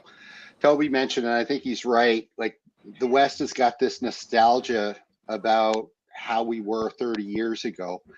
And that nostalgia has turned into a healthy dose of hubris that we can just continue to keep on doing what we're doing. So that's where the sanctions continually come in, right? Because, you know, Joe Biden says it all the time. We're the indispensable nation, and you know, we're the world leader and all that. And you know, it's not 1990 anymore. The world has changed. So what that is now meaning is you're having a whole lot of people in the West in these leadership positions, and they're all having come to Jesus moments where they're starting to realize that. So I think. Do you think they are? I think they are. I think, well, not I in think some of them Australia. are. In Australia, they're still talking about 6 genders. But we had a council who's now banning the eating of meat. It's going to be, you have to be a vegetarian to work for the Yarra City Council in Melbourne. Those are the politicians, right? But like, forget the politicians, the people who These are actually the run it. leaders of our fine society. No, but think about the people who are actually behind the leaders pulling the strings. Like, they know what's what, right? They're not stupid people. They're just trying to figure they're just trying to figure out right now, how do they navigate. Bless your heart. Bless your heart for having such faith in the aristocracy of the West. I've met a few. I don't. I honestly, Toby, I don't believe right now, because of the nostalgia and hubris that we talked about just now, they don't know what to do next. They don't have a clue. Like, They don't know what gender they are, Nanya. Yeah, no, I know, but they don't know how to respond to Russia and China because it was never in the plan. The plan was always to cripple them economically, and that was it, right? But what they are coming to the realization, and Wyatt just mentioned it, this whole GDP thing doesn't work anymore. Like, the West, we're effectively a big service economy now. And, you know, it seems to me like it's the commodities that matter. And it's the actual tangible, you know, goods that matter. So I think that the West, because of their nostalgia and hubris, they grossly miscalculated. And the people in the know, they're trying to figure out what to do and how to pivot. But I don't think they know, because every scenario they come up with has us being worse off, because that's just the math behind it, you know? Yeah. So, Well, a farmer thinks of wealth in terms of commodities and population of his animals. Sure. In the West now, we think of wealth in terms of debt. Exactly. Finance is our big industry, and so debt is considered wealth, right? Exactly. Debt destroys wealth. Ask any farmer. Yep. You know, Just for those people who are watching, like just for context, like GDP is like how much your salary. You know, you can have a very super high salary, but then if you pay 50% tax, it's all gone, because you have a huge welfare system, and then after that you spend all the rest on expensive stuff. You know, you buy expensive, you buy branded stuff, and then you're going to spend it on prostitution and cosmetic surgery, because you know there's a new cosmetic surgery or new courtesan house called Ukraine War. Then you just dump all your money there. You know, then you're going to be poor. It doesn't matter how your salary is high. You're going to be poor. Yeah, talking about that. There's like Gabriel. Sorry, Gabriel was trying to say something. Yeah, talking about that. You say right. There's information about how European countries were including prostitution and drug trafficking in their GDP figures. So yeah, GDP is basically a transaction measure, and so debt is included, and you know, whatever movement of funds. But it's more and more clear how it's a fake measure of wealth. And there's this interesting guy, I think his name is Pagani, British scholar. He's talking about how the plan of the this set, you know, basically a strategy to like eliminate the debt of the United States, you know, because they're constantly growing in debt, and so the idea of that mode economy is to eventually cancel the debt. So you just basically you basically scam all the countries that you look that see you, and Putin made a very good example of that in the SPF, in the St. Petersburg Forum. He basically explained how during COVID the USA printed I don't know how much trillion dollars, like $5 trillion, and they passed it around to their agents, and so they bought up a bunch of grain from the rest of the world, and so the consequence of that is that the grain in the world economy, in the world market, exploded. You know, like when the price went up because they were just buying a bunch of grain with fake money, and that's kind of like the modus operandi. It's you print money and you buy stuff with it, and so the stuff increases its price, and you paid it with nothing. So it like the rest of the world is paying for your for your consumption. It's like you get it for free basically, and how that is collapsing with the reduction in use of dollars in the international market. And yeah, like to what Toby was saying, I seriously wonder if it's like, if there's any strategy behind that. Is there any possibility that there's a strategy behind the debauchery and the stupidity in the like financial strategy, or is it just stupidity? Like, is there any chance that there's a strategy behind shifting power worldwide to China and Russia, or are they just blowing it? I don't know. I don't believe in it, but RL wants to talk. But no, but very quickly, I don't believe in grand strategies of hyper intelligent human beings. I think that's way too hopeful. Okay, but let's hear from RL. He may contradict this with his great wisdom. I have to go cook Stop breakfast. dreaming. See you guys.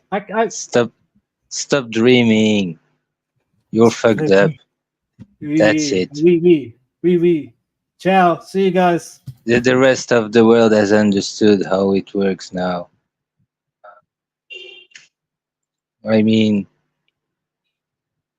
the usage of a currency common for everybody is a great idea, but it was never the plan. The plan was total hegemony.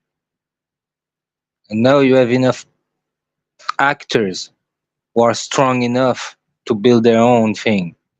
That's what you see. And yes, Nunya, if they are failing in their plot, in their plans, in their strategy, in their thingy, that means they are not good. They are not good enough, how clever they are, or they might be. They have people with stronger cards in hands, with better understanding, with better psychology, self-control, thinking through, and so on. They are degenerate. And it is translated by the accumulation of mistakes, the number of it, and the time those mistakes are coming one after another. It's accelerating. That's what we are witnessing. And the leader of that system of US dollars, of markets, of hedge funds, of investors like BlackRock, and so big, so huge. All that is going to nowhere. And many countries around the world are understanding that. That's why they would like to have another solution as system to exchange, to make money, to deal with each other. Simple as that. Yeah, United States, a shithole country. Third world shithole. Even Pakistan is slightly better in terms of political atmosphere, political how the things works compared to United States.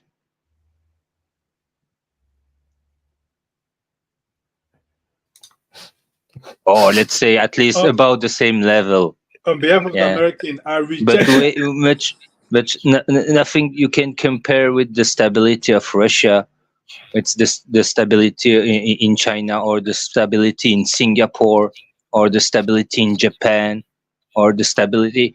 You can name a dictatorship or a freedom country, whatever. It's the stability of the political system which makes a country stable or unstable. And the leader of the West, the beacon of light, of liberty, of freedom, and all that shit, is in big mess. This is a shithole, like Haiti. Yeah, you get a group of gangsters. They came, they killed the president. They go back home. It's almost that, United States. Almost that. Really. We want to talk. Yeah. Sure. Everybody is frightened by you. Oh, come on. Don't be afraid. Hey, We will all die. I would like to ask a question, but it's kind of a tangent, and it's specifically to Vakar, so I hope you guys don't mind. It's probably just going to be a short one. Not too long ago, there was a tourist in Pakistan who was killed by a mob of people for blasphemy. And this is not so unusual, in particular that region of Pakistan, as far as I've understood it. Blasphemy and all that kind of stuff is... there's a lot of, it's often that people get mobbed on. Christians are particularly persecuted, as far as I've understood it. But when this kind of mob mentality takes over and it takes a tourist of that kind, I imagine it having a lot of repercussions. I wondered if you had some thoughts on that matter, because to me, I would find that to be a little bit disconcerting. Like, you don't really have so much like if you want to have tourism, right? This is extremely bad. So yeah, could you please tell me something about it, since you are from Pakistan and all that?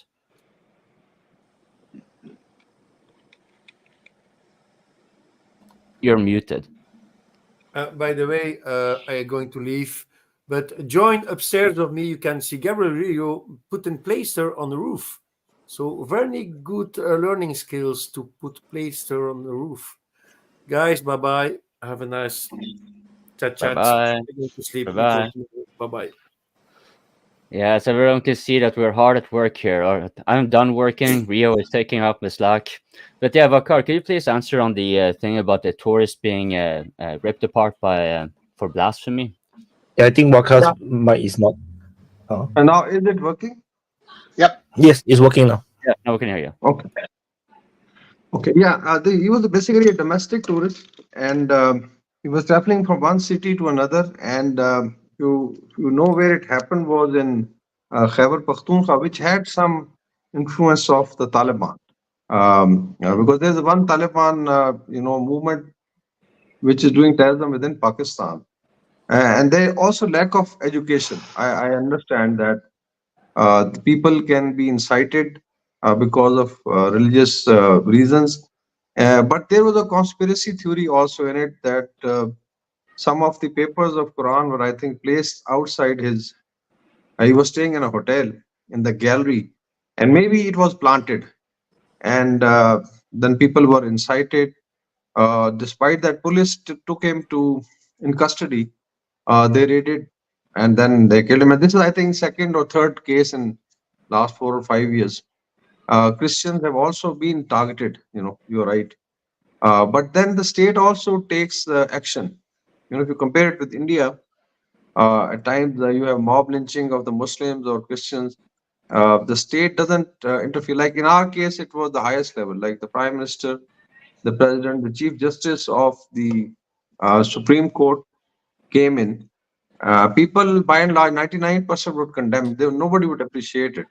So at least there's an awakening, but there's a problem of lack of education, especially those guys who have been brought up in the madaris or the religious schools, and they don't have formal education, so they can be incited. So this is a recurring problem, and Pakistan needs to address that, because if you start lynching people, definitely no tourist is going to come. But it was domestic tourist, and the other was probably he was trapped by some of his local enemies, and probably for vendetta they incited the mob.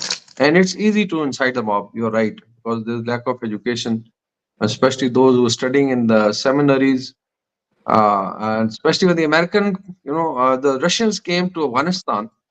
There was a huge seminary network which was built along Afghanistan-Pakistan border, and that also became the forefathers of the current Taliban regime. So there's a history to that. So I agree that Pakistan has to do a lot on these aspects, because it drives out the business and it creates a bad impression. But as far as the government is concerned, whether the local chief minister, the police chief, or the Supreme Court Chief Justice, everybody would come in, and 99% would condemn it, because nobody would just support it that it was right. So there need to be, I think, a lot of work done on that. You're right. Am I mistaken? But that was the area where some time before that, not long time before that, I think about 1 million, was it, or like a very high number of Afghanis, I think, were deported from Pakistan back to Afghanistan. So, and like when you mentioned that with the Taliban being in that area as well, like if they are the same area, I believe they are, like in the eastern region. And yeah, that's right. So They are in the western. It's along the Afghanistan-Pakistan border, and if you look at the immigration into Pakistan, there has been 3-4 massive migration because of instability in Afghanistan. At times, people take Afghanistan-Pakistan to be a region which is probably in a normal bubble. This was Afghanistan was occupied twice in last 40 years by 2 superpowers, whatever you call it. So Soviet Union did it for 8 years. So they created their own popular government. When they left, there was infighting in Afghanistan, and then came the Americans with the 46 countries. Actually, entire NATO was there, 170,000 troops, and they occupied it for 20 years. So practically, there have been 6 or 7 regime changes in last 40 years, which were very violent. And every time, there's an elite which is created. For instance, now the current wave of migration which took place after the Americans left was because in 20 years they built up their, let's say, judiciary, businesses, bureaucracy, military. So there was some officer class and all that. Now, when the American left, this class, ran away. And Europe and North America promised that they're going to absorb 700,000 because they were working for them. But I think the total absorption is 60,000 by the Europe and about 25,000 by the United States. The rest, everybody was in Pakistan. We already had about 5 million Afghans staying of the Russian time. So it's very logical to ask them to go back. The old ones are almost integrated. They are now, I think, somewhere between 3 million and 4 million. And but I did not want to derail too much on the deportation part by itself. Because the thing is that made me a little bit surprised was that when you have even the police station, they just stormed that, and that wasn't the first time it happened. and you have a place where you have deportation, you have had a lot of foreign intervention. Like I imagine the ISI, like in my mind, it would make sense that the ISI would be having a fairly heavy presence in that area, but nothing of that story kind of gave me the impression. It's sort of like the ISI said, nah, maybe we're just going to leave this area to just do its own thing. I mean, it's because to me, it seems the like Pakistan. Would you say that Pakistan is struggling to exert its authority in that area, or like it's only intermittent, or because it strikes to me as like a very problematic region for it's also actually even felt over here, and I've heard it from Pakistanis here in Europe who refer to Pakistanis coming from that area when they come to Europe. They're completely different. Like you cannot compare them to people from the urban areas, for example. They are significantly more violent. They are much more ideologically inclined, and so forth. So, like to me, it sounds like a land of lawlessness. So, like, would you say that kind of perception from abroad, like from me living from a half a globe away, like it will be somewhat accurate, or am I missing a lot here? Yeah, I think there are definitely pockets where there's also instability. I told you that we already have about 250 million population, huge population. If you look at the bordering region with Afghanistan, you'd be surprised that there are villages which are divided. Half villages in Afghanistan, half is in Pakistan, because almost same ethnicity the Pashtuns are living. There are houses which are divided. One brother is in Afghanistan, one brother is in Pakistan. And then there are certain areas, although we've done now fencing, but 300,000 Afghans cross every month to Pakistan for businesses, for transport, for healthcare, and for education. So a lot of trade which takes place. So I think in this outbacks, there are areas, you are right that there are areas which are like military has very heavy deployment, and at times there are terrorist attacks, there are seminaries. And so this used to be called as the federally administered tribal areas. They used to be tribal areas. They were called tribes actually. And now we have integrated them in, I think, last 10 years. But still, that aspect of full government, like court system or the policing system, firmly establishing themselves, still it is taking place. So you are right that there are areas, but it's not all across Pakistan. There could be sneak attacks, because military is now everywhere, intelligence, police, but still they are in the process of integrating these tribal areas into mainstream. But the problem is that these borders of Afghanistan, so you can't stop the movement, honestly. Like when these guys, like American left, there was 1.7 million Afghans just walked into Pakistan. You can't shoot them because there are human beings, so you have to allow. Even during COVID time, Pakistan had to open because Afghanistan didn't have any health system. So a lot of support was given by Pakistan in COVID. Despite that, there was sealing of border. Nobody wanted people to come because there is a lot of common ethnicity along the border. So I think this will remain a challenge. I'm not saying that it has gone away. And Taliban in Afghanistan are now using it as a proxy because they can draw a lot of concession. There was a CIA, report which came. It was very interesting by Sarah Adams. Just look at her interview. Despite that, US say that they have no relationship with Taliban. They are paying them $87 million a week, which is a lot of money for the Taliban. India is doing it, about 10 million, I think, dollars. And then Iranians, they also pay the Taliban so that there's no trouble in their area. Chinese are doing already investment, and Russia has also declared that they don't have any problems as far as no terrorism coming to Central Asia. But Pakistan, we are also trying to negotiate because about $8 to $9 billion of the Afghan money is lying in the US, which was frozen in the banks. But they are being supplied. There's an aircraft which comes with cash from Switzerland every week. But on the other side, you will see that US doesn't have any relationship. So it's very complicated. Where that money is going, why they are being sponsored. The Americans left $7 billion worth of ammunition and weapon in Afghanistan. $7 billion, which is good enough to fight for 20 years. So everything was not good.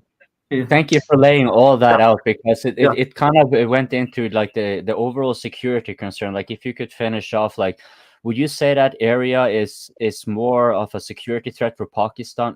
One thing is maybe if it's generally safer or more unsafe than it used to be, say 5 to 10 years ago. And then as it pertains to Pakistan's national security, would you say the situation in the area is worse or better after the US have now left? Because with the Taliban having the weapons there, they're generally bribed to being kept away, but you know, they also kind of have their way of operating. You know, they have been very, like you said, it's a very porous border. While the Americans were there, the Taliban was operating in that area. Now the Americans are gone. Like, how would you kind of assess like the overall security situation for Pakistan at this point? Yeah, it has. I think it is not. It has been somewhat similar to what was happening in 7-8 years. We actually Taliban. A lot of Taliban they worked in from Pakistan also. Let's acknowledge. Like there was a Quetta Shura. Most of the leadership was in one of Pakistan area because the US was then supporting the other side. Some of the hostile, movements like Daesh, ISIS, frankly, was created by the CIA, and it attacked Moscow also, and it attacked some of the Iranian cities, and then it has reached up to Syria and all that. And Daesh has a lot of claim on India, that they are going to have this large Khorasan province, including Pakistan, Afghanistan, and India is going to be one state. This is the Daesh, idea. But you can't say that's out of control. It's, I would say, pretty challenging. And now we have come up with, I think, four-pronged strategy. One is, of course, military is going to fight it out, and Pakistan is also stuck inside Afghanistan. Wherever there are terrorists camped, twice they have done it with Air Force and drones, which was unprecedented. And the other is, convincing them that in case, like North-South corridor offered by Russia, which is going to pass through Iran and Pakistan and India, we have also said that they should integrate Afghanistan into it. And that's why President Putin said that he doesn't have problem with Taliban. And maybe they become part of the North-South corridor. Then there is a China-Pakistan economic corridor and laterally connects Afghanistan. Chinese are also building a corridor through Afghanistan to Iran. So there is an incentive for Taliban also in case they want to govern, because ultimately you can't do it with terrorism. You have to live and earn and trade. And then, of course, is diplomatically. Unfortunately, Pakistan was the first one to push for their recognition. We are, I think, one of the 4 or 5 countries which have Afghan embassies working in Islamabad. So there are very few countries, and because there is still, a lot of ethnic relationship. Then, of course, is the commonality of Islam. So I think we are using some of these, you can say, efforts to convince Taliban that ultimately they are going to lose. But Pakistan army is very strong. We have, we fought this war for last 40 years. So they are well groomed at how to fight an insurgency. And ultimately, Taliban have to probably now agree on women rights, because they have shut down 20 million women are shut down in their houses. They are not allowed to go to university. They are not allowed any businesses, which was created by the Americans when they were here. So there's a lot of pressure. Then there are 4 or 5 ethnic groups like Tajiks, closer to Tajikistan. Then they have Uzbeks. Then they have Persian-speaking people towards Iran. So Pashtun just form maybe 40% of the population who are now politically in power. So Afghanistan is not like one Afghan community. There are 4 or 5 nationalities who have relations with, Pakistan, Uzbekistan, Tajikistan, Iran. So this is basically. Yeah. I have a question for Waka. Can I just add one more, and then I'm leaving it? Because as far as I've understood it, that you mentioned ISIS here, and Taliban is, they're also kind of like a jihadi inclined, shall we say. The eastern region of Pakistan, as far as I got it, they generally call for Sharia, though I don't think Sharia was necessarily official in Pakistan. But more importantly, though, like if you were to be distinguishing, ISIS would be one of those that aspire for the caliphate, right? So the areas that they were acquiring, this is historically what caliphates would generally be aiming for and beyond. Whereas when you refer to Islam, for example, in Taliban, I haven't gotten the impression that they are like a caliphate movement or any of that sort. They're more like a they want they're sort of like nationalistic Islamists of a sort, that they want to have control of Afghanistan. They want Sharia there, but they are willing to, like, insofar as they are within their own area, they can have control of that. You, for example, as Pakistan or Iran, you can have some sort of amiable relations with them. Like you said, they cannot rely on terrorism all the time. And since they do not have ideological aspirations that are necessarily negating that opportunity, you basically are seeing normalization with the Taliban, maybe sooner rather than later. Yeah, they both are different, but somehow they both are operating from Afghanistan. So that they have some, I think, international design. Now, Daesh or ISIS, if you look at their idea, they have, I think, 5-6 global chapters. One is Khorasan, which is Afghanistan, Pakistan, India. So this is going to be one state. Then they have African Daesh. Then they have Daesh in Arabian Peninsula. Then they have Daesh in the Levant, which was basically Syria, Jordan, and then probably they have one Daesh for Western Africa, wherever there is Islamic world. And look at their design. First is to dismantle the Islamic world as it is. So it means the nation states as they exist will be dismantled. Just imagine. And I don't know how much time it will take to rebuild and form a caliphate. So it means basically, and then there was a map which came in, in early, I think 21st century. There was a map of Islamic world which came, and this is also for Africa, mind you. I have been in Zimbabwe, and then we saw a map of Africa that from the 60 countries, they're going to be 160 countries based on ethnicity. Then the argument was that when the colonials were here, they didn't put the boundaries correctly. So like I remember in let's say if you are in Zimbabwe, you are not Zimbabwean, but you are Shona, or you are, let's say, Ndebele, or you are Zulu, and same was for South Africa. Every country will be bisected and regrouped into. So this has been, I think, a design, and we are very clear that ISIS was created by the CIA and the Mossad, and basically it was to create dissension, and they were very successful when it was controlling Iraq and Syria, part of it. And so it was basically to destabilize the entire Islamic world, dismantle it politically, and then rebuild the caliphate, which is very, very absurd. No, I think, country would allow it. And by and large, less the softer state like Syria or Iraq, which were also dismantled by the West, because they dismantled their military, they dismantled their police and judicial system. So it had to be tribal, thing which came up. But rest of, I think, Islamic countries then understood the game, that there's nothing Islamic about it, and there's no concept of pan-Islamism as such. It can't be United States of Islam. So because so far they're working as nation states. So all told, I think Daesh is slightly different. They also have links with Al-Qaeda, and it has a universal kind of tone. But we understand. There's nothing good about Islamic countries in Daesh strategy. But Taliban are more restricted to Afghanistan. They feel that probably they can do something with Pakistani border area. They also claim that since they have pushed a superpower, so they can push Pakistan also. So maybe they want to have some concession politically, but nothing more than that. Ultimately, they are answerable to 40 million Afghans. There are people who are living there. Like if Taliban could be, 200,000 total. But then there are 40 million Afghans which have to live, and they were living with education and all that, whatever.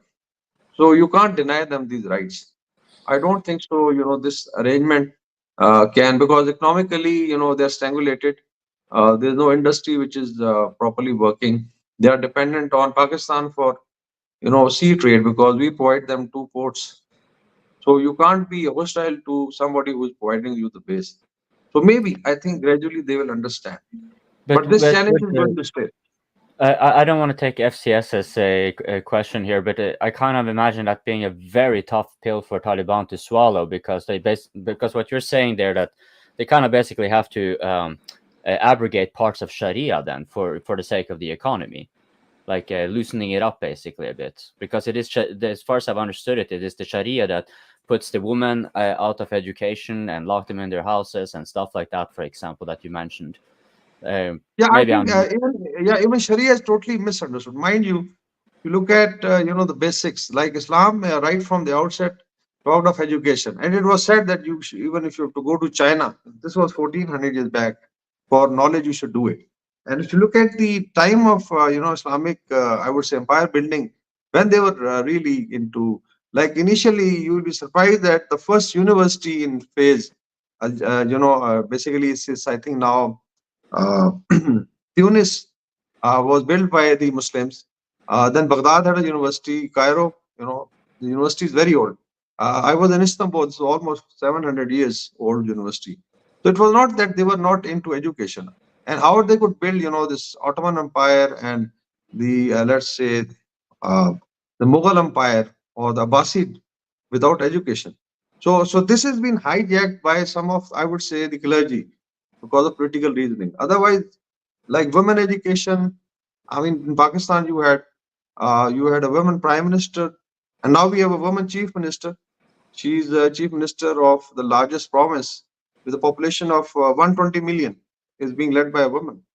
So there's no, I think maybe it's more of stereotyping. And what clergy does is that they use it for political gains. So they try to suppress, like in Pakistan, constitutionally women are supposed to vote, but wherever these tribal areas are, clergy would come out or the mullah and they would say the woman will not vote. But then they were charged and, women were allowed to vote. So this tussle keeps happening. And I think Afghanistan, Taliban will realize, like the Iranians, when initially they came, now if you look at Iran, the women folk, they work, they study, they are in the job. So Taliban will have to probably realize that you can't deny 50% of population education and jobs, because there are a lot of widows, mind you. Afghanistan lost a lot of male population. So what do? They stay in their homes. So are they going to live on food stamps or something like that? So ultimately, probably there will be a realization, but it will take a while. Yeah. Walker, my question for you is basically Thank you very much.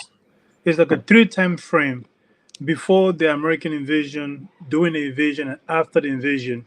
If you could compare the security wise between Pakistan and Afghanistan, which of them was the worst, and which phase? Yeah, I think if you look at immediately before the American invasion, because at that time the Taliban leadership was with the old guards, and like Mullah Omar, who was the founder of Taliban.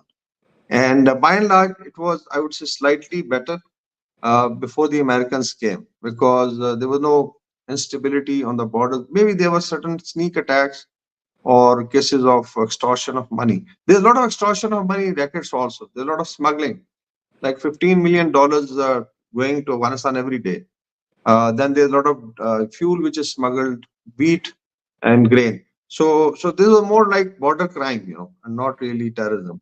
When the Americans came, this actually started picking up, and then we have shared proofs with the American establishment that especially when they created Daesh and the TTP, the Taliban Pakistan group, this was sponsored by some of the Americans also, and then Indians also came, because of they'll find whenever they can hurt, so they're agencies. So we had a very tough time when the Americans were there, and at the peak, there was no day that there was not a suicide bomb blast, 30-40 people getting killed. And after they left, I would say that still the terrorism is there, but not as intense as when they were there. So the worst time was when the Americans were there, and we were providing them logistics, bases, and just imagine that you are allies, and then you are being attacked by the other side. So that has been a double game, but we understood it because there was no option. You had India, one hostile country on one side, and NATO sitting in Afghanistan. So you will be sandwiched in case you don't balance it out. So that's how, I always say that Pakistan has to deal on daily basis, and it is historic, mind you. It's a shatter zone. In last 200 years, there have been 80 wars in Afghanistan. 80 wars. So it means every 5 years there was a war. Either somebody came from outside or they were fighting. So this is history. You can Google it. And so it's just a kind of warrior nation. And unfortunately, they have a history that when occupying power comes, they leave their difference, they start fighting that. The moment they leave, then they start fighting with each other. So this has been somehow, I think, unfortunate, and the one people have suffered. They are, I think, not to be blamed, because we normally stereotype, but it's basically, just imagine you have a house, and there's a neighborhood, there's a house next to you, and there's a hooligan which comes and occupies it for 40 years. And sometimes they are throwing, stones and sticks and firing on you. So what do? You'll adjust, I think. You'll just try to adjust and manage it. So this is what happened to Pakistan. Waka, I have a question about the influence of Saudi Arabia in that part of the world, because historically the Saudis have put a lot of money into both Pakistan, but also Dagestan and the various Islamic republics in Russia. And we've seen a bit of terrorism there recently. There have been some odd statements from Putin towards Saudi Arabia about not supplying the Yemenis with highly advanced weapons. And also, Saudi Arabia has been making statements about rapprochement with the BRIC nations. Do you think that the Saudi influence is going to, is it continuing? And do you think that the Saudis will pivot more towards the BRICS, or do you think that they're going to continue to be a staunch Western ally in the Islamic world? I think as far as BRICS is concerned, they are already there. Saudi Arabia has now joined BRICS, and in September, Pakistan is also applied. Mind you, Pakistan is also applied to be part of the BRICS. So there's a change coming in Eurasia. You are right that Saudis were, and also there's a question on petrodollar. What is the final decision? Now, as far as Pak-Saudi relation is very interesting. It actually works both sides. As far as Saudi Arabia's security is concerned, there is some guarantee from Pakistan. We regularly had a brigade to 2 brigade size force there to help them security of the kingdom and their holy places. And then even I think the nuclear program, Pakistan nuclear program was also kind of funded by them. So there's a guarantee for them. So this is the security that they draw. Then of course is the old relationship. Islam came from Saudi Arabia to Pakistan. I think in 717, the first guy came from there. So there is a kind of historic linkage. And then is also diaspora. It's very interesting that almost 2 million Pakistanis work in Saudi Arabia, maybe 2.5 million. And then you have 1 million working in UAE. So all told, it's almost 3.5 million who regularly work there, and they send the foreign exchange. So there are a lot of dependence, as far as economic, other than what aid and all that we get. So basically, it's just an economic relationship, and then there is a, and by and large, they had very good relation. Every time you had problems, they'll come to bail it out. But Saudi Arabia also remain part petrodollar. Do you think the Saudi is stable? Sorry. Do you think the Saudi regime is stable? So far, I think they had a challenge. Yeah, they had a challenge when King Salman was there. If you look at the hierarchy, the kingship would transform from one brother to another, because King Abdulaziz had about, I think, 40 or 50 sons, and there were 20 who were in line for kingship. And King Salman is, I think, the 19th, and 20th is now retiring. So there are 3,000 princes who basically have the claim to the throne. So there was an arrangement of some council, but by and large, when the king's decree becomes the law. So now King Salman's son, Muhammad bin Salman, has been given the crown prince. He's the crown prince, and I feel that now probably the pattern has passed to his I think generation who's going to rule. So far he's been able to control that, but there is an issue of change of guards, how it happens, because now there are no brothers. So it could be a problem later on. But by and large, they have a lot of money, and he's played very smartly. And he's also now, I think, bending towards BRICS, Russia, China. They have very good relation with Putin. He has good relation with the Chinese, and you think that's genuine? Iran. Yeah. You think that's genuine? Like there's genuine good relationships there? Because like the thing is, Saudi is such a strange case. It's so deeply tied to the West, economically and with security. And yet recently we've seen, apparently good relations with the BRICS.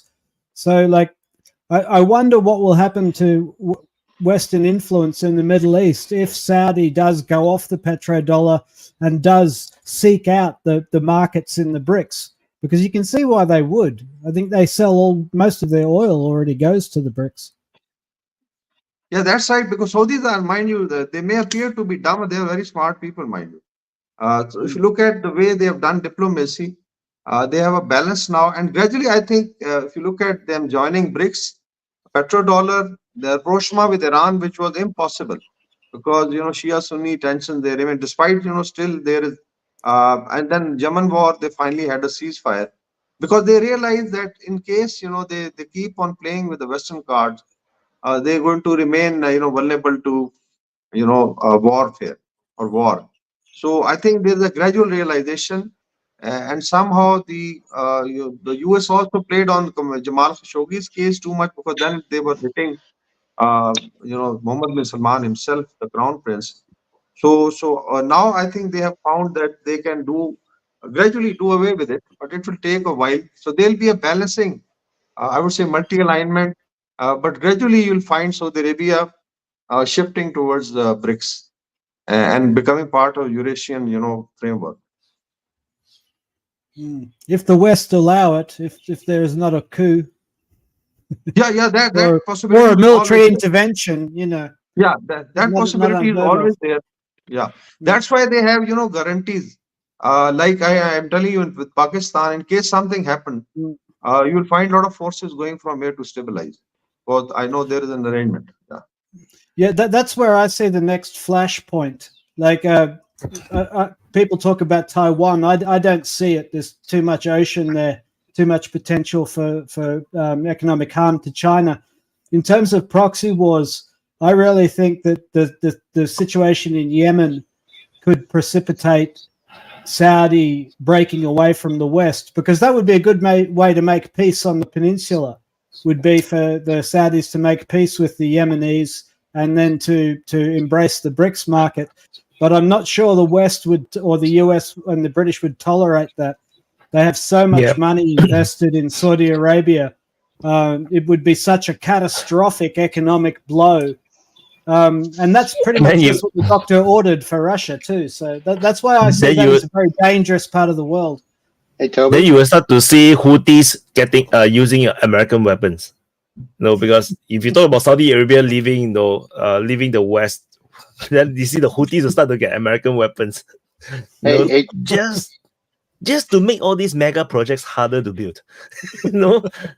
Hey guys, let's workshop this for a second. What would Toby's scenario look like if the Americans and the British said, "Nah, you're not leaving us, Saudi Arabia"? What would that look like? Thoughts? Well, we'd be going to liberate those poor folks in Saudi Arabia. That's what we'd be doing. So to be a like I can see Upgrade there using his desert cams, coping too, and Andrew from Italy. I've been telling Andrew for years his future is in Mecca, liberating those poor folks. Because my understanding of Saudi Arabia is that it's pretty complicated, because there's a lot of tribes within Saudi Arabia, and then it's like one tribe ruling over everyone. So who knows? Then there's like certain tribes decided that no, we should form our own kingdom. This oil is in our land. This should be our thing. It's a bit like the Pakistani situation where with the Baloch people, it's like, oh, this is our land. These are our resources. Then they start to fight, and they'll be using American weapons, and that would be enough, because you just need some drones and fly into the oil refinery and walk out. I would like to add on the there's a as far as American power is concerned, why it got dented in the region. I think there are two very serious, I would say the two wars have changed the perception. Maybe one is, of course, the Russia-Ukraine war, because the NATO and US had betted on Ukraine. And on the other side, we find Russian resilience, and even now Eastern Europe is, I think, very, very divided. Like Hungary, they don't want it further.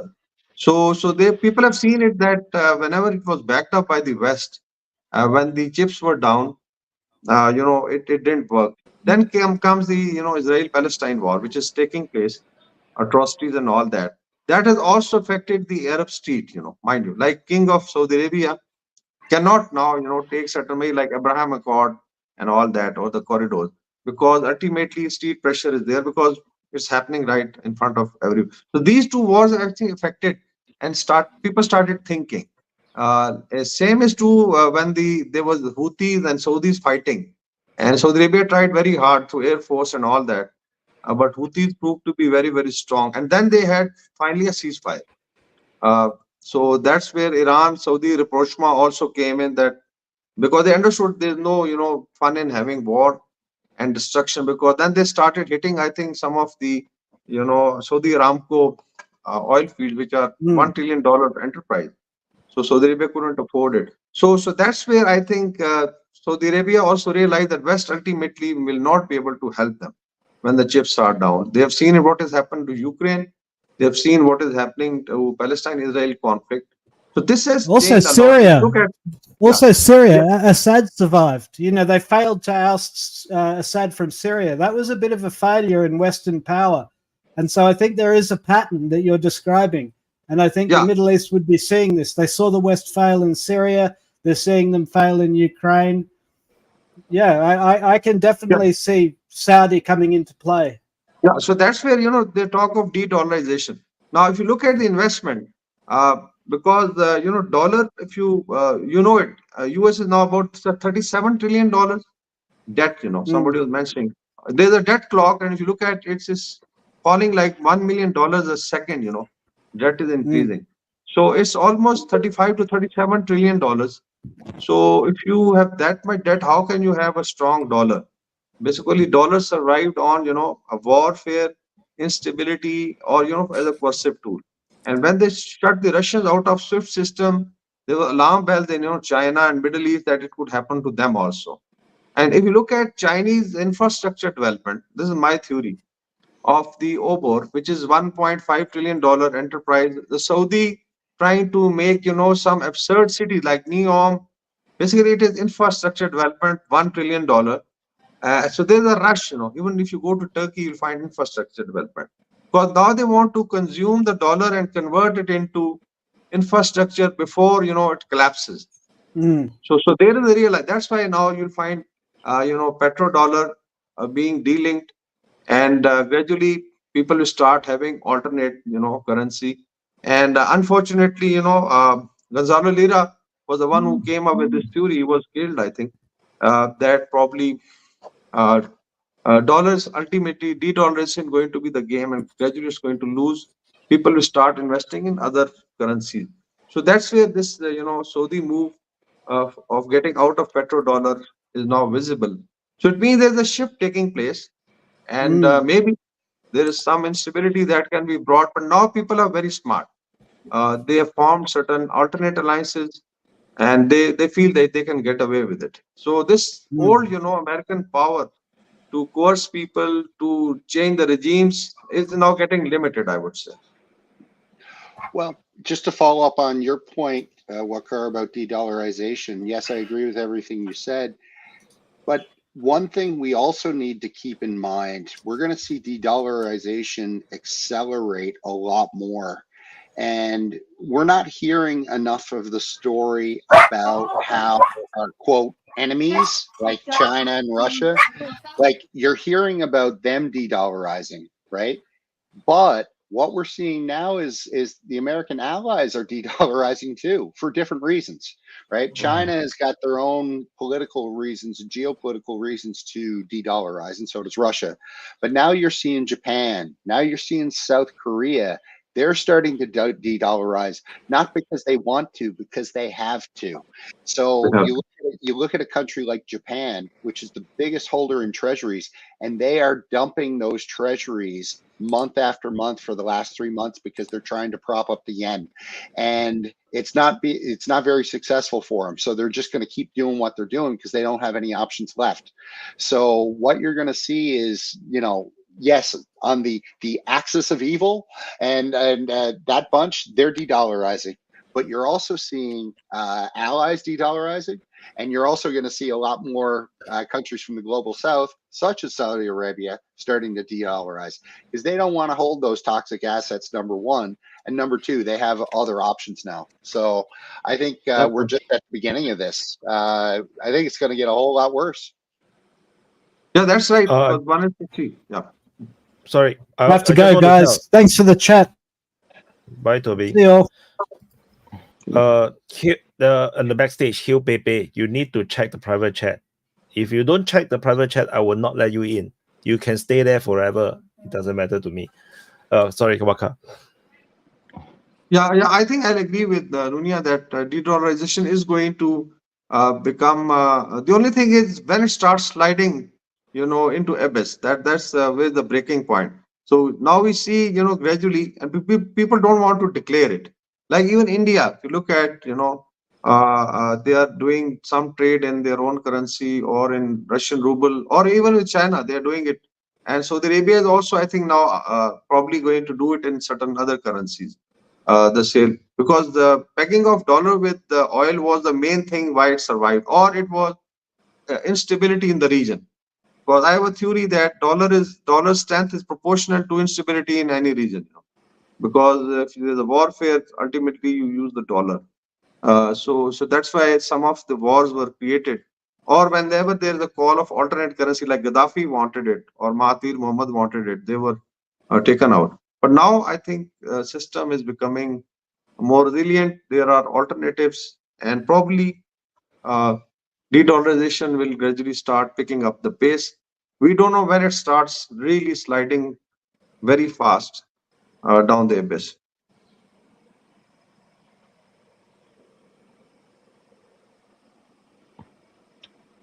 I think Can I, Vodin is holding his finger can I up. add something to that? We hear a lot about this de-dollarization, but it is, I think, always a bit overestimated. Of course, there will be de-dollarization, but it will be much, much slower than most people think. And there is so much dollars in all of these countries which hold it as reserve currencies. They don't have an interest to lose the value immediately, so there will probably be less reserve currency status of the dollar, but it will take many, many years before this really accelerates to a relevant size. So I wouldn't look into it until maybe the next 10 years. Then it might get problematic. But the next 10 years it will not change a lot. Keep in mind, this process, as Walker just pointed out, it's slow at first, and then it gets really rapid, right? This process isn't just starting. This process has been going on now for 25 years. And now you're starting to see the acceleration of it, right? If you look at, for example, US debt service payments, it looks like a hockey stick right now, because those debt service payments, to your point, they weren't as high, but now because the debt is increasing, number one, and the interest rates have gone up, number two, it looks like a bloody hockey stick now. And I agree with you. I think the United States will be declaring bankruptcy sometime in the next 10 years. But 10 years is not that far away, right? Bankruptcy is maybe too hard a word, These political issues are much a bigger problem in my mind than the economical ones, because the United States is in debt only in their own currency, so then they don't have so big risks like other currencies. No, I agree. In debt in foreign currencies, so I don't see it that critical. But it'll be I critical, to your point, for any countries that are holding a lot of U.S. debt, such as Canada, such as the UK, such as France, such as Germany. We'll lose our countries these countries are also the major traders with the United States, so they need the dollars. They don't need the dollars that they've been acquiring, right? The reason why the United States is still able to afford some of the things they are, all they've done is those declines that we're seeing from countries such as China or Japan, they're being offset by countries such as Germany, Canada, the UK. So we're picking up the slack. And if you look at our holdings over, like, say, the last 2 years, they've also gone up exponentially. Why? Because all they're doing is transferring that risk from a China over to a friendly country. So we're going to be left holding the bag when the arse falls out of this, and it'll fall out within the next 10 years. I agree with you. It's going to be closer than what people think. Okay, I I think want the to let system of international. Okay, go on. sorry, I want to let Pepe to introduce himself first, so he can join the conversation. Yeah, hey, hi there. Can you hear me? Good. Yep. Hey, White. Yeah. Big fan Hi. of yours. Introduce yourself. I'm from India. Let's just keep the name to Hail Pepe. Is that okay? Which part of India? Which part of India? East India. East Not the India. company, So but the east part of the India. India is so big. You have to be so mysterious. Yeah, tell us a bit more about yourself. No, then You won't know. If I tell you I am from Odisha. you have to kill me. Would you know? Would you know the state? Nunya, please mute while you're tapping. Oh, sorry, guys. You won't know. I know. I wouldn't know, or I don't want to know. No. You wouldn't know. I wouldn't know. It's geopolitically, it's not that relevant, so you won't know the state. Would it be I would somewhere know the close state. to Bengal? Test us. You said the east. Is it close to Bengal or closer Kashmir? to Sri Lanka? It's below Bengal. So closer to Bengal. Yeah. Yeah. That's Okay. Did you pay attention to the conversation we had a little bit earlier with Vakar on Pakistan and stuff? I heard some of it. Hey, hi, Walker. I mean,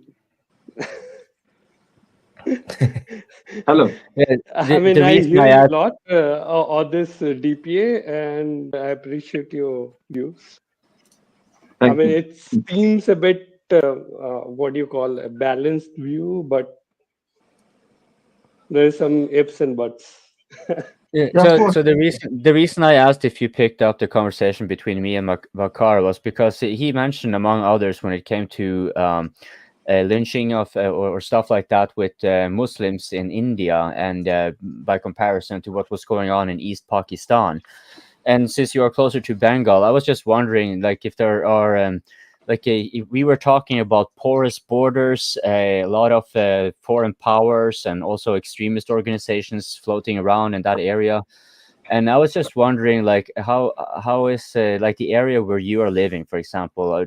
Do you have maybe I should ask first, are you Hindu? Yeah.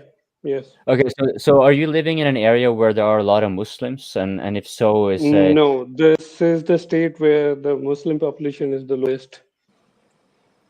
okay, so it's how is the I've often come across Indians that tend to have a fairly disfavorable view when it comes to Muslims, generally speaking. Of course, Pakistanis in particular, but that's political. But when it also comes to Indian Muslims, I wonder, like, since you are in an area where there are the least amount of Muslims, would you say like the general attitude of Indians are more favorable to Muslims or less favorable, or just simply more indifferent? Another thing is, I belong to, I mean, my profession is in information technology. So I move around the whole country for the job. Right? So sometimes it's in one part of the country, and sometimes it's moved around to some other part of the country. So wherever I've gone, like where the population is higher, there seems to be some issue. I won't go into the detail because I am in a job, I can't. Sure, but because we hear it from the outside, that's why I'm asking. Like, we hear it from the outside. Yeah, that there's a lot there is of definitely some issue. So the higher Muslim population, then the more tensions there will be with the non-Muslim population. Yeah, that's okay. Kind of. So your state is Odisha, right? Come again? Yeah. Repeat. Odisma. Is it pronounced Odisma? Yeah. I mean, I look at the map. Your accent is fucking it up, but kind of. My accent is fucking it up. Okay, so I think that you're from Odisma. Do you understand this? Odisma. It's not Odisma. Odisha, sorry, Odisha. I cannot Yes, say it. yes, that's Odisha, sorry. I didn't 80% zoom true. in the map enough. I see you wrong. Okay, sorry. Okay, you checked. Okay, great. Thank you. Yeah. Oh yeah. Yeah, you're right. I indeed do not know about this state. I never heard of this name before, actually. That's okay because It's very awesome. it don't have any controversies, right? This is a peaceful state. No, not money issues. No. You'll hear about you'll hear news about Bihar, UP, Maharashtra, Tamil Nadu, but not about Odisha. You'll never hear any news about Odisha. It's the most peaceful state, where the only problem we have is the continuous and regular cyclones. We have some really vicious cyclones. Got it. So, okay, Could you go give back us to Virgin. Virgin an was about insight? to talk, right? Yeah. I didn't hear you. Can you repeat? Virgin. Hello. Virgin. Sorry, oh no, I can't. CIA got him. Okay, CIA got him. Yeah. No, it's not CIA. Okay. It's ISI. In India, it's all about ISI. Yeah, Virgin just about to ask his question. He's gone. Yeah, tell me. I missed what you said. Okay, I have a general question for you that we always ask new speakers. The one is Ukraine war, and I guess since that also another one tends to be Israel-Palestine. So how about you just shine the opinion that what you like, what do people generally where you are from, including yourself, think about the Ukraine conflict? And maybe if you care In to Ukraine take the conflict, it's Israel-Palestine thing. just okay. In India, when we balance things out, it's all about dharma. So Indian philosophy is dharma. So in terms of dharma, Ukraine is wrong. Whatever they're doing to their own people, Russia is doing this reactions. So in that state, say dharma is with Russia. So even if I have no clue about what Russia is doing and what Ukraine is doing, but I've watched so many videos of what Ukraine has done since 2008 to 14 with the Russian speaking people. That just makes me biased towards Russia. So it's So not that like would be you biased in favor of Russia. But what would because that you're referring to dharma now, that's spiritual, and that is also conditional. No, it's not spiritual. It's just if you kill some people just based on ethnicity, I mean that's just wrong, right? They killed so many Russians, ethnic Russians, just based on political ideology. That's it. Right. I get it. It's a matter of values, societal values, but they, that also is conditional on what people know. So we tend to have like our values here in the West, shall we say, but the media would be kind of flavoring it in No, some way. I don't care about media. I don't watch news. Right. So you don't. I watch weird people like Wyatt on DPA. But what about people in your? But what about people in your area who are not as maybe generally as inclined to search up information like you do, and just they basically have no clue there is a war going on. They don't even know. You're going to make the NAFO cry. They have no clue there is a war going on. It's just people trying on it on internet, social media. There's no ground reality on it. For those living Nobody in Europe, knows. This is true. In Asia, no one cares about the Ukraine war. Like when people exact word is nobody cares. That's true. Yeah, nobody cares. When my we friend have meets our me, own headaches, right? Why? Yeah, when we have my our own my headaches. friends, I mean, you guys have Yeah. headache like China. We have headache like China and Pakistan, right? So we have Yeah. our own headache. We don't care about what you're doing in the Europe. So So when my friends meet me, they will ask me, you know, is the war still going on? You know, they don't even know. Nobody cares. That's the biggest joke. Sorry, Kopi. No. Thank you for the answer. I was wondering, just as another standard answer, does the same apply for you when it comes to like the Israel-Palestine conflict? Because India and Israel, for example, politically at least, they have a lot more closer relations. Okay, now you're hitting a nerve in India. In India, most of the Hindus who kind of are fed up with the what do you call? I don't have the exact word. Kind of fed up with the secularism rhetoric in India. So they kind of hate. Okay, in India, when you call secularism, that's the leftist word play of supporting anything that is native culture. So whatever is not native culture, they support that. So it can be Christianity, it can be what you call Islam, or it can be anything, A, B, C, anything.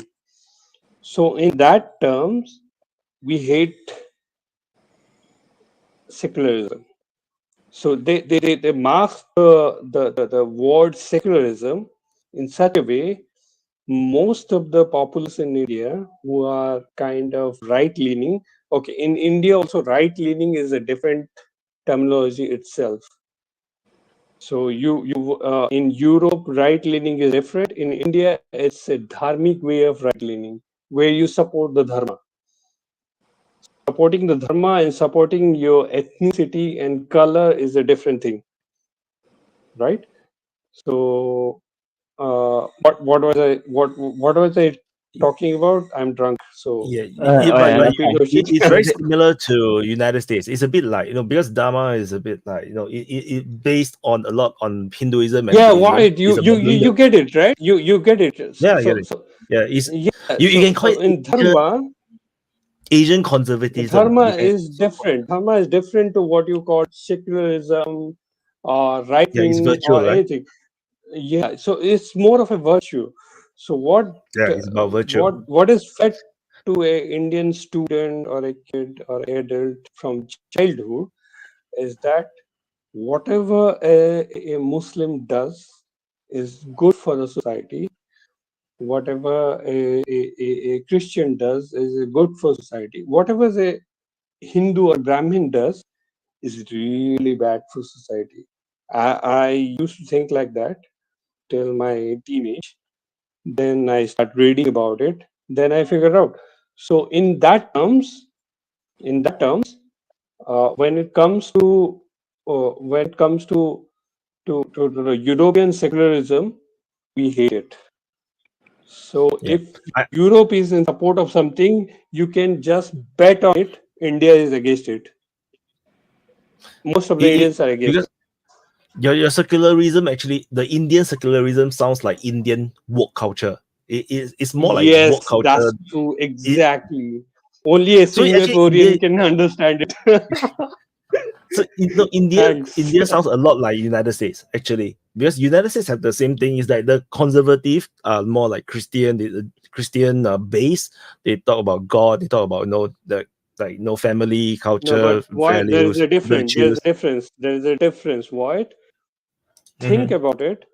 If US has been colonized by a Mughal empire or a Muslim empire, then you teach them that whatever Muslims did, all the Christians, the British were not prominently Christian like the Portuguese or the Dutch.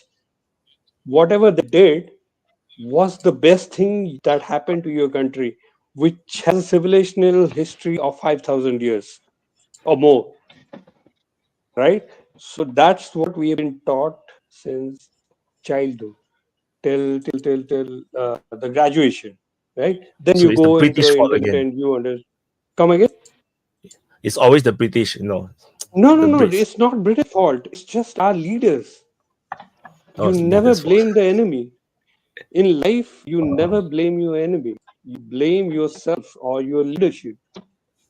In 1947, just like Singapore has its freedom, then your leaders, Lee Kuan, what's his name? It's very Lee Kuan confusing. Yew. What's his name? Yeah, Lee Kuan he Yew. decided what your direction is going to be. We never had that kind of leadership. The person who was supposed to lead us, like the leader you named, was killed in somewhere else, right? So we never had like the leadership like yours. We have some compromised leaders like Gandhi and Nehru and idiots like some whatever came after them. So But I think So like, India why is a is it complicated often place, right? Because India is Come such a again? big country. Like India is such a huge country, a lot of kingdoms and very different cultures, and No, so okay, what you need to understand, India is not not a country as a conquered one. So when a emperor goes and conquers the land, it becomes a country. Not like this. It's a civilizational and a spiritual country. The only thing that binds the country itself is the culture. Sanatan yes, Dharma. Have you heard the word Sanatan? that no. But my understanding is that India was like it always has been a lot of kingdoms, but then of course all share the same culture and whatnot. But they never killed the citizens. They used to fight. The dharma of the Kshatriya means the warrior clan, is to fight among each other and to establish their supremacy. Right. Once they do that, they rule that area. But they never. The dharma is it never allows you to kill the citizen, because citizen is what feeds the country and takes it forward, right? You never kill the populace, right? So that's the culture that binds the whole nation. Do you really understand, right? I mean the whole Yeah, country, the it's caste a system as big well, right? country. It's Yeah. bound by only the culture. There is nothing else bind, because there are so many languages. It can create a Europe of its own, right? Actually, this is the case for most of the world. Actually, until but nationalism when and you no border. if you don't get a leader like Lee Kuan, I mean whatever, I mean I always forgot the name Just of Lee, that just say Lee. signal. Just Lee. Lee, the Lee guy. If we had a guy like Lee, we would have competed with China, but we can't because we have dumb leaders since 1947. I love what you said about you never blame your enemy, because this kind of harkens back to something Wyatt tends to be reminding people of. It's always Yes, you internal. never. It's always It's internal always first and internal. foremost. It's always Yeah. the US is ruining itself because it has a golden egg giving hand, right? You just print dollars, be friendly with Russia, be envy with whoever. You choose one enemy and be enemy with that guy, and print your dollars. That's it. You got to do that much. That's it. And you can't do one thing right. This is the incompetence. I can't get my head around. I mean, why? I mean, am I saying something wrong? I mean, they just need to be friendly with Russia. No, nothing wrong. They just need to be friendly Correct. with Russia, and they just need to choose one enemy at a time. One enemy. If you choose one enemy at a time, the West can beat it hands down. No worries. Be it China, be it Russia, anything. If they're friendly with China, they can beat Russia easily. Yeah. If you But realize they there's no don't. Americans on the panel right now, there's no Americans here. No, that's It's a sign. okay. That's It's a okay. sign. But White, I'm talking to you. You Yeah. are It's a the sign. sane Nobody, voice on the YouTube. Americans don't care. Yeah. It's okay. No, I understand. You are the only sane voice on YouTube. I only follow you. Only, The- The only sounds very Americans, scary, you know. the Americans got tired of American bashing. No, Americans don't care about things happening outside of America. No, that's the key. Do you No, understand? I'm rooting for America. I'm friendly with Russia, but I'm rooting for America because my job and everything is tied down to America. Whole of this is what people don't South understand. Asia. This is what people So don't whole understand. I of keep telling people, I'm pro-West. yeah. I'm not anti-West. But Yeah, because that's it's why I also not stability, man. pro-Russia. Everyone wants to grow. Everyone wants to My grow. Everyone wants to own 2 cars, a good home, and everything.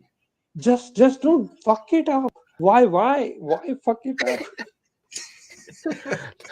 That's why, you know, when people say that no, I'm anti-West or pro-Russia, like I keep telling them, you I don't know mean, what you're talking about. why? I'm living in the We West. have I'm part of the West. we have an eternal war with Pakistan. Still, we want the Americans support Pakistanis for whatever the reason may be. We know the reason is because they want to limit the power of the growth of India, so they want to feed Pakistan, just like China is feeding Pakistan just to limit India. And China is also feeding North Korea just to limit South Korea and Japan. So they are just feeding them, but we don't care. We still can grow if America survives and grows. These idiots, they're just doing it. I don't get it. Why? Don't You worry. get a golden No one in the egg. world understands.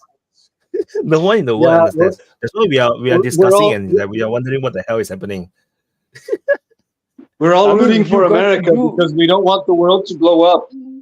but it's not working out, man. I mean, whoever is in support of America, I don't know what you guys think, but this is getting fucked up. You see, they're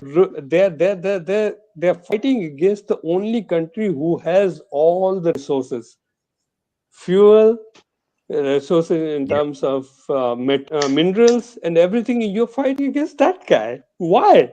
The only country who can sustain a war for 1 year or 2 years, and I think they're going to continue for Forever. 3 years. Why you gonna fight them? Well, it goes back to, Is Western hubris, and we still believe that it's 1990, but as I was saying that's earlier. something to blame on the citizens. Like, why the Sure. fuck you're voting for these people? Well, it's not that we're given a whole lot of choice, right? And No, but that's your unfortunately, mistake. That's your mistake. no, In I agree India, with we you. have 20 or 50 parties, but we do the thinking at the election time, and we vote who is the sensible guy.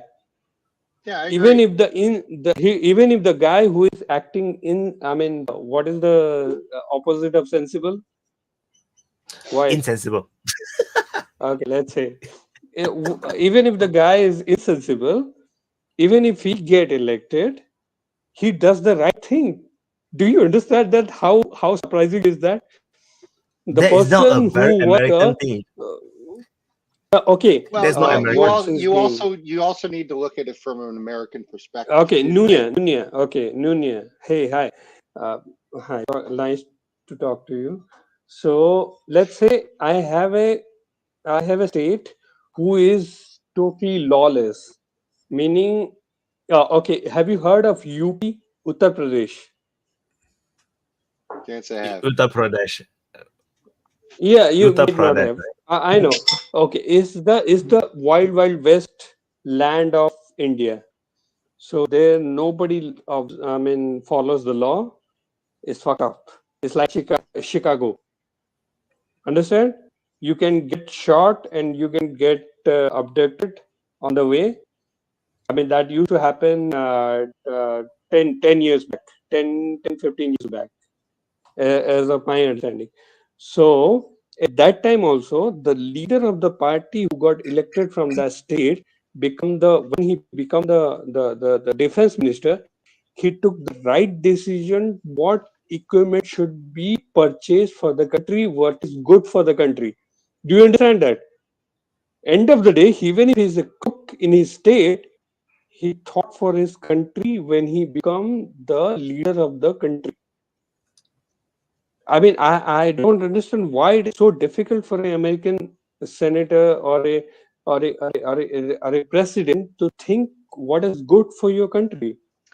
Well, Even a crook in a third world country can think about it. Why you can't? Well, let's It's think of so bizarre. but you need to think about it from an American perspective or a Western perspective, right? No, there is no there is no American or Western perspective. It's just human. Well, you haven't let me tell it to you yet. What do you? So the perspective is start of the argument is just false. Let Nunia not talk. right. He's trying to answer you. Yeah. So you basically have an American hegemon who controls the world, controls the world's resources. So, you know, the argument is if America has control and has their finger in every sort of cookie jar that they can possibly find on the planet, all of that wealth, either directly or indirectly, comes back to the American people. That's the argument. I'm not saying that it's perfect, but that's the argument.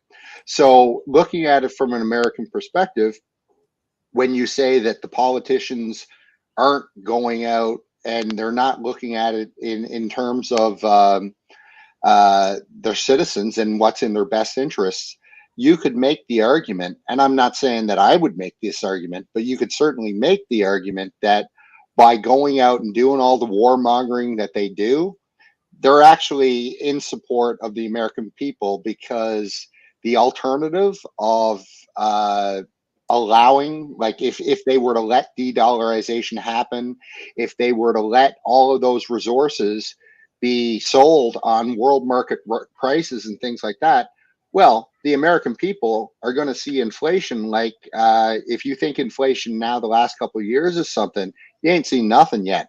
So I think what the American politicians are trying to do is really just hold this together for as long as they possibly can before the inevitable happens, which will be bankruptcy. So as Wojan and I were talking about earlier, you need to understand why go for bankruptcy. You have a printing machine. You just need to make the system stable. That's but it. it's Don't not that, talk about no Russia. it's not that simple. It's not that simple. You can't print money indefinitely. No country can. Why And not? what we're Why seeing- not? Who is stopping you? Do you really think anyone in the world can stop you other than Russia and China? Well, they have. That's what they're doing right now. They have stopped them. If you poked Russia, that's why they stopped. Sure. Otherwise, they wouldn't. They wouldn't Sure. care. If you were to, in your world and in your theory here, if every single country in the world agreed that the United States dollar was going to be the world's reserve currency, and It is. everybody, yeah, but let me finish. But everybody, and it's not actually, but if everybody agreed that it was going to be the world's reserve currency, everybody was on board with paying that tax to the American government for every transaction that they make. And that's effectively what it is a tax. If every single country in the world agreed to that and they signed up for that system, then yes, you're right. The U.S. could print as much money as they'd like. No, let me finish. Let me finish. Hold on. Let me finish. No, let me finish. No, let me finish. No, let me finish. Minute. No, I'm trying to make a point. You cut me off, you drunk bastard. Your point I already understood. So what my point is the reality is countries are not agreeing to that anymore. That's reality. So give me the like this hypothetical world. No, this hypothetical world where give me you the can, names of the country who don't agree to dollar supremacy. Give me China, names. Russia, that's two. Iran, that's Russia. three. You poked Russia. Single-handedly, China can't do anything. Venezuela, Can't do Cuba. anything. It's just China. South Africa. South Africa is broke. South Africa is broke. Sri In Lanka. your logic, South Africa is broke. India. Fuck it. India is not. Right. India has the biggest IT industry, which is dependent on US. Do you really think we care about who is printing what? Till we You get the don't know money? what you're talking. You don't know No, understand I how central do banks are because I'm funded, in the buddy. industry. I know. No, you So don't Nunya, understand anything about how banking works. You Nunya, don't. get it. I am do in the get it. industry. Has any? Okay, raise your hand. Who Why is do you logged have to into the mediate? SWIFT system? Why do you Raise have your to hand. mediate? Who here I is can't logged argue into with the this SWIFT guy. system? My English is Anybody limited. else? Anybody but me? Okay, then shut up. You don't understand how banking works. So my point is, if you'd let me finish it, all of those countries, they're walking away from the dollar now. So Yeah, they don't because agree you with that fought system. Russia. Only because you fought Not Russia. agree with the system anymore, guys. We Hey, are Billy, ruled by there's agree. 100 yell plus at me. countries You're agree. in the still gonna world. happen. Majority do not agree with No, Georgia. no, So no, no, no. Wyatt, majority are Wyatt, walking I'm gonna away give from it dollar. to you. You tell me. No. Just because US fought with Russia, only that's why everyone is challenging dollar. Isn't it true? Way No. before that. Way before that started. No. I want Wyatt to answer. No. You're an idiot. No. Wyatt is more informed than both Simple everyone else. geopolitics is this: everybody will follow the strong, and nobody likes to follow anyone. So when the US weaken itself, it creates that window. Everybody will start to leave, and then there will be Why it's weekend? Why it's weekend? Why it's weekend? Yeah, but Huh? where is there to go? There isn't really. Like the American dollar, at the end of the day, is, Why dollar is weakened? Because it throws Russian assets and it chose to use its dollar as a weapon. That's why it's weakened. You are Well, not supposed really. to use This your de-dollarization golden been happening for 25 years. This No, predates. no, it's Russia. Yes, It's just fucking Russia. yes. No, it's not. No, Again, it's have Russia. you ever logged into the SWIFT system? You haven't. You don't understand what you're talking about. No, You don't to be understand how honest, settlements you're work. right. You're right. I haven't. Yeah, That's you true. don't understand how settlements work. Shut up. That's true. So No, you I'm cannot not just good. ask me I to don't answer understand. I because don't understand. no. The thing is, I'm not the expert in everything. They are everyone here But actually you has have the has geopolitical expertise about everything. instinct on things. What's happening Katam, and why it is happening. Katam, my recommendation is actually to ask Vojin, but I would also like the new panelist Steve to introduce himself. So I'm not sure how long time you think you will take, Vojin, but I think Vojin should decide if Steve talks first or if he answers to you, because Vojin is Steve likely is the not one on- who's best capable Steve to is not answer on- your question. Steve have came on before, long time ago. Oh, that's yeah, a long I time don't ago. come very often, just once or twice. But yeah, I worked in finance. Hey, hi Steve. Hi. Hey, how you doing? Yeah, I mean, the reality is there's nowhere to go without the American dollar. Like people talk, I mean, look at BRIC. What is their currency? They haven't got one, etc. Like until there is actually something that people can actually use to trade, the US dollar is still going to be the world currency. It is. Maybe Bitcoin, maybe something like that, but this is still fucking maybe. There is nothing out there other than the US dollar. When you actually say, what are we going to trade in? US dollar. Otherwise, it's just quid pro quo, just something for something, No, not true. no, that's not true. All We've the got big countries countries are sweating up. finding alternative. You've got countries setting up swap lines with each other all Yeah, but that's it. over the That's place. quid pro quo. All over the Quid pro place. quo. Yeah, but that's true. It's not quid pro quo. No, It it's is. not. It's no, You it's can't not. say that the thing with the That's US not. dollar, No, that's not what a swap universal- line is, buddy. It's not. It is. No, it's not. US dollar is the only universal currency. That's not true. That's not true. You've got You countries try going setting anywhere in the swap world and lines use with each other everywhere. You've got one swap lines all over the place right now. I And you mean, know what? a swap India, line is? It's giving them access to that currency. It's happening all over the place, guys, right now. in All over the India, place. we have it. I mean, a weak country like India has exchange. India has a with swap line with UAE. Saudi Arabia right now, by the way. UAE, And with Russia. Saudi Arabia, And with And with China. Russia. China Yeah. also. And with China. And Yeah. China. So, Yeah, so Yeah, the like, thing is, what are you talking about? No, okay, the thing but is, swap You guys lines. don't know what you're Wait, talking about. Shut up. Nuno, may I please answer? The thing that I'm pretty sure this is what Steve meant about quid pro quo and swap lines, because instead of then using the reserve currency, you are then using bilateral currencies, right? Like you're trading, like you're saying, the swap lines. But the thing with that is that you can only trade so much. So when you have reached the limit, how much you can exchange, then what? And that's really what Steve is referring to, because you can, you may say maybe the BRICS currency, but the BRICS currency is only relevant for those who are in the BRICS nations and can use the token, because it is a token, most likely. BRICS currency is not yet established. Exactly, it's Once not yet it comes, established, you can comment.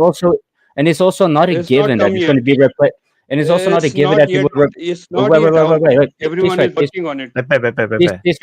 Let people talk one by Because one. you see, let people the thing talk. to understand with the BRICS currency is that it doesn't need to replace the dollar. It can actually just use the dollar as is, because the BRICS currency is a token that is bound on the weight of gold, not the price of gold. That can fluctuate and whatever, but it's on the weight of gold.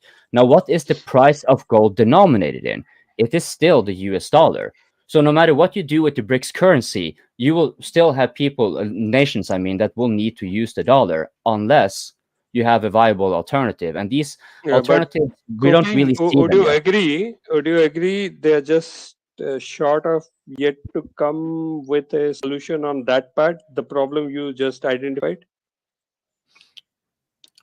Yeah, I wanted to say that the US dollar can still be used as a measuring tape, like as a comparison to establish value between the swap lines.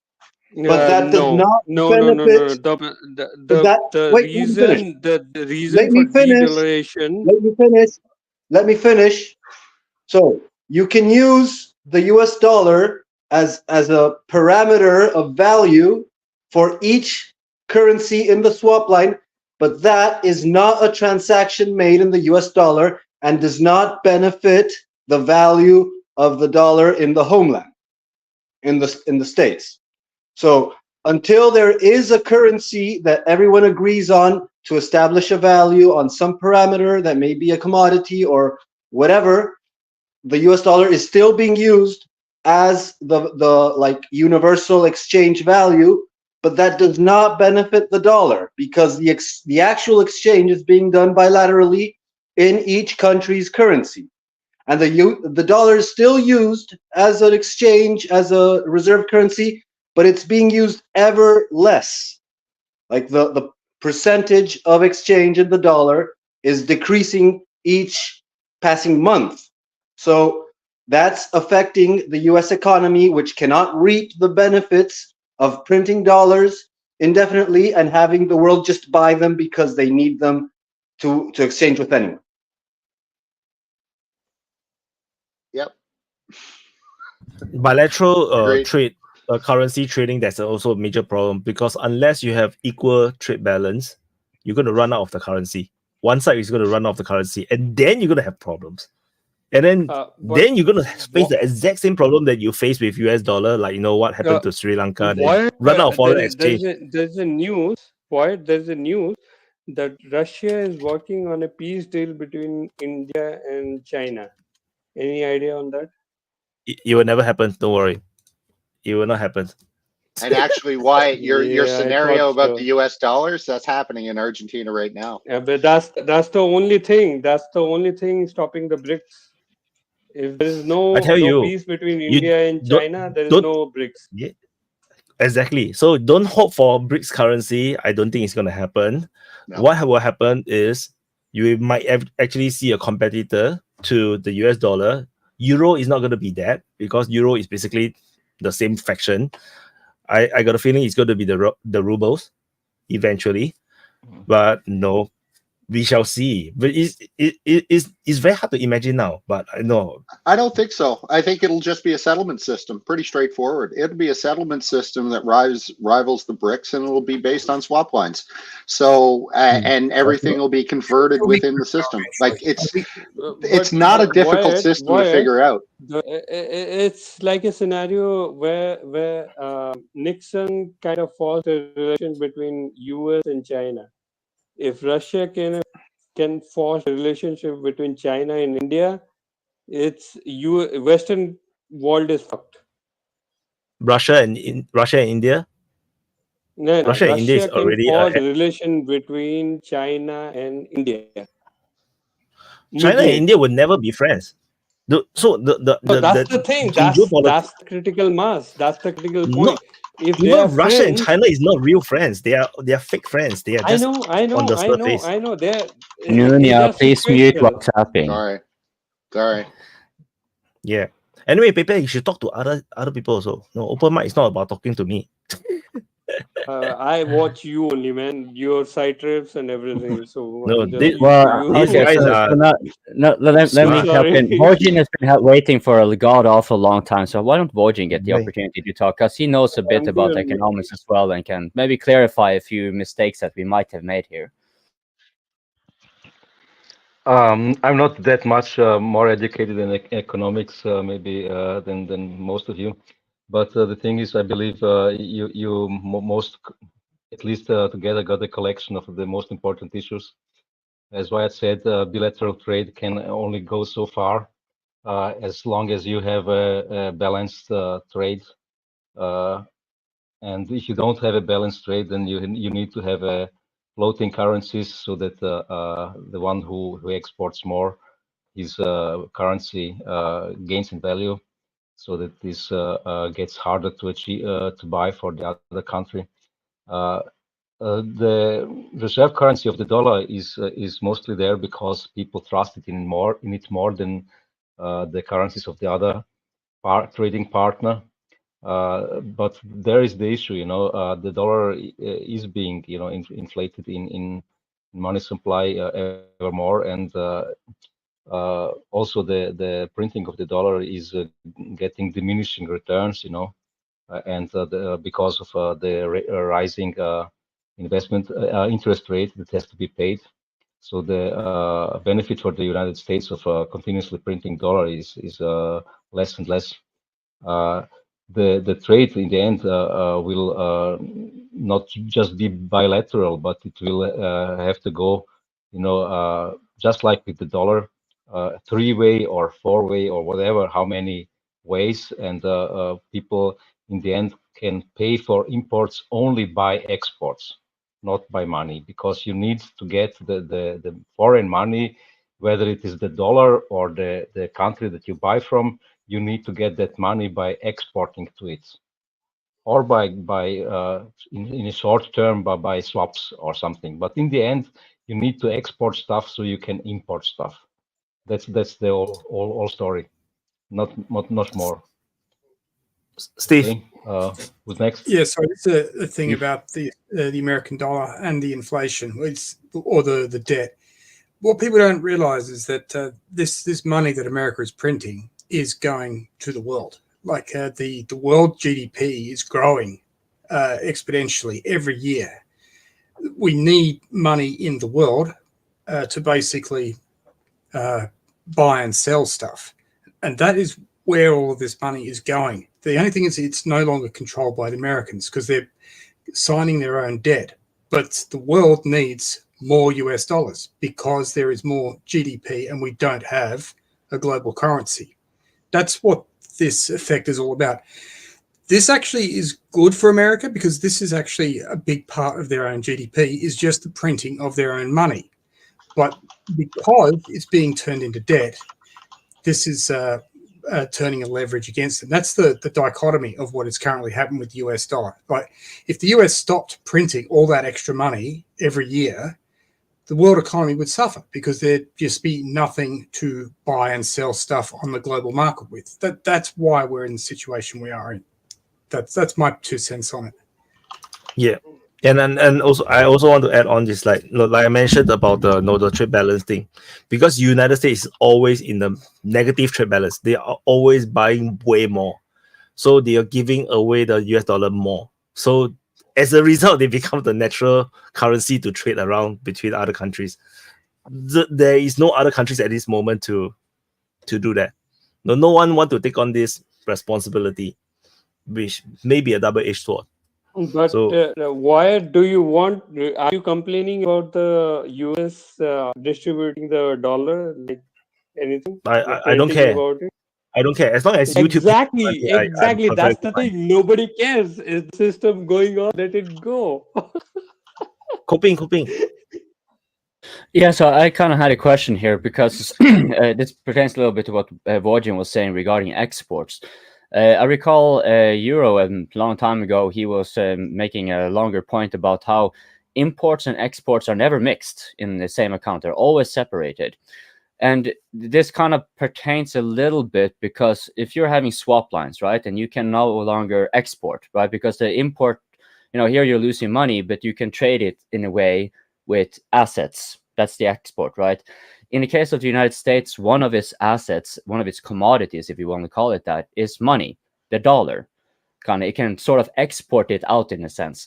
Now, if you were to be going away from the dollar system and you are now stuck with, for whatever reason, you're now stuck with bilateral relations. And, having bilateral relations where it's perfectly balanced, it's pretty unlikely, right? So I kind of imagine like, okay, how are you as a country going to be getting around this? I imagine like trading financial instruments, similar to what Russia did to avoid the sanctions. They sold ETFs to India and then they sold them to Europe. Like, would you like the thing here though is that you would still need a deferment of payment, right? Wouldn't that still be an issue? No, you can use whatever financial instrument you want to kind of move the assets around, balance the import and the export. But what is this all going to be denominated in? Right? Because everyone is now, for example, taking the gold, it is denominated in dollars, right? And this is kind of a, shall we say, natural thing that occurred over the transition from the dollar being the gold standard and then losing the gold standard, but then kind of being the reserve currency. And if you're not having anything that actually replaces that, right?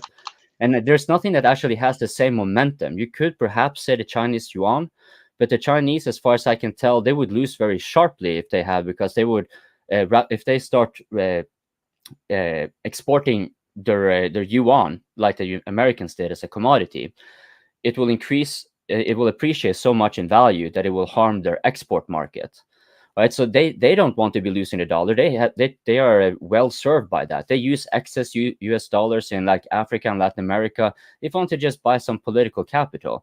So I kind of get the impression that like no matter how you twist and turn it, right, you kind of have to, you end up having, you will need someone to replace the US dollar, or you are in a very like intricate deferment payment system. Like in the BRICS, maybe that can be a little bit easier. But even if they were to be using a token based on gold, I get the impression they still will find that same problem inside the BRICS, right? So like the dollar, it will be reduced in value, like in use, but it will kind of always be like the price setter. The thing will set as a price. So even if it booms up in value because of inflation, unless it is absolutely catastrophic, due to it already being there to such an extent, and like it's still going to be what many countries are going to be using. Okay, you're nodding your head, so I'd like to hear your answer on that. Wojin, please. Well, I'm sure that the dollar will stay for some time, as I said before, but there is not necessarily any anything that enforces it to have this role that it has, other than the power of the United States. Before we talked about how to trade, and if you don't have the currency of the other country, you can also obviously get credits, and then the trouble for the current for the country usually starts. But the power that the United States can project to the non-Western world is probably, I think we all here agree, is diminishing, and so the power to project the US dollar as the sole currency for trade is also diminishing. Obviously, it will stay for some time, that I believe as well, and it will stay especially in the Western world for quite a long time, in my opinion. But other trading systems are developing. We are seeing them, the alternatives to the SWIFT system, and I think that they will gain in importance But this doesn't mean that the dollar will diminish anytime soon. However, it will not be as important in all of the world as it was before. So it's not a digital 0 or 1 answer. It's something in between. Drew. Hi. I came on to say a few things. What? First, what Steve said about them needing to export dollars so that people can have the dollars to use it, that's quite silly, because there's already too much dollars flowing around the market today. A lot of dollars are actually flowing back to the United States now because of the central banks actually. So first they sell off the bonds, and then they get the US dollars back from the bonds, and then they take those US dollars and then they buy gold with it. So they are getting rid of their US dollars, and all of those US dollars are flowing back into the US. And how do you know that? Because the US stock market is now at an all-time high. It's just going straight up, and it's going straight up because it's suffering inflation.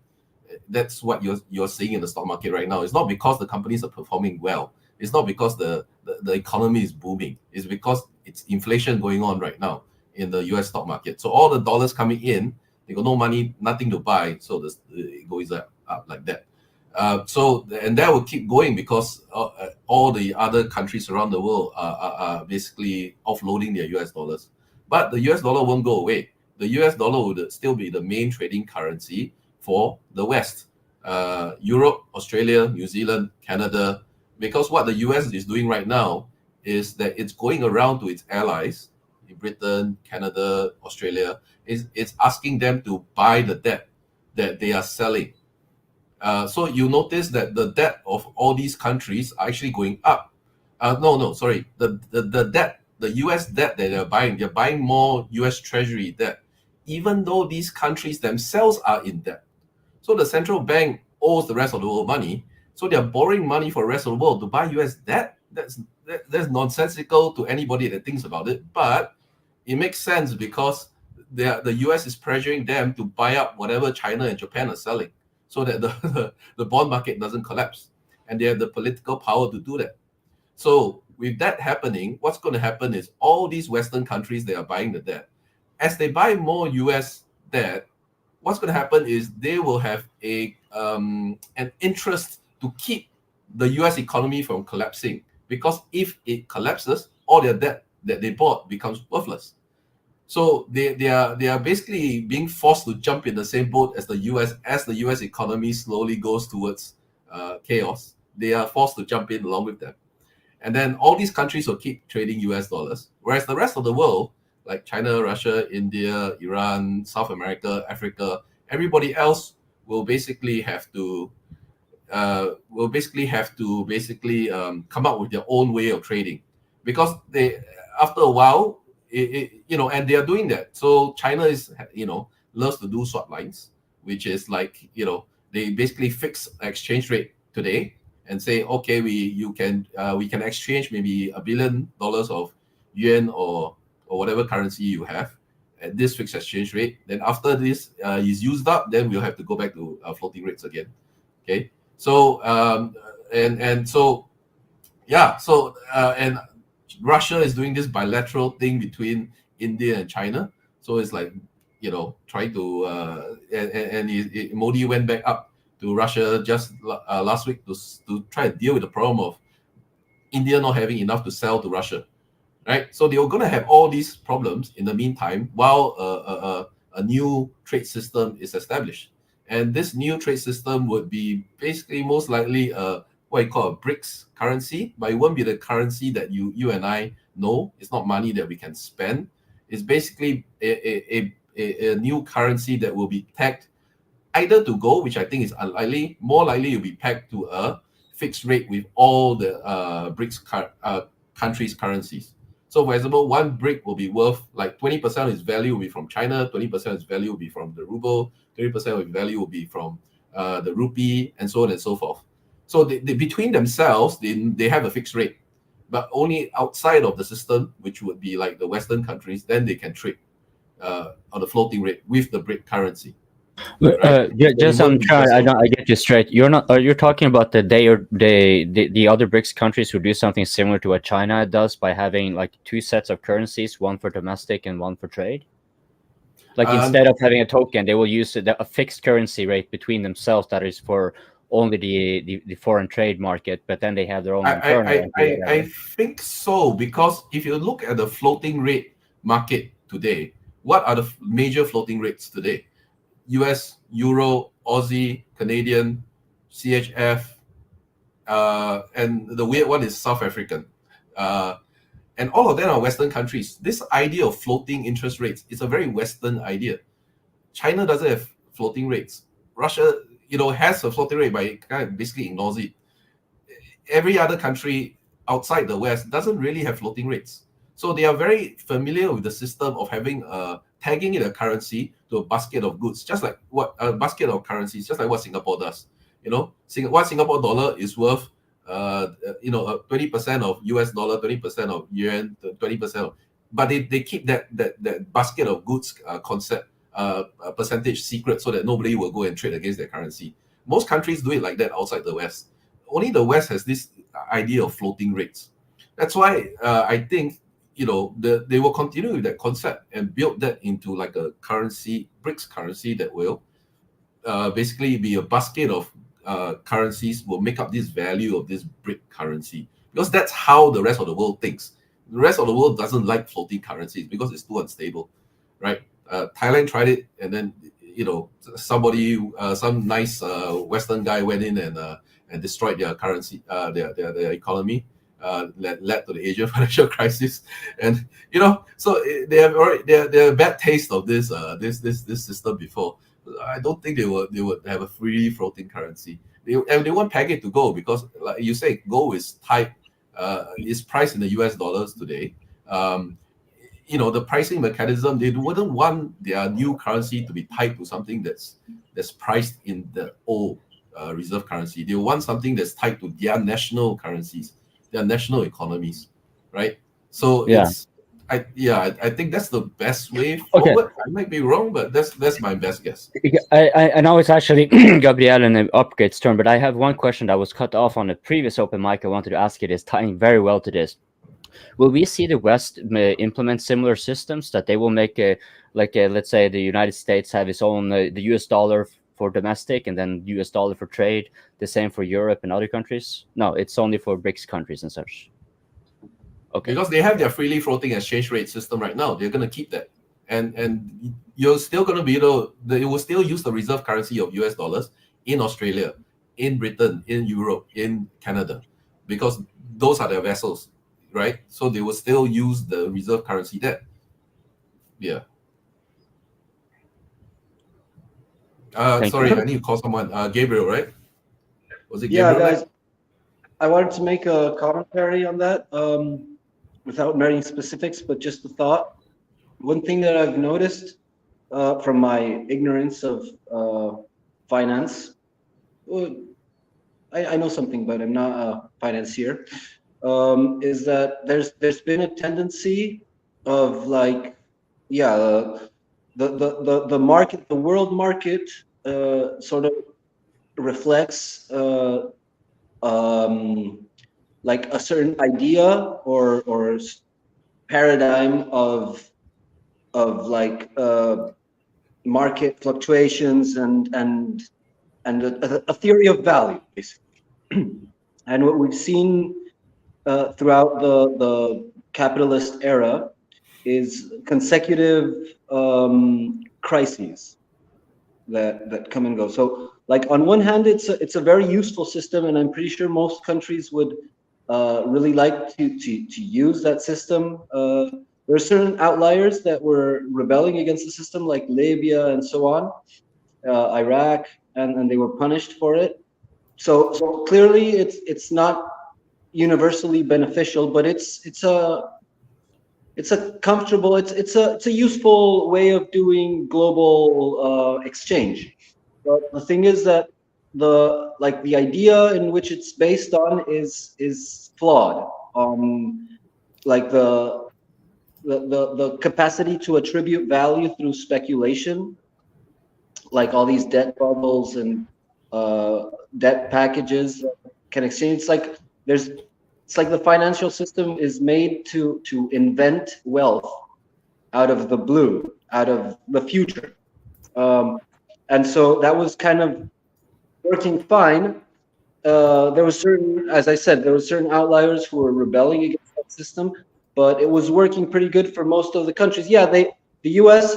Is a net importer, but its main export is inflation, basically, while the Chinese main export is deflation because of how cheap their products are. So whenever the Chinese enter a market, it deflates the market because it lowers the price of things, while the U.S. exchange, like the dollar as a reserve currency, is an inflation exporter because it prints money out of the blue and it exchanges it for actual valuable commodities.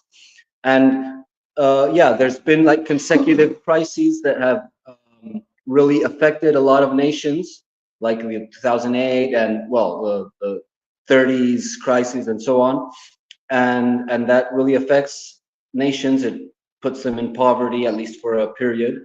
And so there's a reason to sort of switch the system. And what we've seen with the sanctions war is that the current system of GDP financial value, it kind of crumbled when Russia didn't crumble.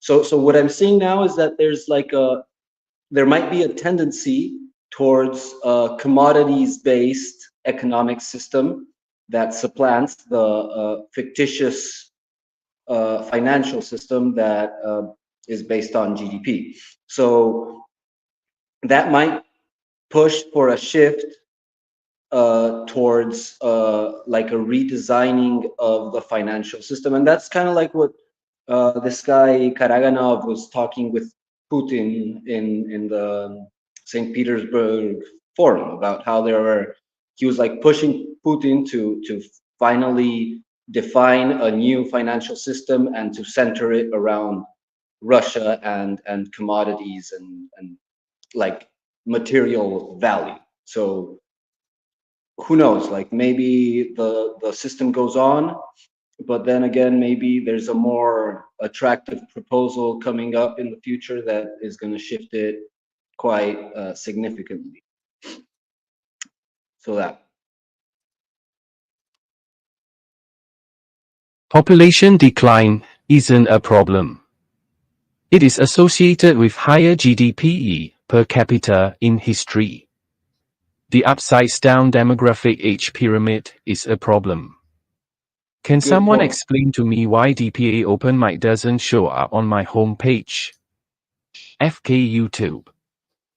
Holy fuck. Where are you Why located? does it sound like Singaporean English? It's Microsoft Word. I don't know. Okay, next is upgrade. Upgrade raised his finger like for forever. Nobody cares about him. Fine, I'm used to, guys. I'm used to. No, I found it very interesting what everybody said. Everybody has different views on that topic. Just wanted to pick up something what Steve said. I think the trust issue is something which stops other countries or other nations to have this replacement of this US dollar.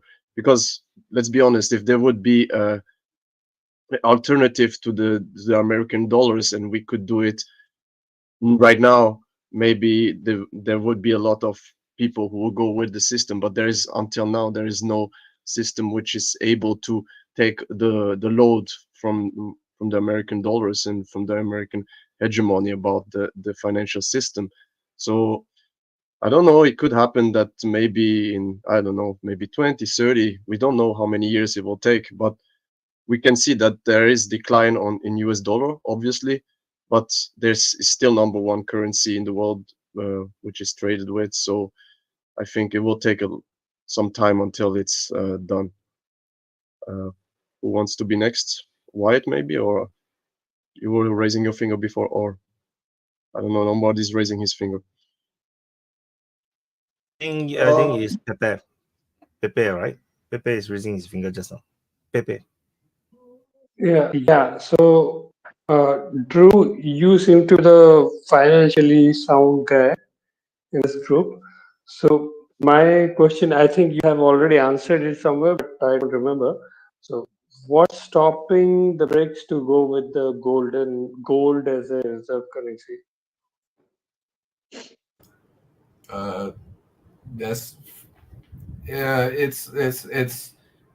It's not very flexible.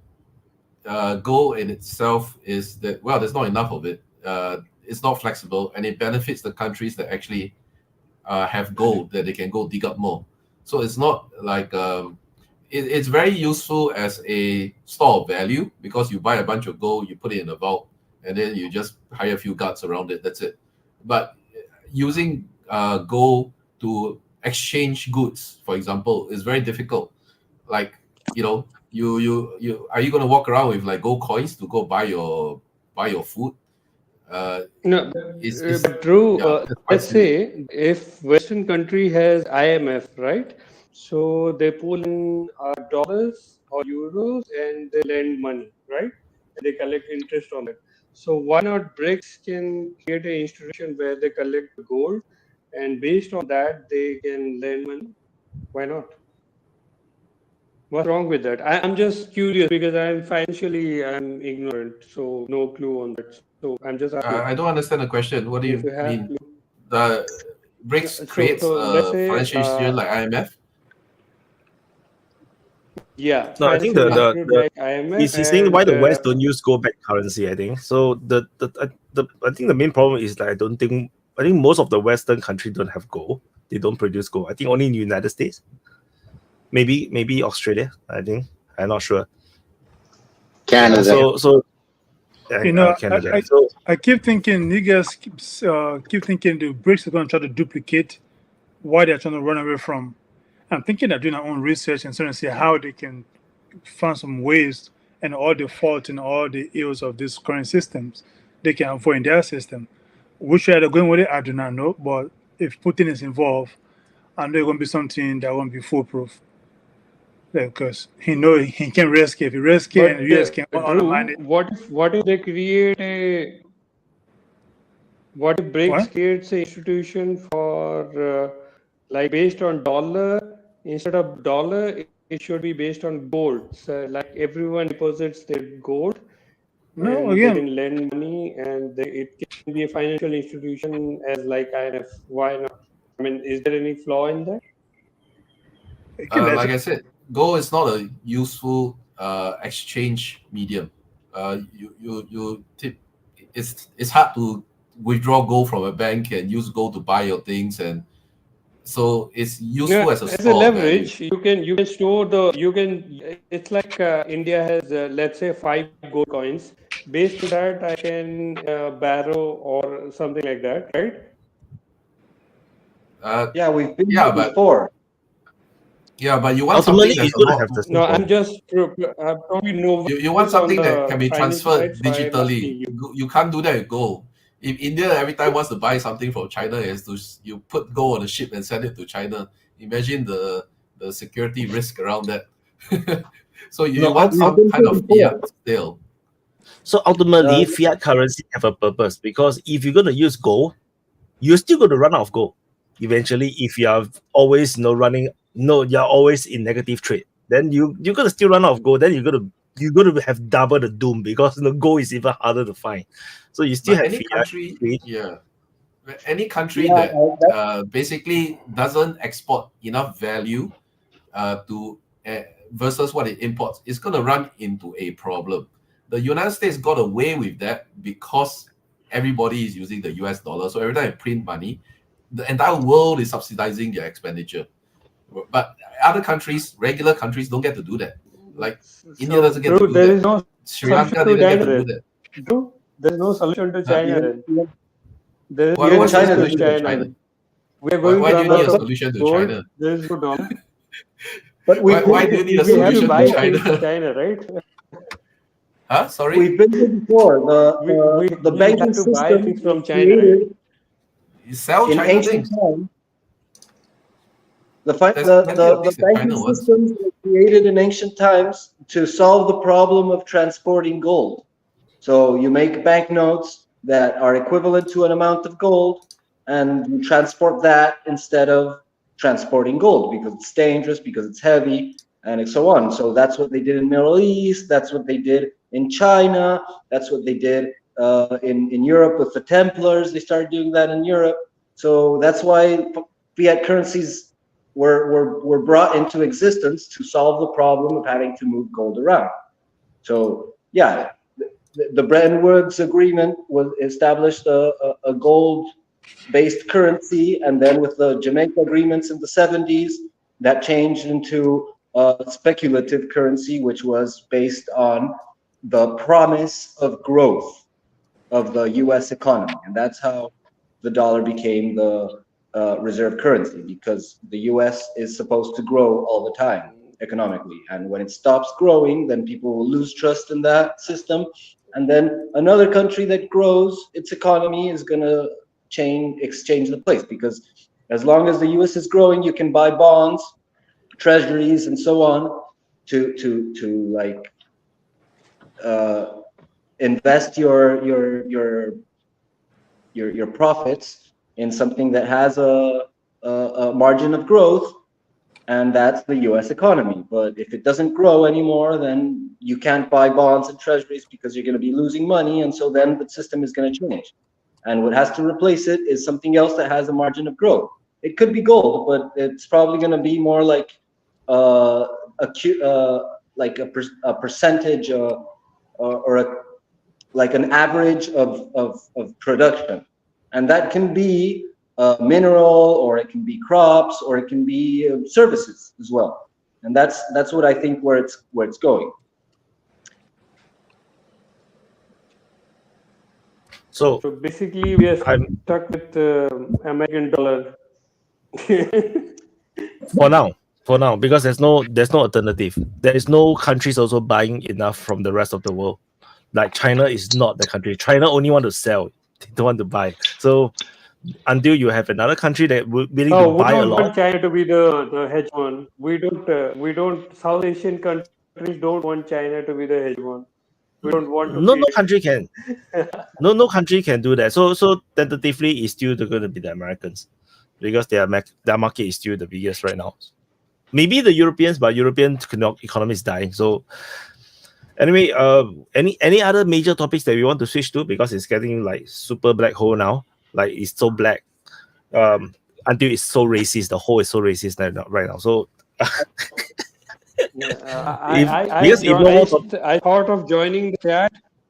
Hey, Wyatt, I thought of joining the chat just because the Trump got shot, but now he's okay and everything, so we can talk about something else. I'm scared, man. Today morning I wake up and heard the news that he's shot. He just says he's shot. He doesn't say he survived or what. So any other major topics? No, Gabriel, sorry, Gabriel. No, yeah, I think you're on point, Wyatt. And I just wanted to mention that, like, tying the thing of Trump, the 71st Brigade, I think it was, that was talking about how the Ukrainian Secret Services planned an excellent attempt against Trump, but they picked the wrong sniper and he failed. And there was like a stream of commentary in the Ukrainian military sort of regretting the failure of the sniper. So yeah, well, I guess we know who did it. But see? I told you, we go all the way. We come back to Trump. It's an interesting cope, like to see how the Ukrainian situation has tied so strongly to Biden and his regime or administration, that they actually consider Trump to be their enemy. And I guess that comes to show like how deteriorated the situation is, that they're actually like burning that bridge right before an election where he's very likely to win. It's kind of impossible for him not to win now, especially after a failed attempt on his life. So kind of goes to show how wrecked the situation is over there. And yeah, maybe To me, make a pass on that situation. Pepe, stay around. Pepe, don't go. Pepe, don't go. Stay around for closing. Sorry, Gabriel. Yeah, I think Is that it maybe we could closing already? I thought it's going to go for one more hour. Like, well, yeah, Israel is still bombing Gaza heavily with the new bombs that they got from the US, but they seem to be getting really cold feet on their like Lebanon operation. So maybe it's a no-go, which is pretty logical because it's like that they can't deal with Hamas, they're gonna deal with Hezbollah. But yeah, like the situation is really deteriorating for the rules-based order, both outside and inside. So maybe we can touch on that, and I'll do my close, and then we can do closing, right? It's kind of late. That sounds like a closing to me. And then I realize it's not a closing. Well, let's take that as my closing. That can be my closing. But I never I felt like the possibility of Ukrainian involvement is very high, because you have to consider that how much Ukraine have actually, so how much things is at stake. A lot of people is going to die. If Trump get elected, they're going to lose all the ammunition, the weapons, the ammunitions, the fundings. They're going to, and then in the closing stage of the war, they're going to have a lot of people dying. So taking out Trump is a possibility. It's not beyond the realm of possibility, But for the Ukrainians to really consider. Kind of going with the flow. Maybe he's just a Manchurian candidate who just says he's going to be against the war and against the Israeli war and everything, and he's going to support it. Yeah, you never know. Why? Trump was the one that armed Ukraine. Yes, why? Don't have any illusions. No, but I'm he's coming going Ukraine to support it. because you have to understand the balance of power. If there's a balance, or at least close parity in terms of military power, the chance of war is lower. So arming Ukraine makes sense because Ukraine is super weak. They're so weak that the Russians just walk into Crimea and take over the entire Crimea. Why They just didn't walk through the Donbass and take over the bus. Trump was there when Ukraine was weak, but Ukraine was still armed, right? Yeah, he armed because that is also part of the negotiation with Putin, because you have to understand that that's part of negotiation. You have to show. Excuse. It's just an excuse. And me, I believe for sure, He will find another excuse. If Russia does not grow Trump will basically make that war very ugly for Russia in Ukraine. I can see Trump actually doing worse than Biden did. Trump because I know he will use that. What he says. He will use that momentum to basically pressure Russia to basically go to negotiation and end this war. Because I believe for a fact, if all the restriction Biden tends to have, I don't think Trump will hold back. Trump will give Ukraine weapons just to pressure Russia to go to negotiation. I can see that happening. Exactly. I would think it's the reverse, because I don't think Trump will give more. He will just simply cut it. He will just force Zelensky into what you're basing it on? What you are basing your analysis on? Because Trump What's your base of is trying to. You want me to talk about? He's trying to get the country to save. They're trying to save the country. The economy is in shit. They have too much debt. If the solution is to spend more money, it don't make sense. It's not a Trump way of doing things. Trump will simply just cut totally. He will just cut it, and he will just force Ukraine to just sign the surrender and cut away all the land that Russia wants, and that's it. That will end the war. Because there's no way you can't demand things of Russia. He was not in support of Trump Syrian don't care. war, but still he dumped. He bombed Syrian air bases or something like that. Yeah, He was after warning east them. of Syrian base, right? No, Syrian No, war. he bombed the base there where there's no people there. He Exactly, warned but the he Syrians to bombed. get up. He Yeah, he have to caved bomb under his pressure. politics. No, it's internal Exactly. politics. So He has to he's bomb going it. to do the same thing now also. No, you don't understand. During those days, he's under pressure. Now, if he become president, all these people is just pressuring him is going to get sacked. It's a different thing because during those days, he don't appoint the appointee is not appointed by him per se. He asked the Republican Party to put in the candidates and then he appoint them because he don't have all these people. Now he didn't know how. White, you are missing some signals. He said FBI was the biggest enemy of Trump, and he said, "I am going to build a bigger building for FBI." So he doesn't care about the enemies. He wants to make a friend of the enemies. No, this one you will know in the years to come. I'm just telling you. Yeah, you want my opinion? I'm hopeful. What you're saying, I want that, because in a true leadership level, if somebody is betrayed, he should follow what you are saying. But he is not a true leader. That's the problem. He basically followed through most of his campaign. He followed through most of his campaign promises. There are only things that he cannot follow through. There are certain things that is just blocked by the Congress. There's nothing he can do about it. Like even just building the wall. Point me 5 points where he has followed up. He moved the Jerusalem, the capital to Jerusalem. That's he cut taxes. That's Zionist agenda. He's. You see, you asked me to say. I tell you already. You don't disagree. You cannot shake your head. This is sorry, my bad. This is not fair. No, I don't want to answer you anymore. Change. My bad. I'm sorry. No, I'm sorry. No. I don't talk already. Yeah. Please, anyway, let's do closing because we're gonna come in. It's 6.5 hours already. Let's do closing. Let me close so I can go. Okay, FCS. Okay, whether it be true or not, somebody told me the shooter was Jewish, but that's what I did. So let's go. No, he's not Jewish. Not Jewish. There you go. Please let me close. So again, I don't take that and say concerning Trump and shooting as serious. I'm just posting shit out there. But yeah, again, another weekend well spent, and for the first time, I was able to almost from the beginning almost to the end. I got my work done today. So again, nice meeting you as always. Tune in, follow, likes, and the other guy out here earlier, Jay. Again, that's not my kind of style, but hey, sometimes every now and then I get rude. But absent that, nice seeing you all, and I'm about to get back on the road, so I'll be off again for a few months. So till then, adios. Thank you, FCS. Nunya, closing. Well, it was a good chat, guys. Thanks for everybody for coming out. I think this might be the first chat I recall where we haven't delved into Ukraine or Gaza at all, really.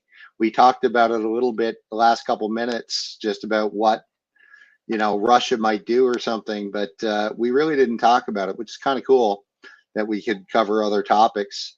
So that was kind of neat. Things about this week that I'm looking at, I think I mentioned this before. The Bank of Japan is in a really tough shape right now, and they keep selling off treasuries. It looks like they did it again on Friday. It doesn't look like it's working too well. It looks like they are going to have to raise interest rates. It also looks like they're going to have to continue selling U.S. treasuries.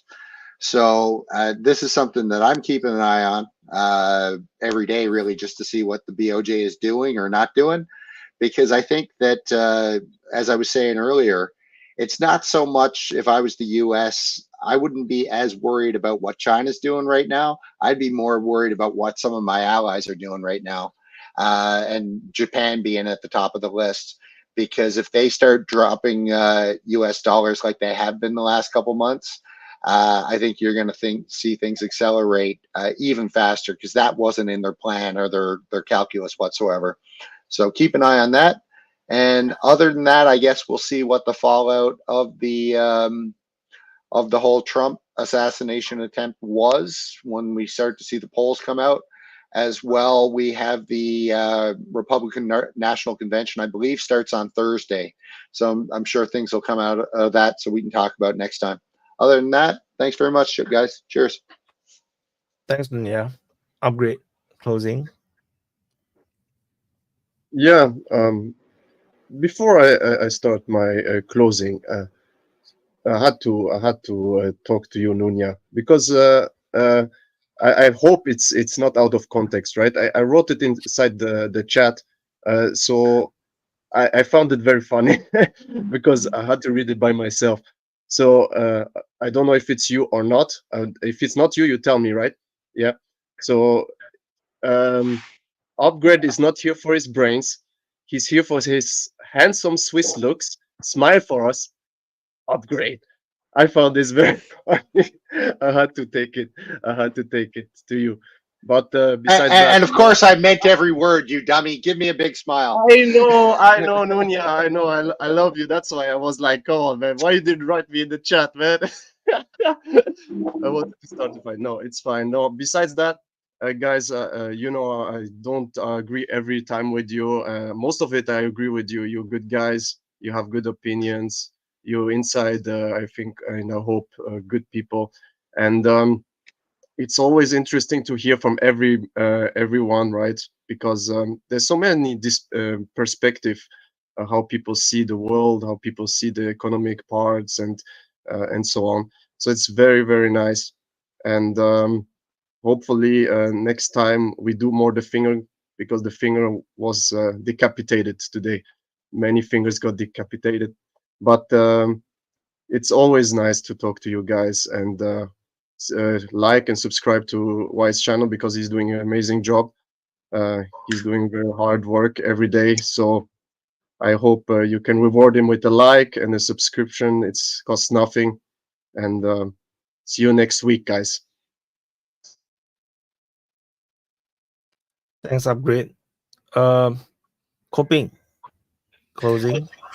Thank you, and thank you everybody for being on the open mic. It was an interesting one. I think I want to echo what Nunya said about we never touched really on the Ukraine or the Israel-Palestine stuff, and I think it's good because you know, all those things that are so contemporary on the media sphere. You know, how long we've been talking about those things for like years, or in the Israel-Palestine thing for like months.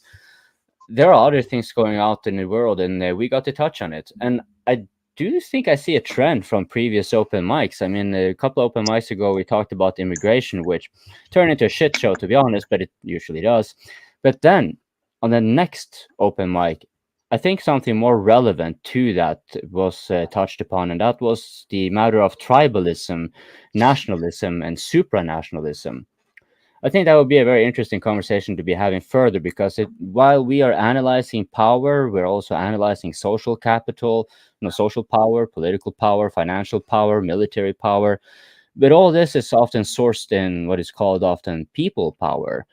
And this is a lot more obscure. It's not as easy to actually kind of get a clear picture of. So this is one of the reasons I asked this off-tangent question to Vakar, where you know, got a little bit into the details of East Pakistan, for example, because I think it will be telling us a part of the story of the picture that is, you know, it's not just hard data. You kind of have to get it from the people on the ground or have some perception. To that note, it's nice to see that the open mic is growing, however, slowly. You guys who are watching, you can, of course, be helping a lot with the like button and the subscription and sharing. Give Wyatt money, of course, but I have a kind suggestion to my fellow speakers here on the open mic. There's one thing we can do. We who are here, especially us regular, that we can do. We can go to a YouTuber we like.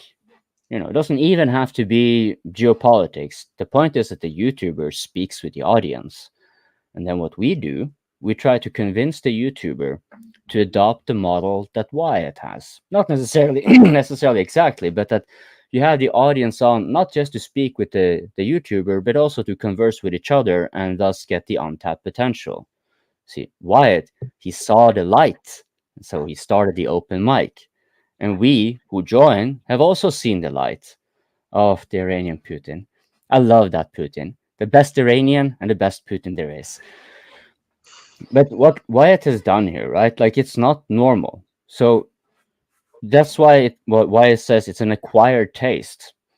It's not easy for anyone here watching to just press the like and share and whatever and get clips and get people to watch anyways, right? Most people will be watching here mostly because of Wyatt, right? They've seen any of his main channel or something. Well, if you take that into consideration of a YouTuber you know about who speaks to the audience, well, if you're live streaming to the audience, why don't you have your audience on? Maybe first start with one-on-one, and then maybe you have more of them on, and you can start a discussion. And in the process of convincing this YouTuber, whoever it is, you can name drop DPA Open Mic a million times to provide an actual example how it can be done. And why do I say this in the favor of the DPA Open Mic? Because it's a matter of core values, right? It's a matter of culture, like we talked about supranational entities and what Pepe here was talking about. You know, it's the culture that kind of keeps India together and so forth. So, you know, well, there's a core value here for the open mic, and that's open live discussions. You know, we don't really speak from a position of authority. We kind of merit it, if anything, right? So if you can convince any YouTuber you are conversing with to adopt a similar model, to adopt the same value of open live discussion with the audience, by the audience, for the audience, then they're likely to be those in the audience of that YouTuber who like geopolitics to be much more open for the idea to come and watch the DPA Open Mic and maybe even join. Right? So I ask to you, regular speakers, you're no longer speakers. Start proselytizing, start preaching. Become the preachers of the DPA Open Mic. Meanwhile, to the rest of you, thank you for liking, subscribing with the notification bell on, and especially those who super chatted, especially those of you validate our personal coping, those who financially support DPA, generally speaking, make this all possible. But if you got some more money, don't forget to give it.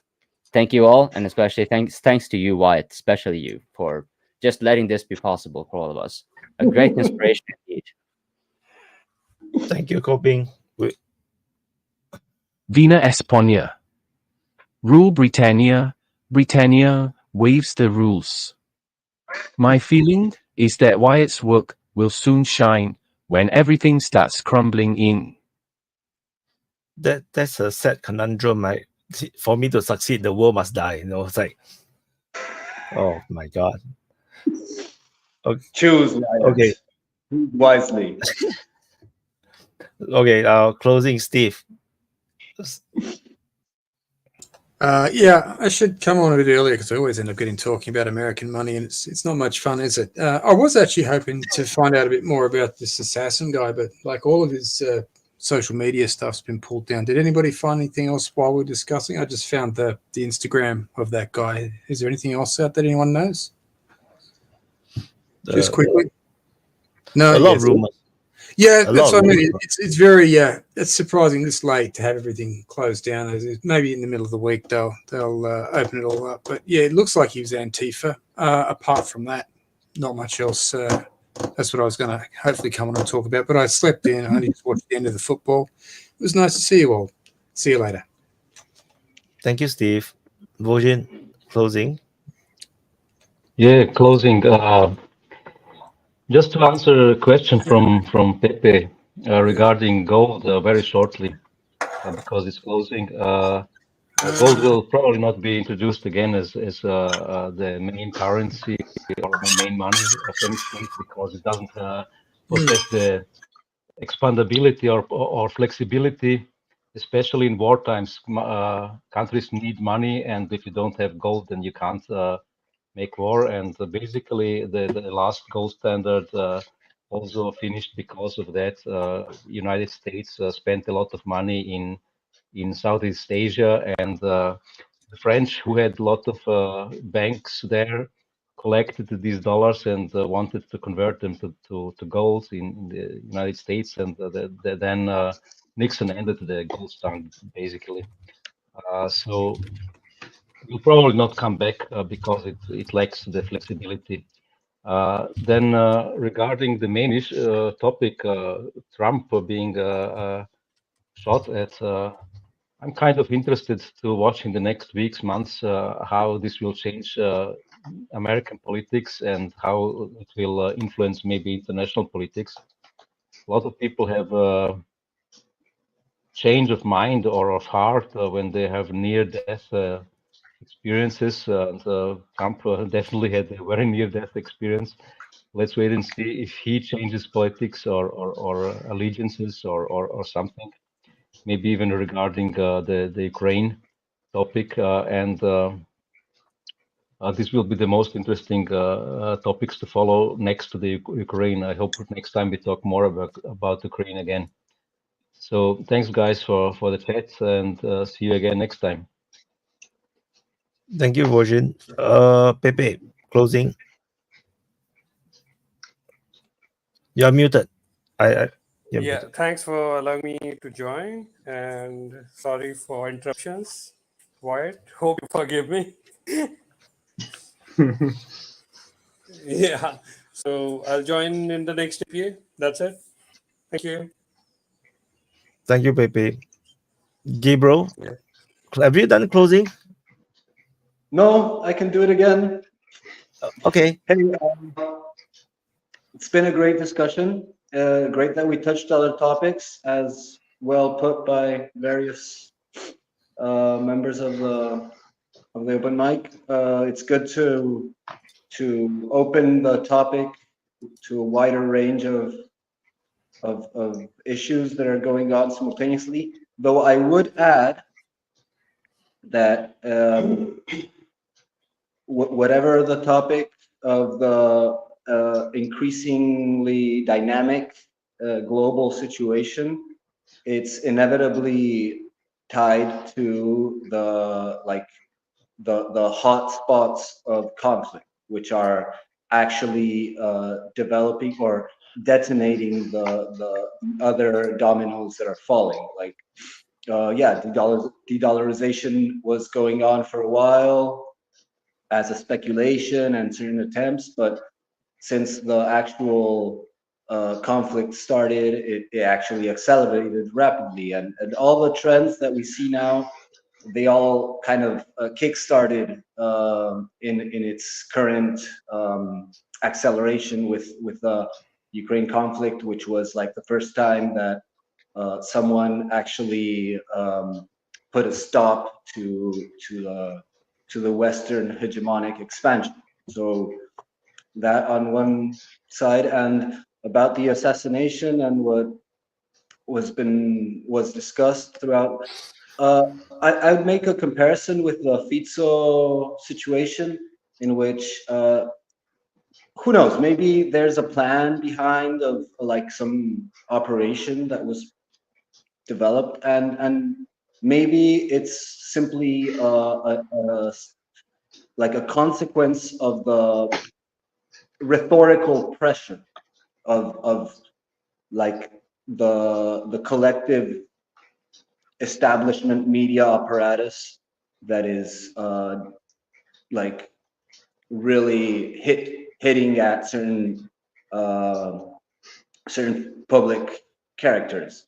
So it's really easy when you start demonizing people in a really vehement way that somebody is going to crack and try something, you know, and there can be like an extra push, you know, like to certain unstable guys. So it's an easy way to like hit at someone to make a hit job, to instead of like actually organizing an operation that can be traced back to you, to simply like start putting pressure to the masses so that somebody is gonna take a first step. And so yeah, like we don't know very much about the shooter. There's going to be a lot of rumors, a lot of speculation, and it's probably safe to wait for the dust to settle, and there's like more solid, robust information. But it wouldn't be. I think it would be safe to speculate that it's probably like the random sort of pile of like contemporary mainstream, you know, like Stand with Ukraine, woke, etc., which is like the prime target of like the anti-Trump rhetoric. And yeah, so give a like, tick the like button, share, go ye into all the world and preach the DPA gospel to every creature. And give him money. Bye-bye.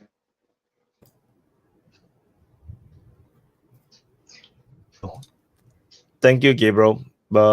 Drew, Splash will be last. Yeah. Drew, closing. I didn't get to join in the assassination talk, so I just gotta give my 2 cents here. I think after what happened in the debate, the Democrats really realized that there's no way they can win this. And with Biden refusing to go, they are again reacting, just like what they did with Russia. They threw down the mother of all sanctions. It failed, and then everything since then has been a reaction. You'll be reacting, sending more weapons, like they're drip feeding weapons. None of it was planned. So they thought the Biden could win the debate because they had CNN hosted. It was specifically tailored for him. All the answers were specifically, all the questions were specifically tailored to benefit him. If you listen to the CNN host, they will try to do their best to try to guide him to a good answer. So even that failed. So the next step was assassinate Trump. So I think, the Dems are behind it. I think that's my personal opinion, because people were pointing, hey, the guy is on the roof with a gun, and the people who were supposed to be protecting him just ignored him. So they knew that he was there. They're just waiting for him to fire the shots before they can go up there and kill him. And of course, they killed him. They didn't arrest him. I mean, yeah, that in itself is quite damning. If you have an assassin, typically they will try to capture him to find out what's wrong. Like who are his employers and whatnot. So yeah, that's my. Everyone might think it's a conspiracy theory, but that's my personal point of view. So yeah, this I don't have any other closing. Bye. Thank you, Drew. And before Splash do his closing, got a super chat. Is for the Naked Jesus. Thanks, Naked Jesus. Yeah, Naked that's for Jesus. Gabriel. There were actually people in the chats who were pissed off that Gabriel was dressed this time. They didn't like it that he was dressed. So yeah, it's sort of like Prata's pants. They can, if he takes off, Gabriel takes off his shirt, maybe we'll get more super chats. Maybe Prata can get on. He was barely on the live chat, but then he had to leave. But Prata's pants. One time he actually brought a lot of super chats in here. Just didn't even show his pants though. Yeah, I'm gonna leave. Long time no see. Long time no see. Yeah, you're not I even saw something. You're not even part of the lounge, man. I know, So long bro. ago. It's been everything has been calmed down. Like say with Ukraine and Russia, the same thing. Bro, I opened my Twitter and I'm like, whoa, wait a second, what happened here? Some entertainment, you see.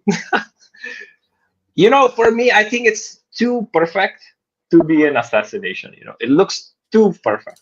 Like, there's a shooter, it hits his ear. Like, what if it's just a random guy who hates Trump? What if? I think that could be a real possibility that people might ignore. But it does look really like assassination attempt. But it's too perfect, bro. Like, it doesn't. I don't know. I have my doubts. So I think this is definitely going to help Trump to win his election. And it is going to provide us with tremendous entertainment for upcoming years, which we've been missing because of Biden. So that's positive, I guess. Let's see what happens. But that's my opinion. I think I'm not convinced that it still is assassination attempt. I think there is a room where because you see left guys, left liberal guys, like they are crazy, and it's very possible that some crazy dude who hates Trump, he buys a gun and does what he wants to do. It's very interesting. He came very close, bro. Hit the ear. Wow. What do you think? What's your opinion? Imagine it is planned.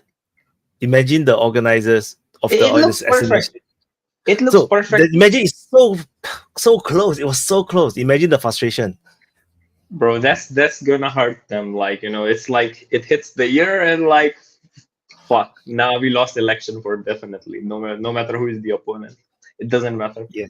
Like next time they have to send an army. They cannot send one sniper. What do you think? How many? Because the thing is, last time Trump came, right? He did not have the Senate.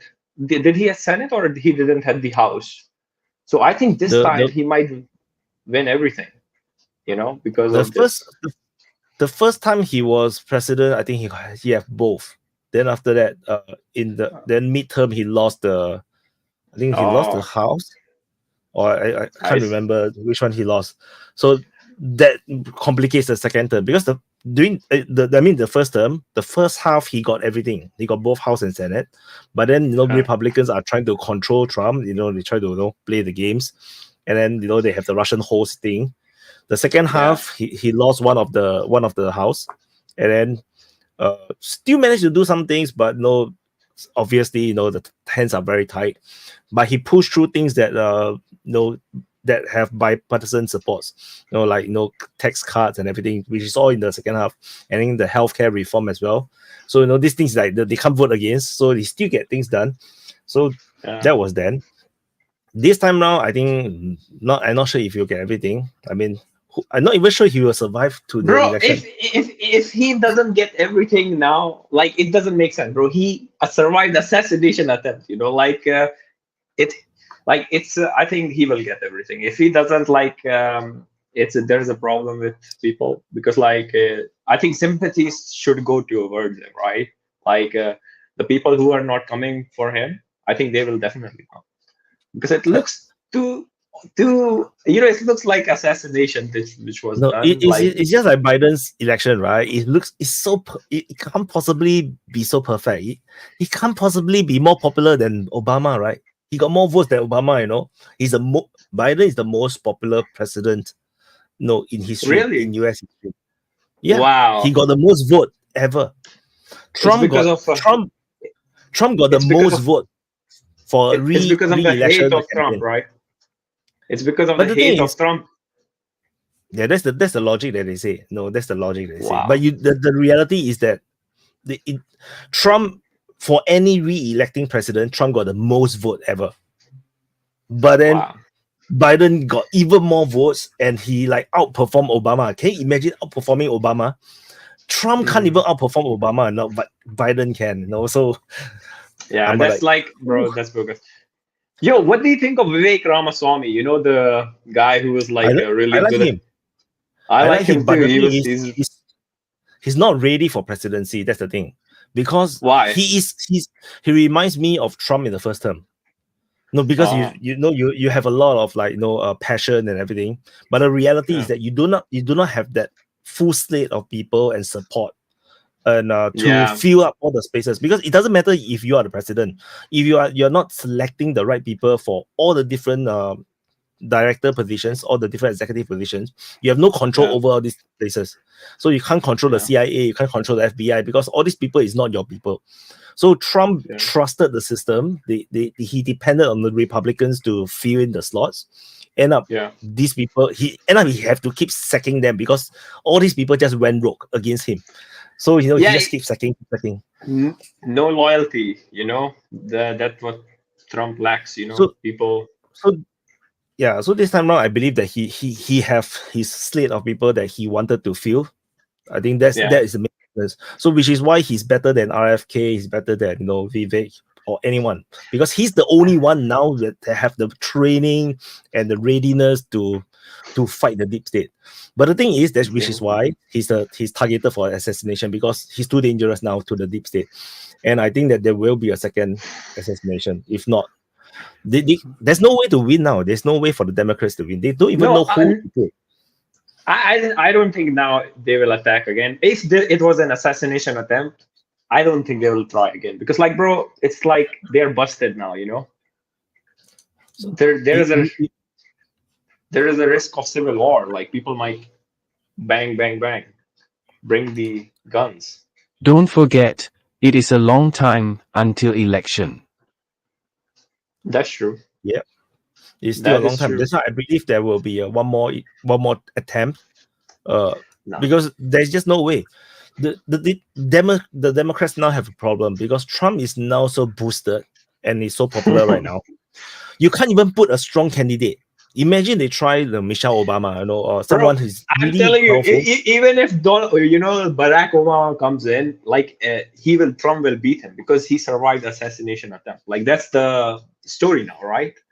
Like, yeah, how can you beat that? Like, you just like you can't. say, it's so perfect, right? You know, it's like how can he possibly, like, it's just even the photograph, you know, everything is like perfect. How can you even take those photographs? The photograph is like, whoa, my freaking god! Those like, those drawn by the artists, you know, like they trying to make someone look very cool. You know, like the Napoleons, you know, when he ride the horse, you know, like it's that kind of photo. It's impossible kind of photo. Bro, to be honest with you, on social media, I don't know what to trust now, because like I was going through yesterday, and then there's this pastor, like he predicted everything. He was like, you know, Trump will get shot, and I'm like, wait, Trump getting shot is not a difficult thing to predict. No, I mean, assassination attempt is like everybody is talking about it. Like, even I talk about it. No. It's just that when it happened, you still get shocked, because it's like you can't believe this actually happened, even though you know it's gonna happen. I still have my doubts. I think, you know, bro, it's too perfect. I think left. You know, if it was Trump was on the other side, I think it might have been. But the supporters, that left-wing supporters, they are actually crazy, bro. Look at what's the name of that social media app? Like, you know, the Chinese one. What is it called?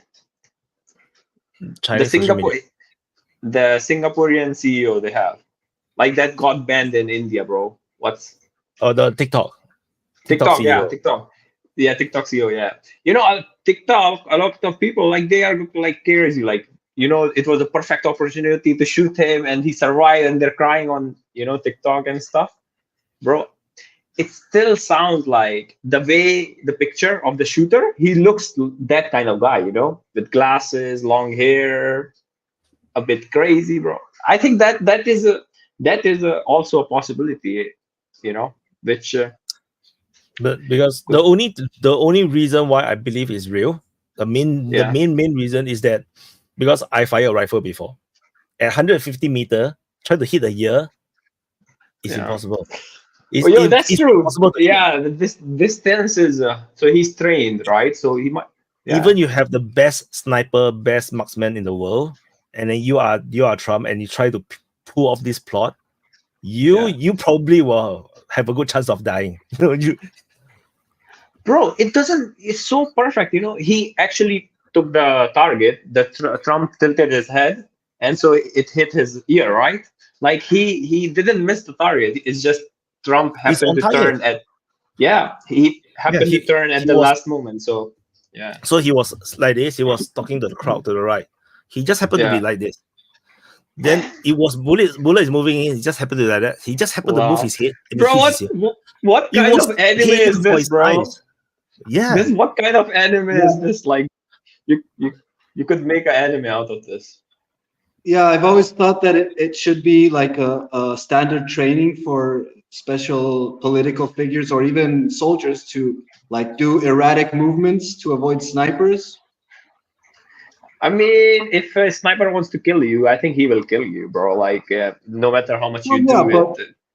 But if you there should be a study of like what is because there's a certain level of erratic movement where the sniper can't predict your position, because there's always a lag time between the shot and the impact. So if you have an erratic movement, but Trump is then standing still. You see, he's standing at the podium, so he's more or less the same place. Okay. It's just that, So I'm gonna ask you a question, have- okay?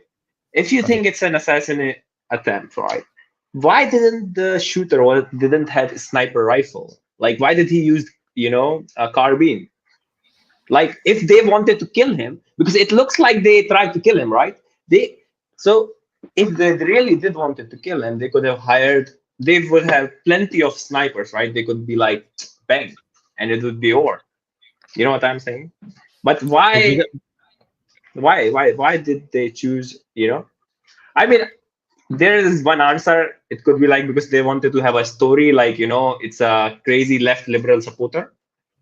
That because they wanted to have that as background, but no one is believing that now. No, yeah, I would have thought that it's fake because it was like too perfect, but then the picture came out with the bullet actually passing by his head. And so, yeah, like I thought that maybe he could just like grab his ear and fall down and cut his ear and bleed. So it's been done before. There's a famous Trump is not that good an actor. Bro, after getting shot, he's like, let's fucking go. I win the election, That's literally what he was thinking. You need to go to watch the full extended clip, the one I posted on the DPA's Telegram. You can see he's not immediate. It's like he was really struggling at the beginning. Yeah, and yeah, then no, he was like, what's happened at? Yeah. And then he's forcing his arm out, because he was. Yeah, when he was sure that he didn't got killed, right? Like first he got hit. Then he goes down, and he's like, "Yeah, it hits his man." Like, let's fucking go. But you see, this action is more of a reaction of getting pissed off. You are very angry. Like that's why he said the word fight. Then if you look at his now public statement on Truth Social, it's a lot more toned down. It's not asking people to fight. But no, at that very moment he was pissed. Because he learned from the last time, right? July, that thing happened last time. Yeah, that they impeached and definitely, and you have to understand he also read through the JFK files, so he knows everything. So he's like, "You're doing the same thing to me," that kind of thing. It could be. Even if it was assassination attempt or if it was not, I think Trump believed it was. Like he definitely believes, even if it was not, because now it's like everything is coming together. And but one thing I'd say, like back on the speculation of like a sort of PR stunt, is that it would have nothing to do with the election, because the election is won. Like he doesn't need to do that to no. win. I don't think it was one before, bro. Because last time they faced, right? Biden is done. Biden is done. Okay. But his support base is cracking pieces. Like there's no way you can even spin it. There's no way you can fake that election and spin it as if it were legit. It's like the polling margin is off. There's no way he can win. So it was already very bad. The last one. The last one is already very bad. I cannot imagine. I cannot believe the result the last time.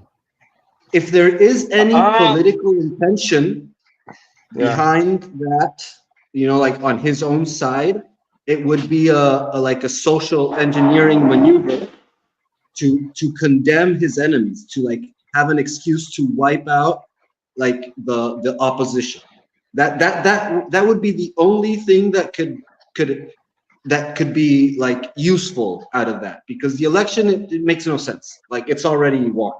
It has to be something deeper, like an excuse to revolution, to actually like. I have a question. So, like the candidate, did they selected him Biden? Like, is he confirmed? Like, is he running? He is confirmed because there is no primary process. So the Democratic Party basically sort of endorsed him. But Did- it was did there it- was there wasn't this convention and anything yet. You know, I saw something like after the debate, Vivek Ramaswamy and a lot of people, they were tweeting like, you know, Barack Obama, like the performance that Biden gave, they might use that to change someone, put it in his place. Yeah. Yeah, but it's been super schizophrenic because like I don't they're think trying to he's- bring him out. They're trying to take him out. The Democrat, even Obama, like supposedly, according to George Clooney, is like pushing against Biden right now. But Biden doesn't want to leave. Biden, like, he's fighting back. There was this aide of Biden that said that Biden threatened Obama with exposing his homosexuality and stuff. There's been like, but whatever the rumors, there's a real schizophrenic collapse in the Democratic Party because they can't get the shit together. So I watched What if the they team choose cast Bernie Sanders? No, will not be. He will not. He will confirm those. What I watched on Team Cast IRL is that they might internally have a secret vote, so they basically select their candidate just among the elites within the Democratic parties. The problem right now is it doesn't matter who they choose; He's they gonna will lose lose. the election. Yeah. So even if you have Michelle Obama, who is super popular, they will still lose the Right. election. And if you choose a powerful candidate and this Right. candidate lose, it will affect the next election, which this That's person true. could be used for the next one. So now they are running out of choices. But they could use someone like Michelle Obama to give her experience, like the same thing they did with. But no, they changed but the Michelle candidate, Obama right? do not want to run because she don't have political ambition. Experience, ambition. Yeah, she don't want. I think she don't want at all. So It's a man. I mean, whatever. No, like she wanted to Oh, enjoy come life. on. No, bro. that one, I don't think she. Where did the daughters come from then? Yeah. No, I don't Anyway, think she's viable at all. I think that the reason she's not in politics is because they destroy her. If she ever steps into that arena, the opposition would destroy her. Because she's actually having a very good life now. She go on speaking tours, she got money, the kids are grown up, why go into politics and mess up your life? And especially when everybody is asking if you have a dick.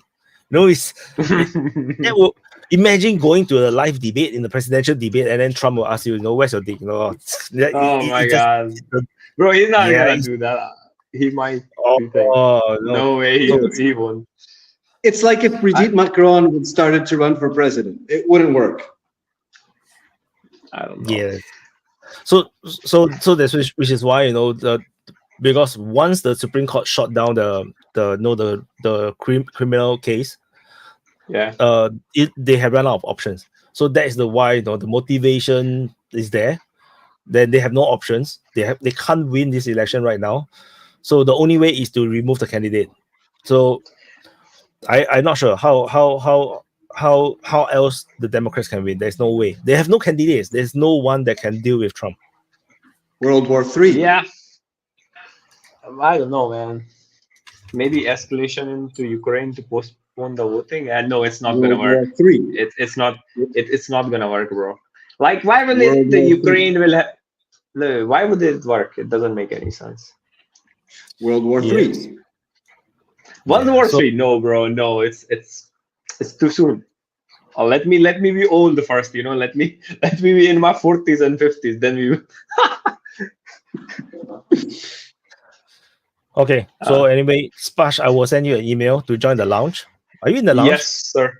No, I'm not. I don't know what lounge. What is lounge? Okay. What is the lounge? Open Mic speaker lounge. So all the speakers get to go into this exclusive forum chat thingy, which you can keep in contact. Because you were so early, you were one of the very early speakers. So it's like by the time I launched this thing, like no, I can't get your contact because you didn't come on again. It's okay. So I send the email, right? That's the I will email you. So we will end the conversation. We will see you in the lounge. And we should organize something spicy, next time. Let's book it. How much more spicy you want? This is as spicy as it gets.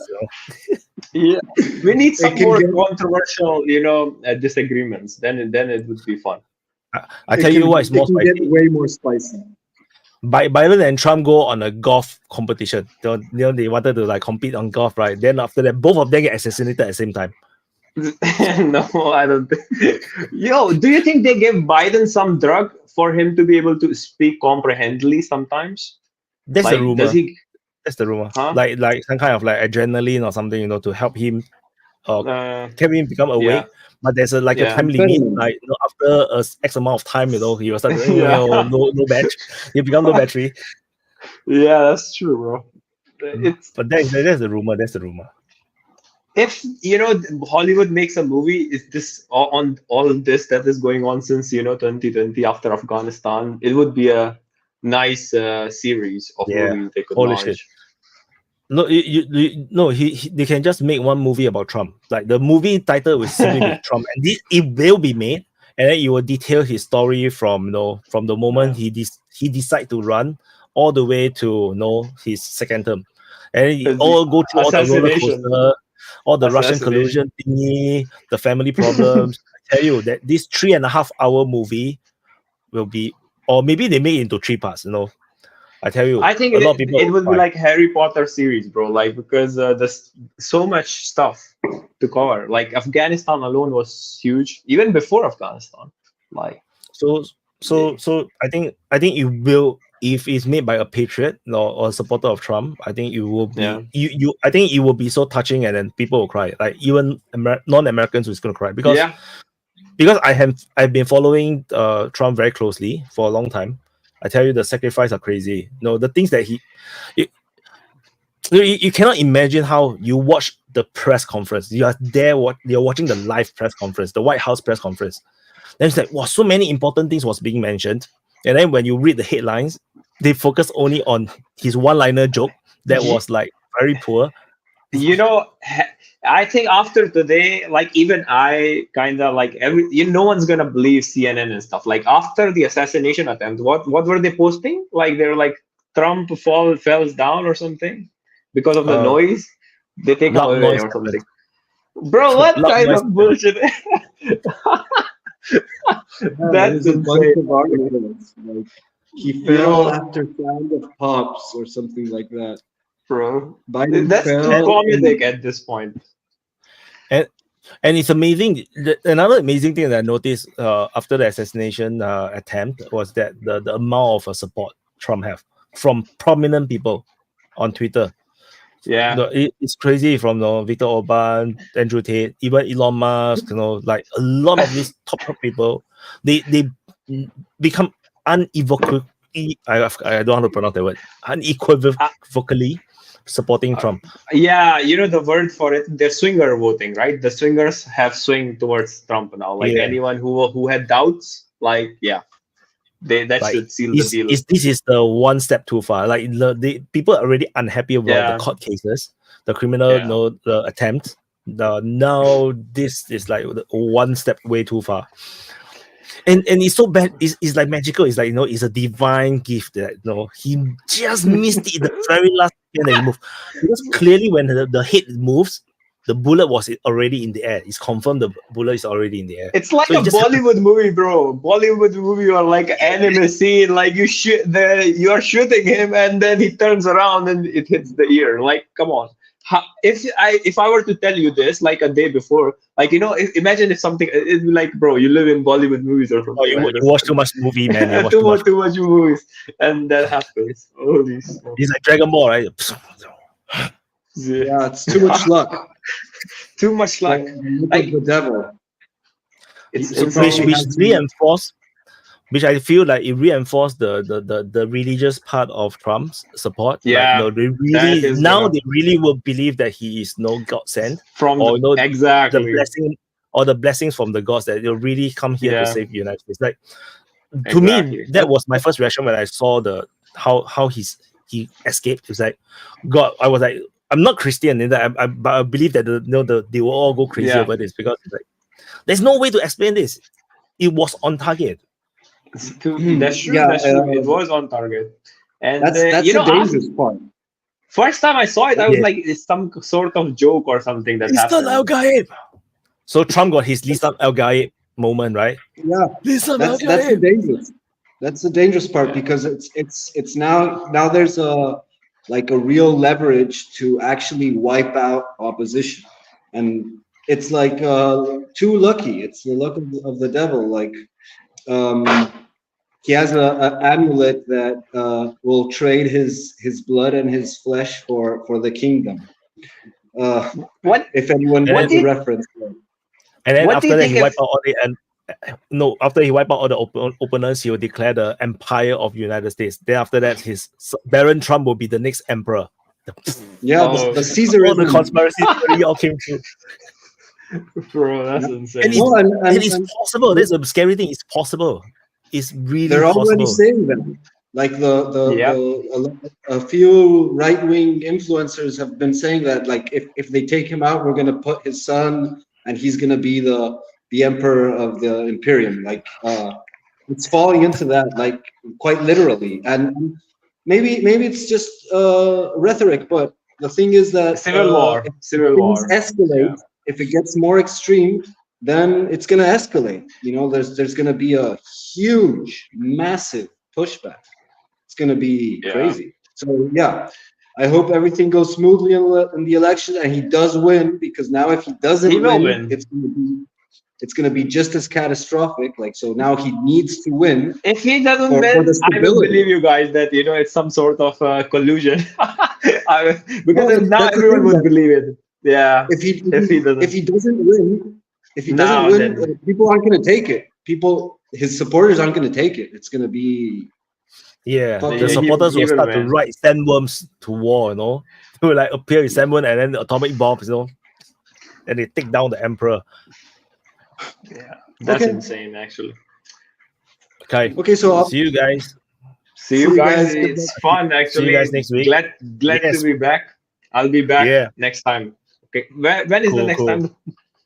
It's either Saturday or Sunday. You know, if you are in the lounge, just look out. I will inform in the office.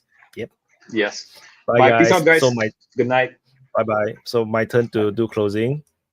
So thank you everyone for watching the DPA Open Mic episode 87. They finally did it, and very, very of course, as expected, very heavy on the assassination thing. And we went a big tour into Asia, talking about Pakistan, Afghanistan, geopolitics, and politics.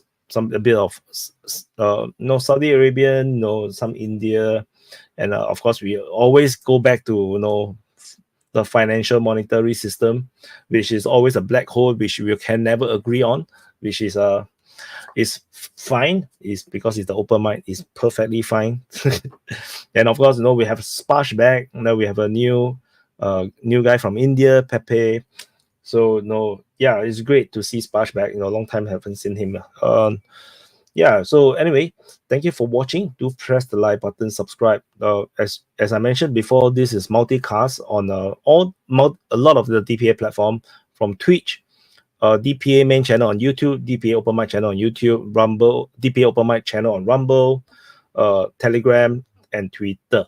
So thank you for watching. Do press the like button, subscribe, and I'll see you guys in the Ukraine war frontline changes report, because just now I was doing the mapping. There was a lot of frontline changes, so I'll see you guys on the frontline changes report. I haven't finished my mapping yet, so we shall see how. And that's it. I will see you guys in the next update. What is my closing? Let me think. It's this one. Wrong. What is my closing video? Open mic highlights closing. I think my brain is not working anymore. I think it should be this one. Bye.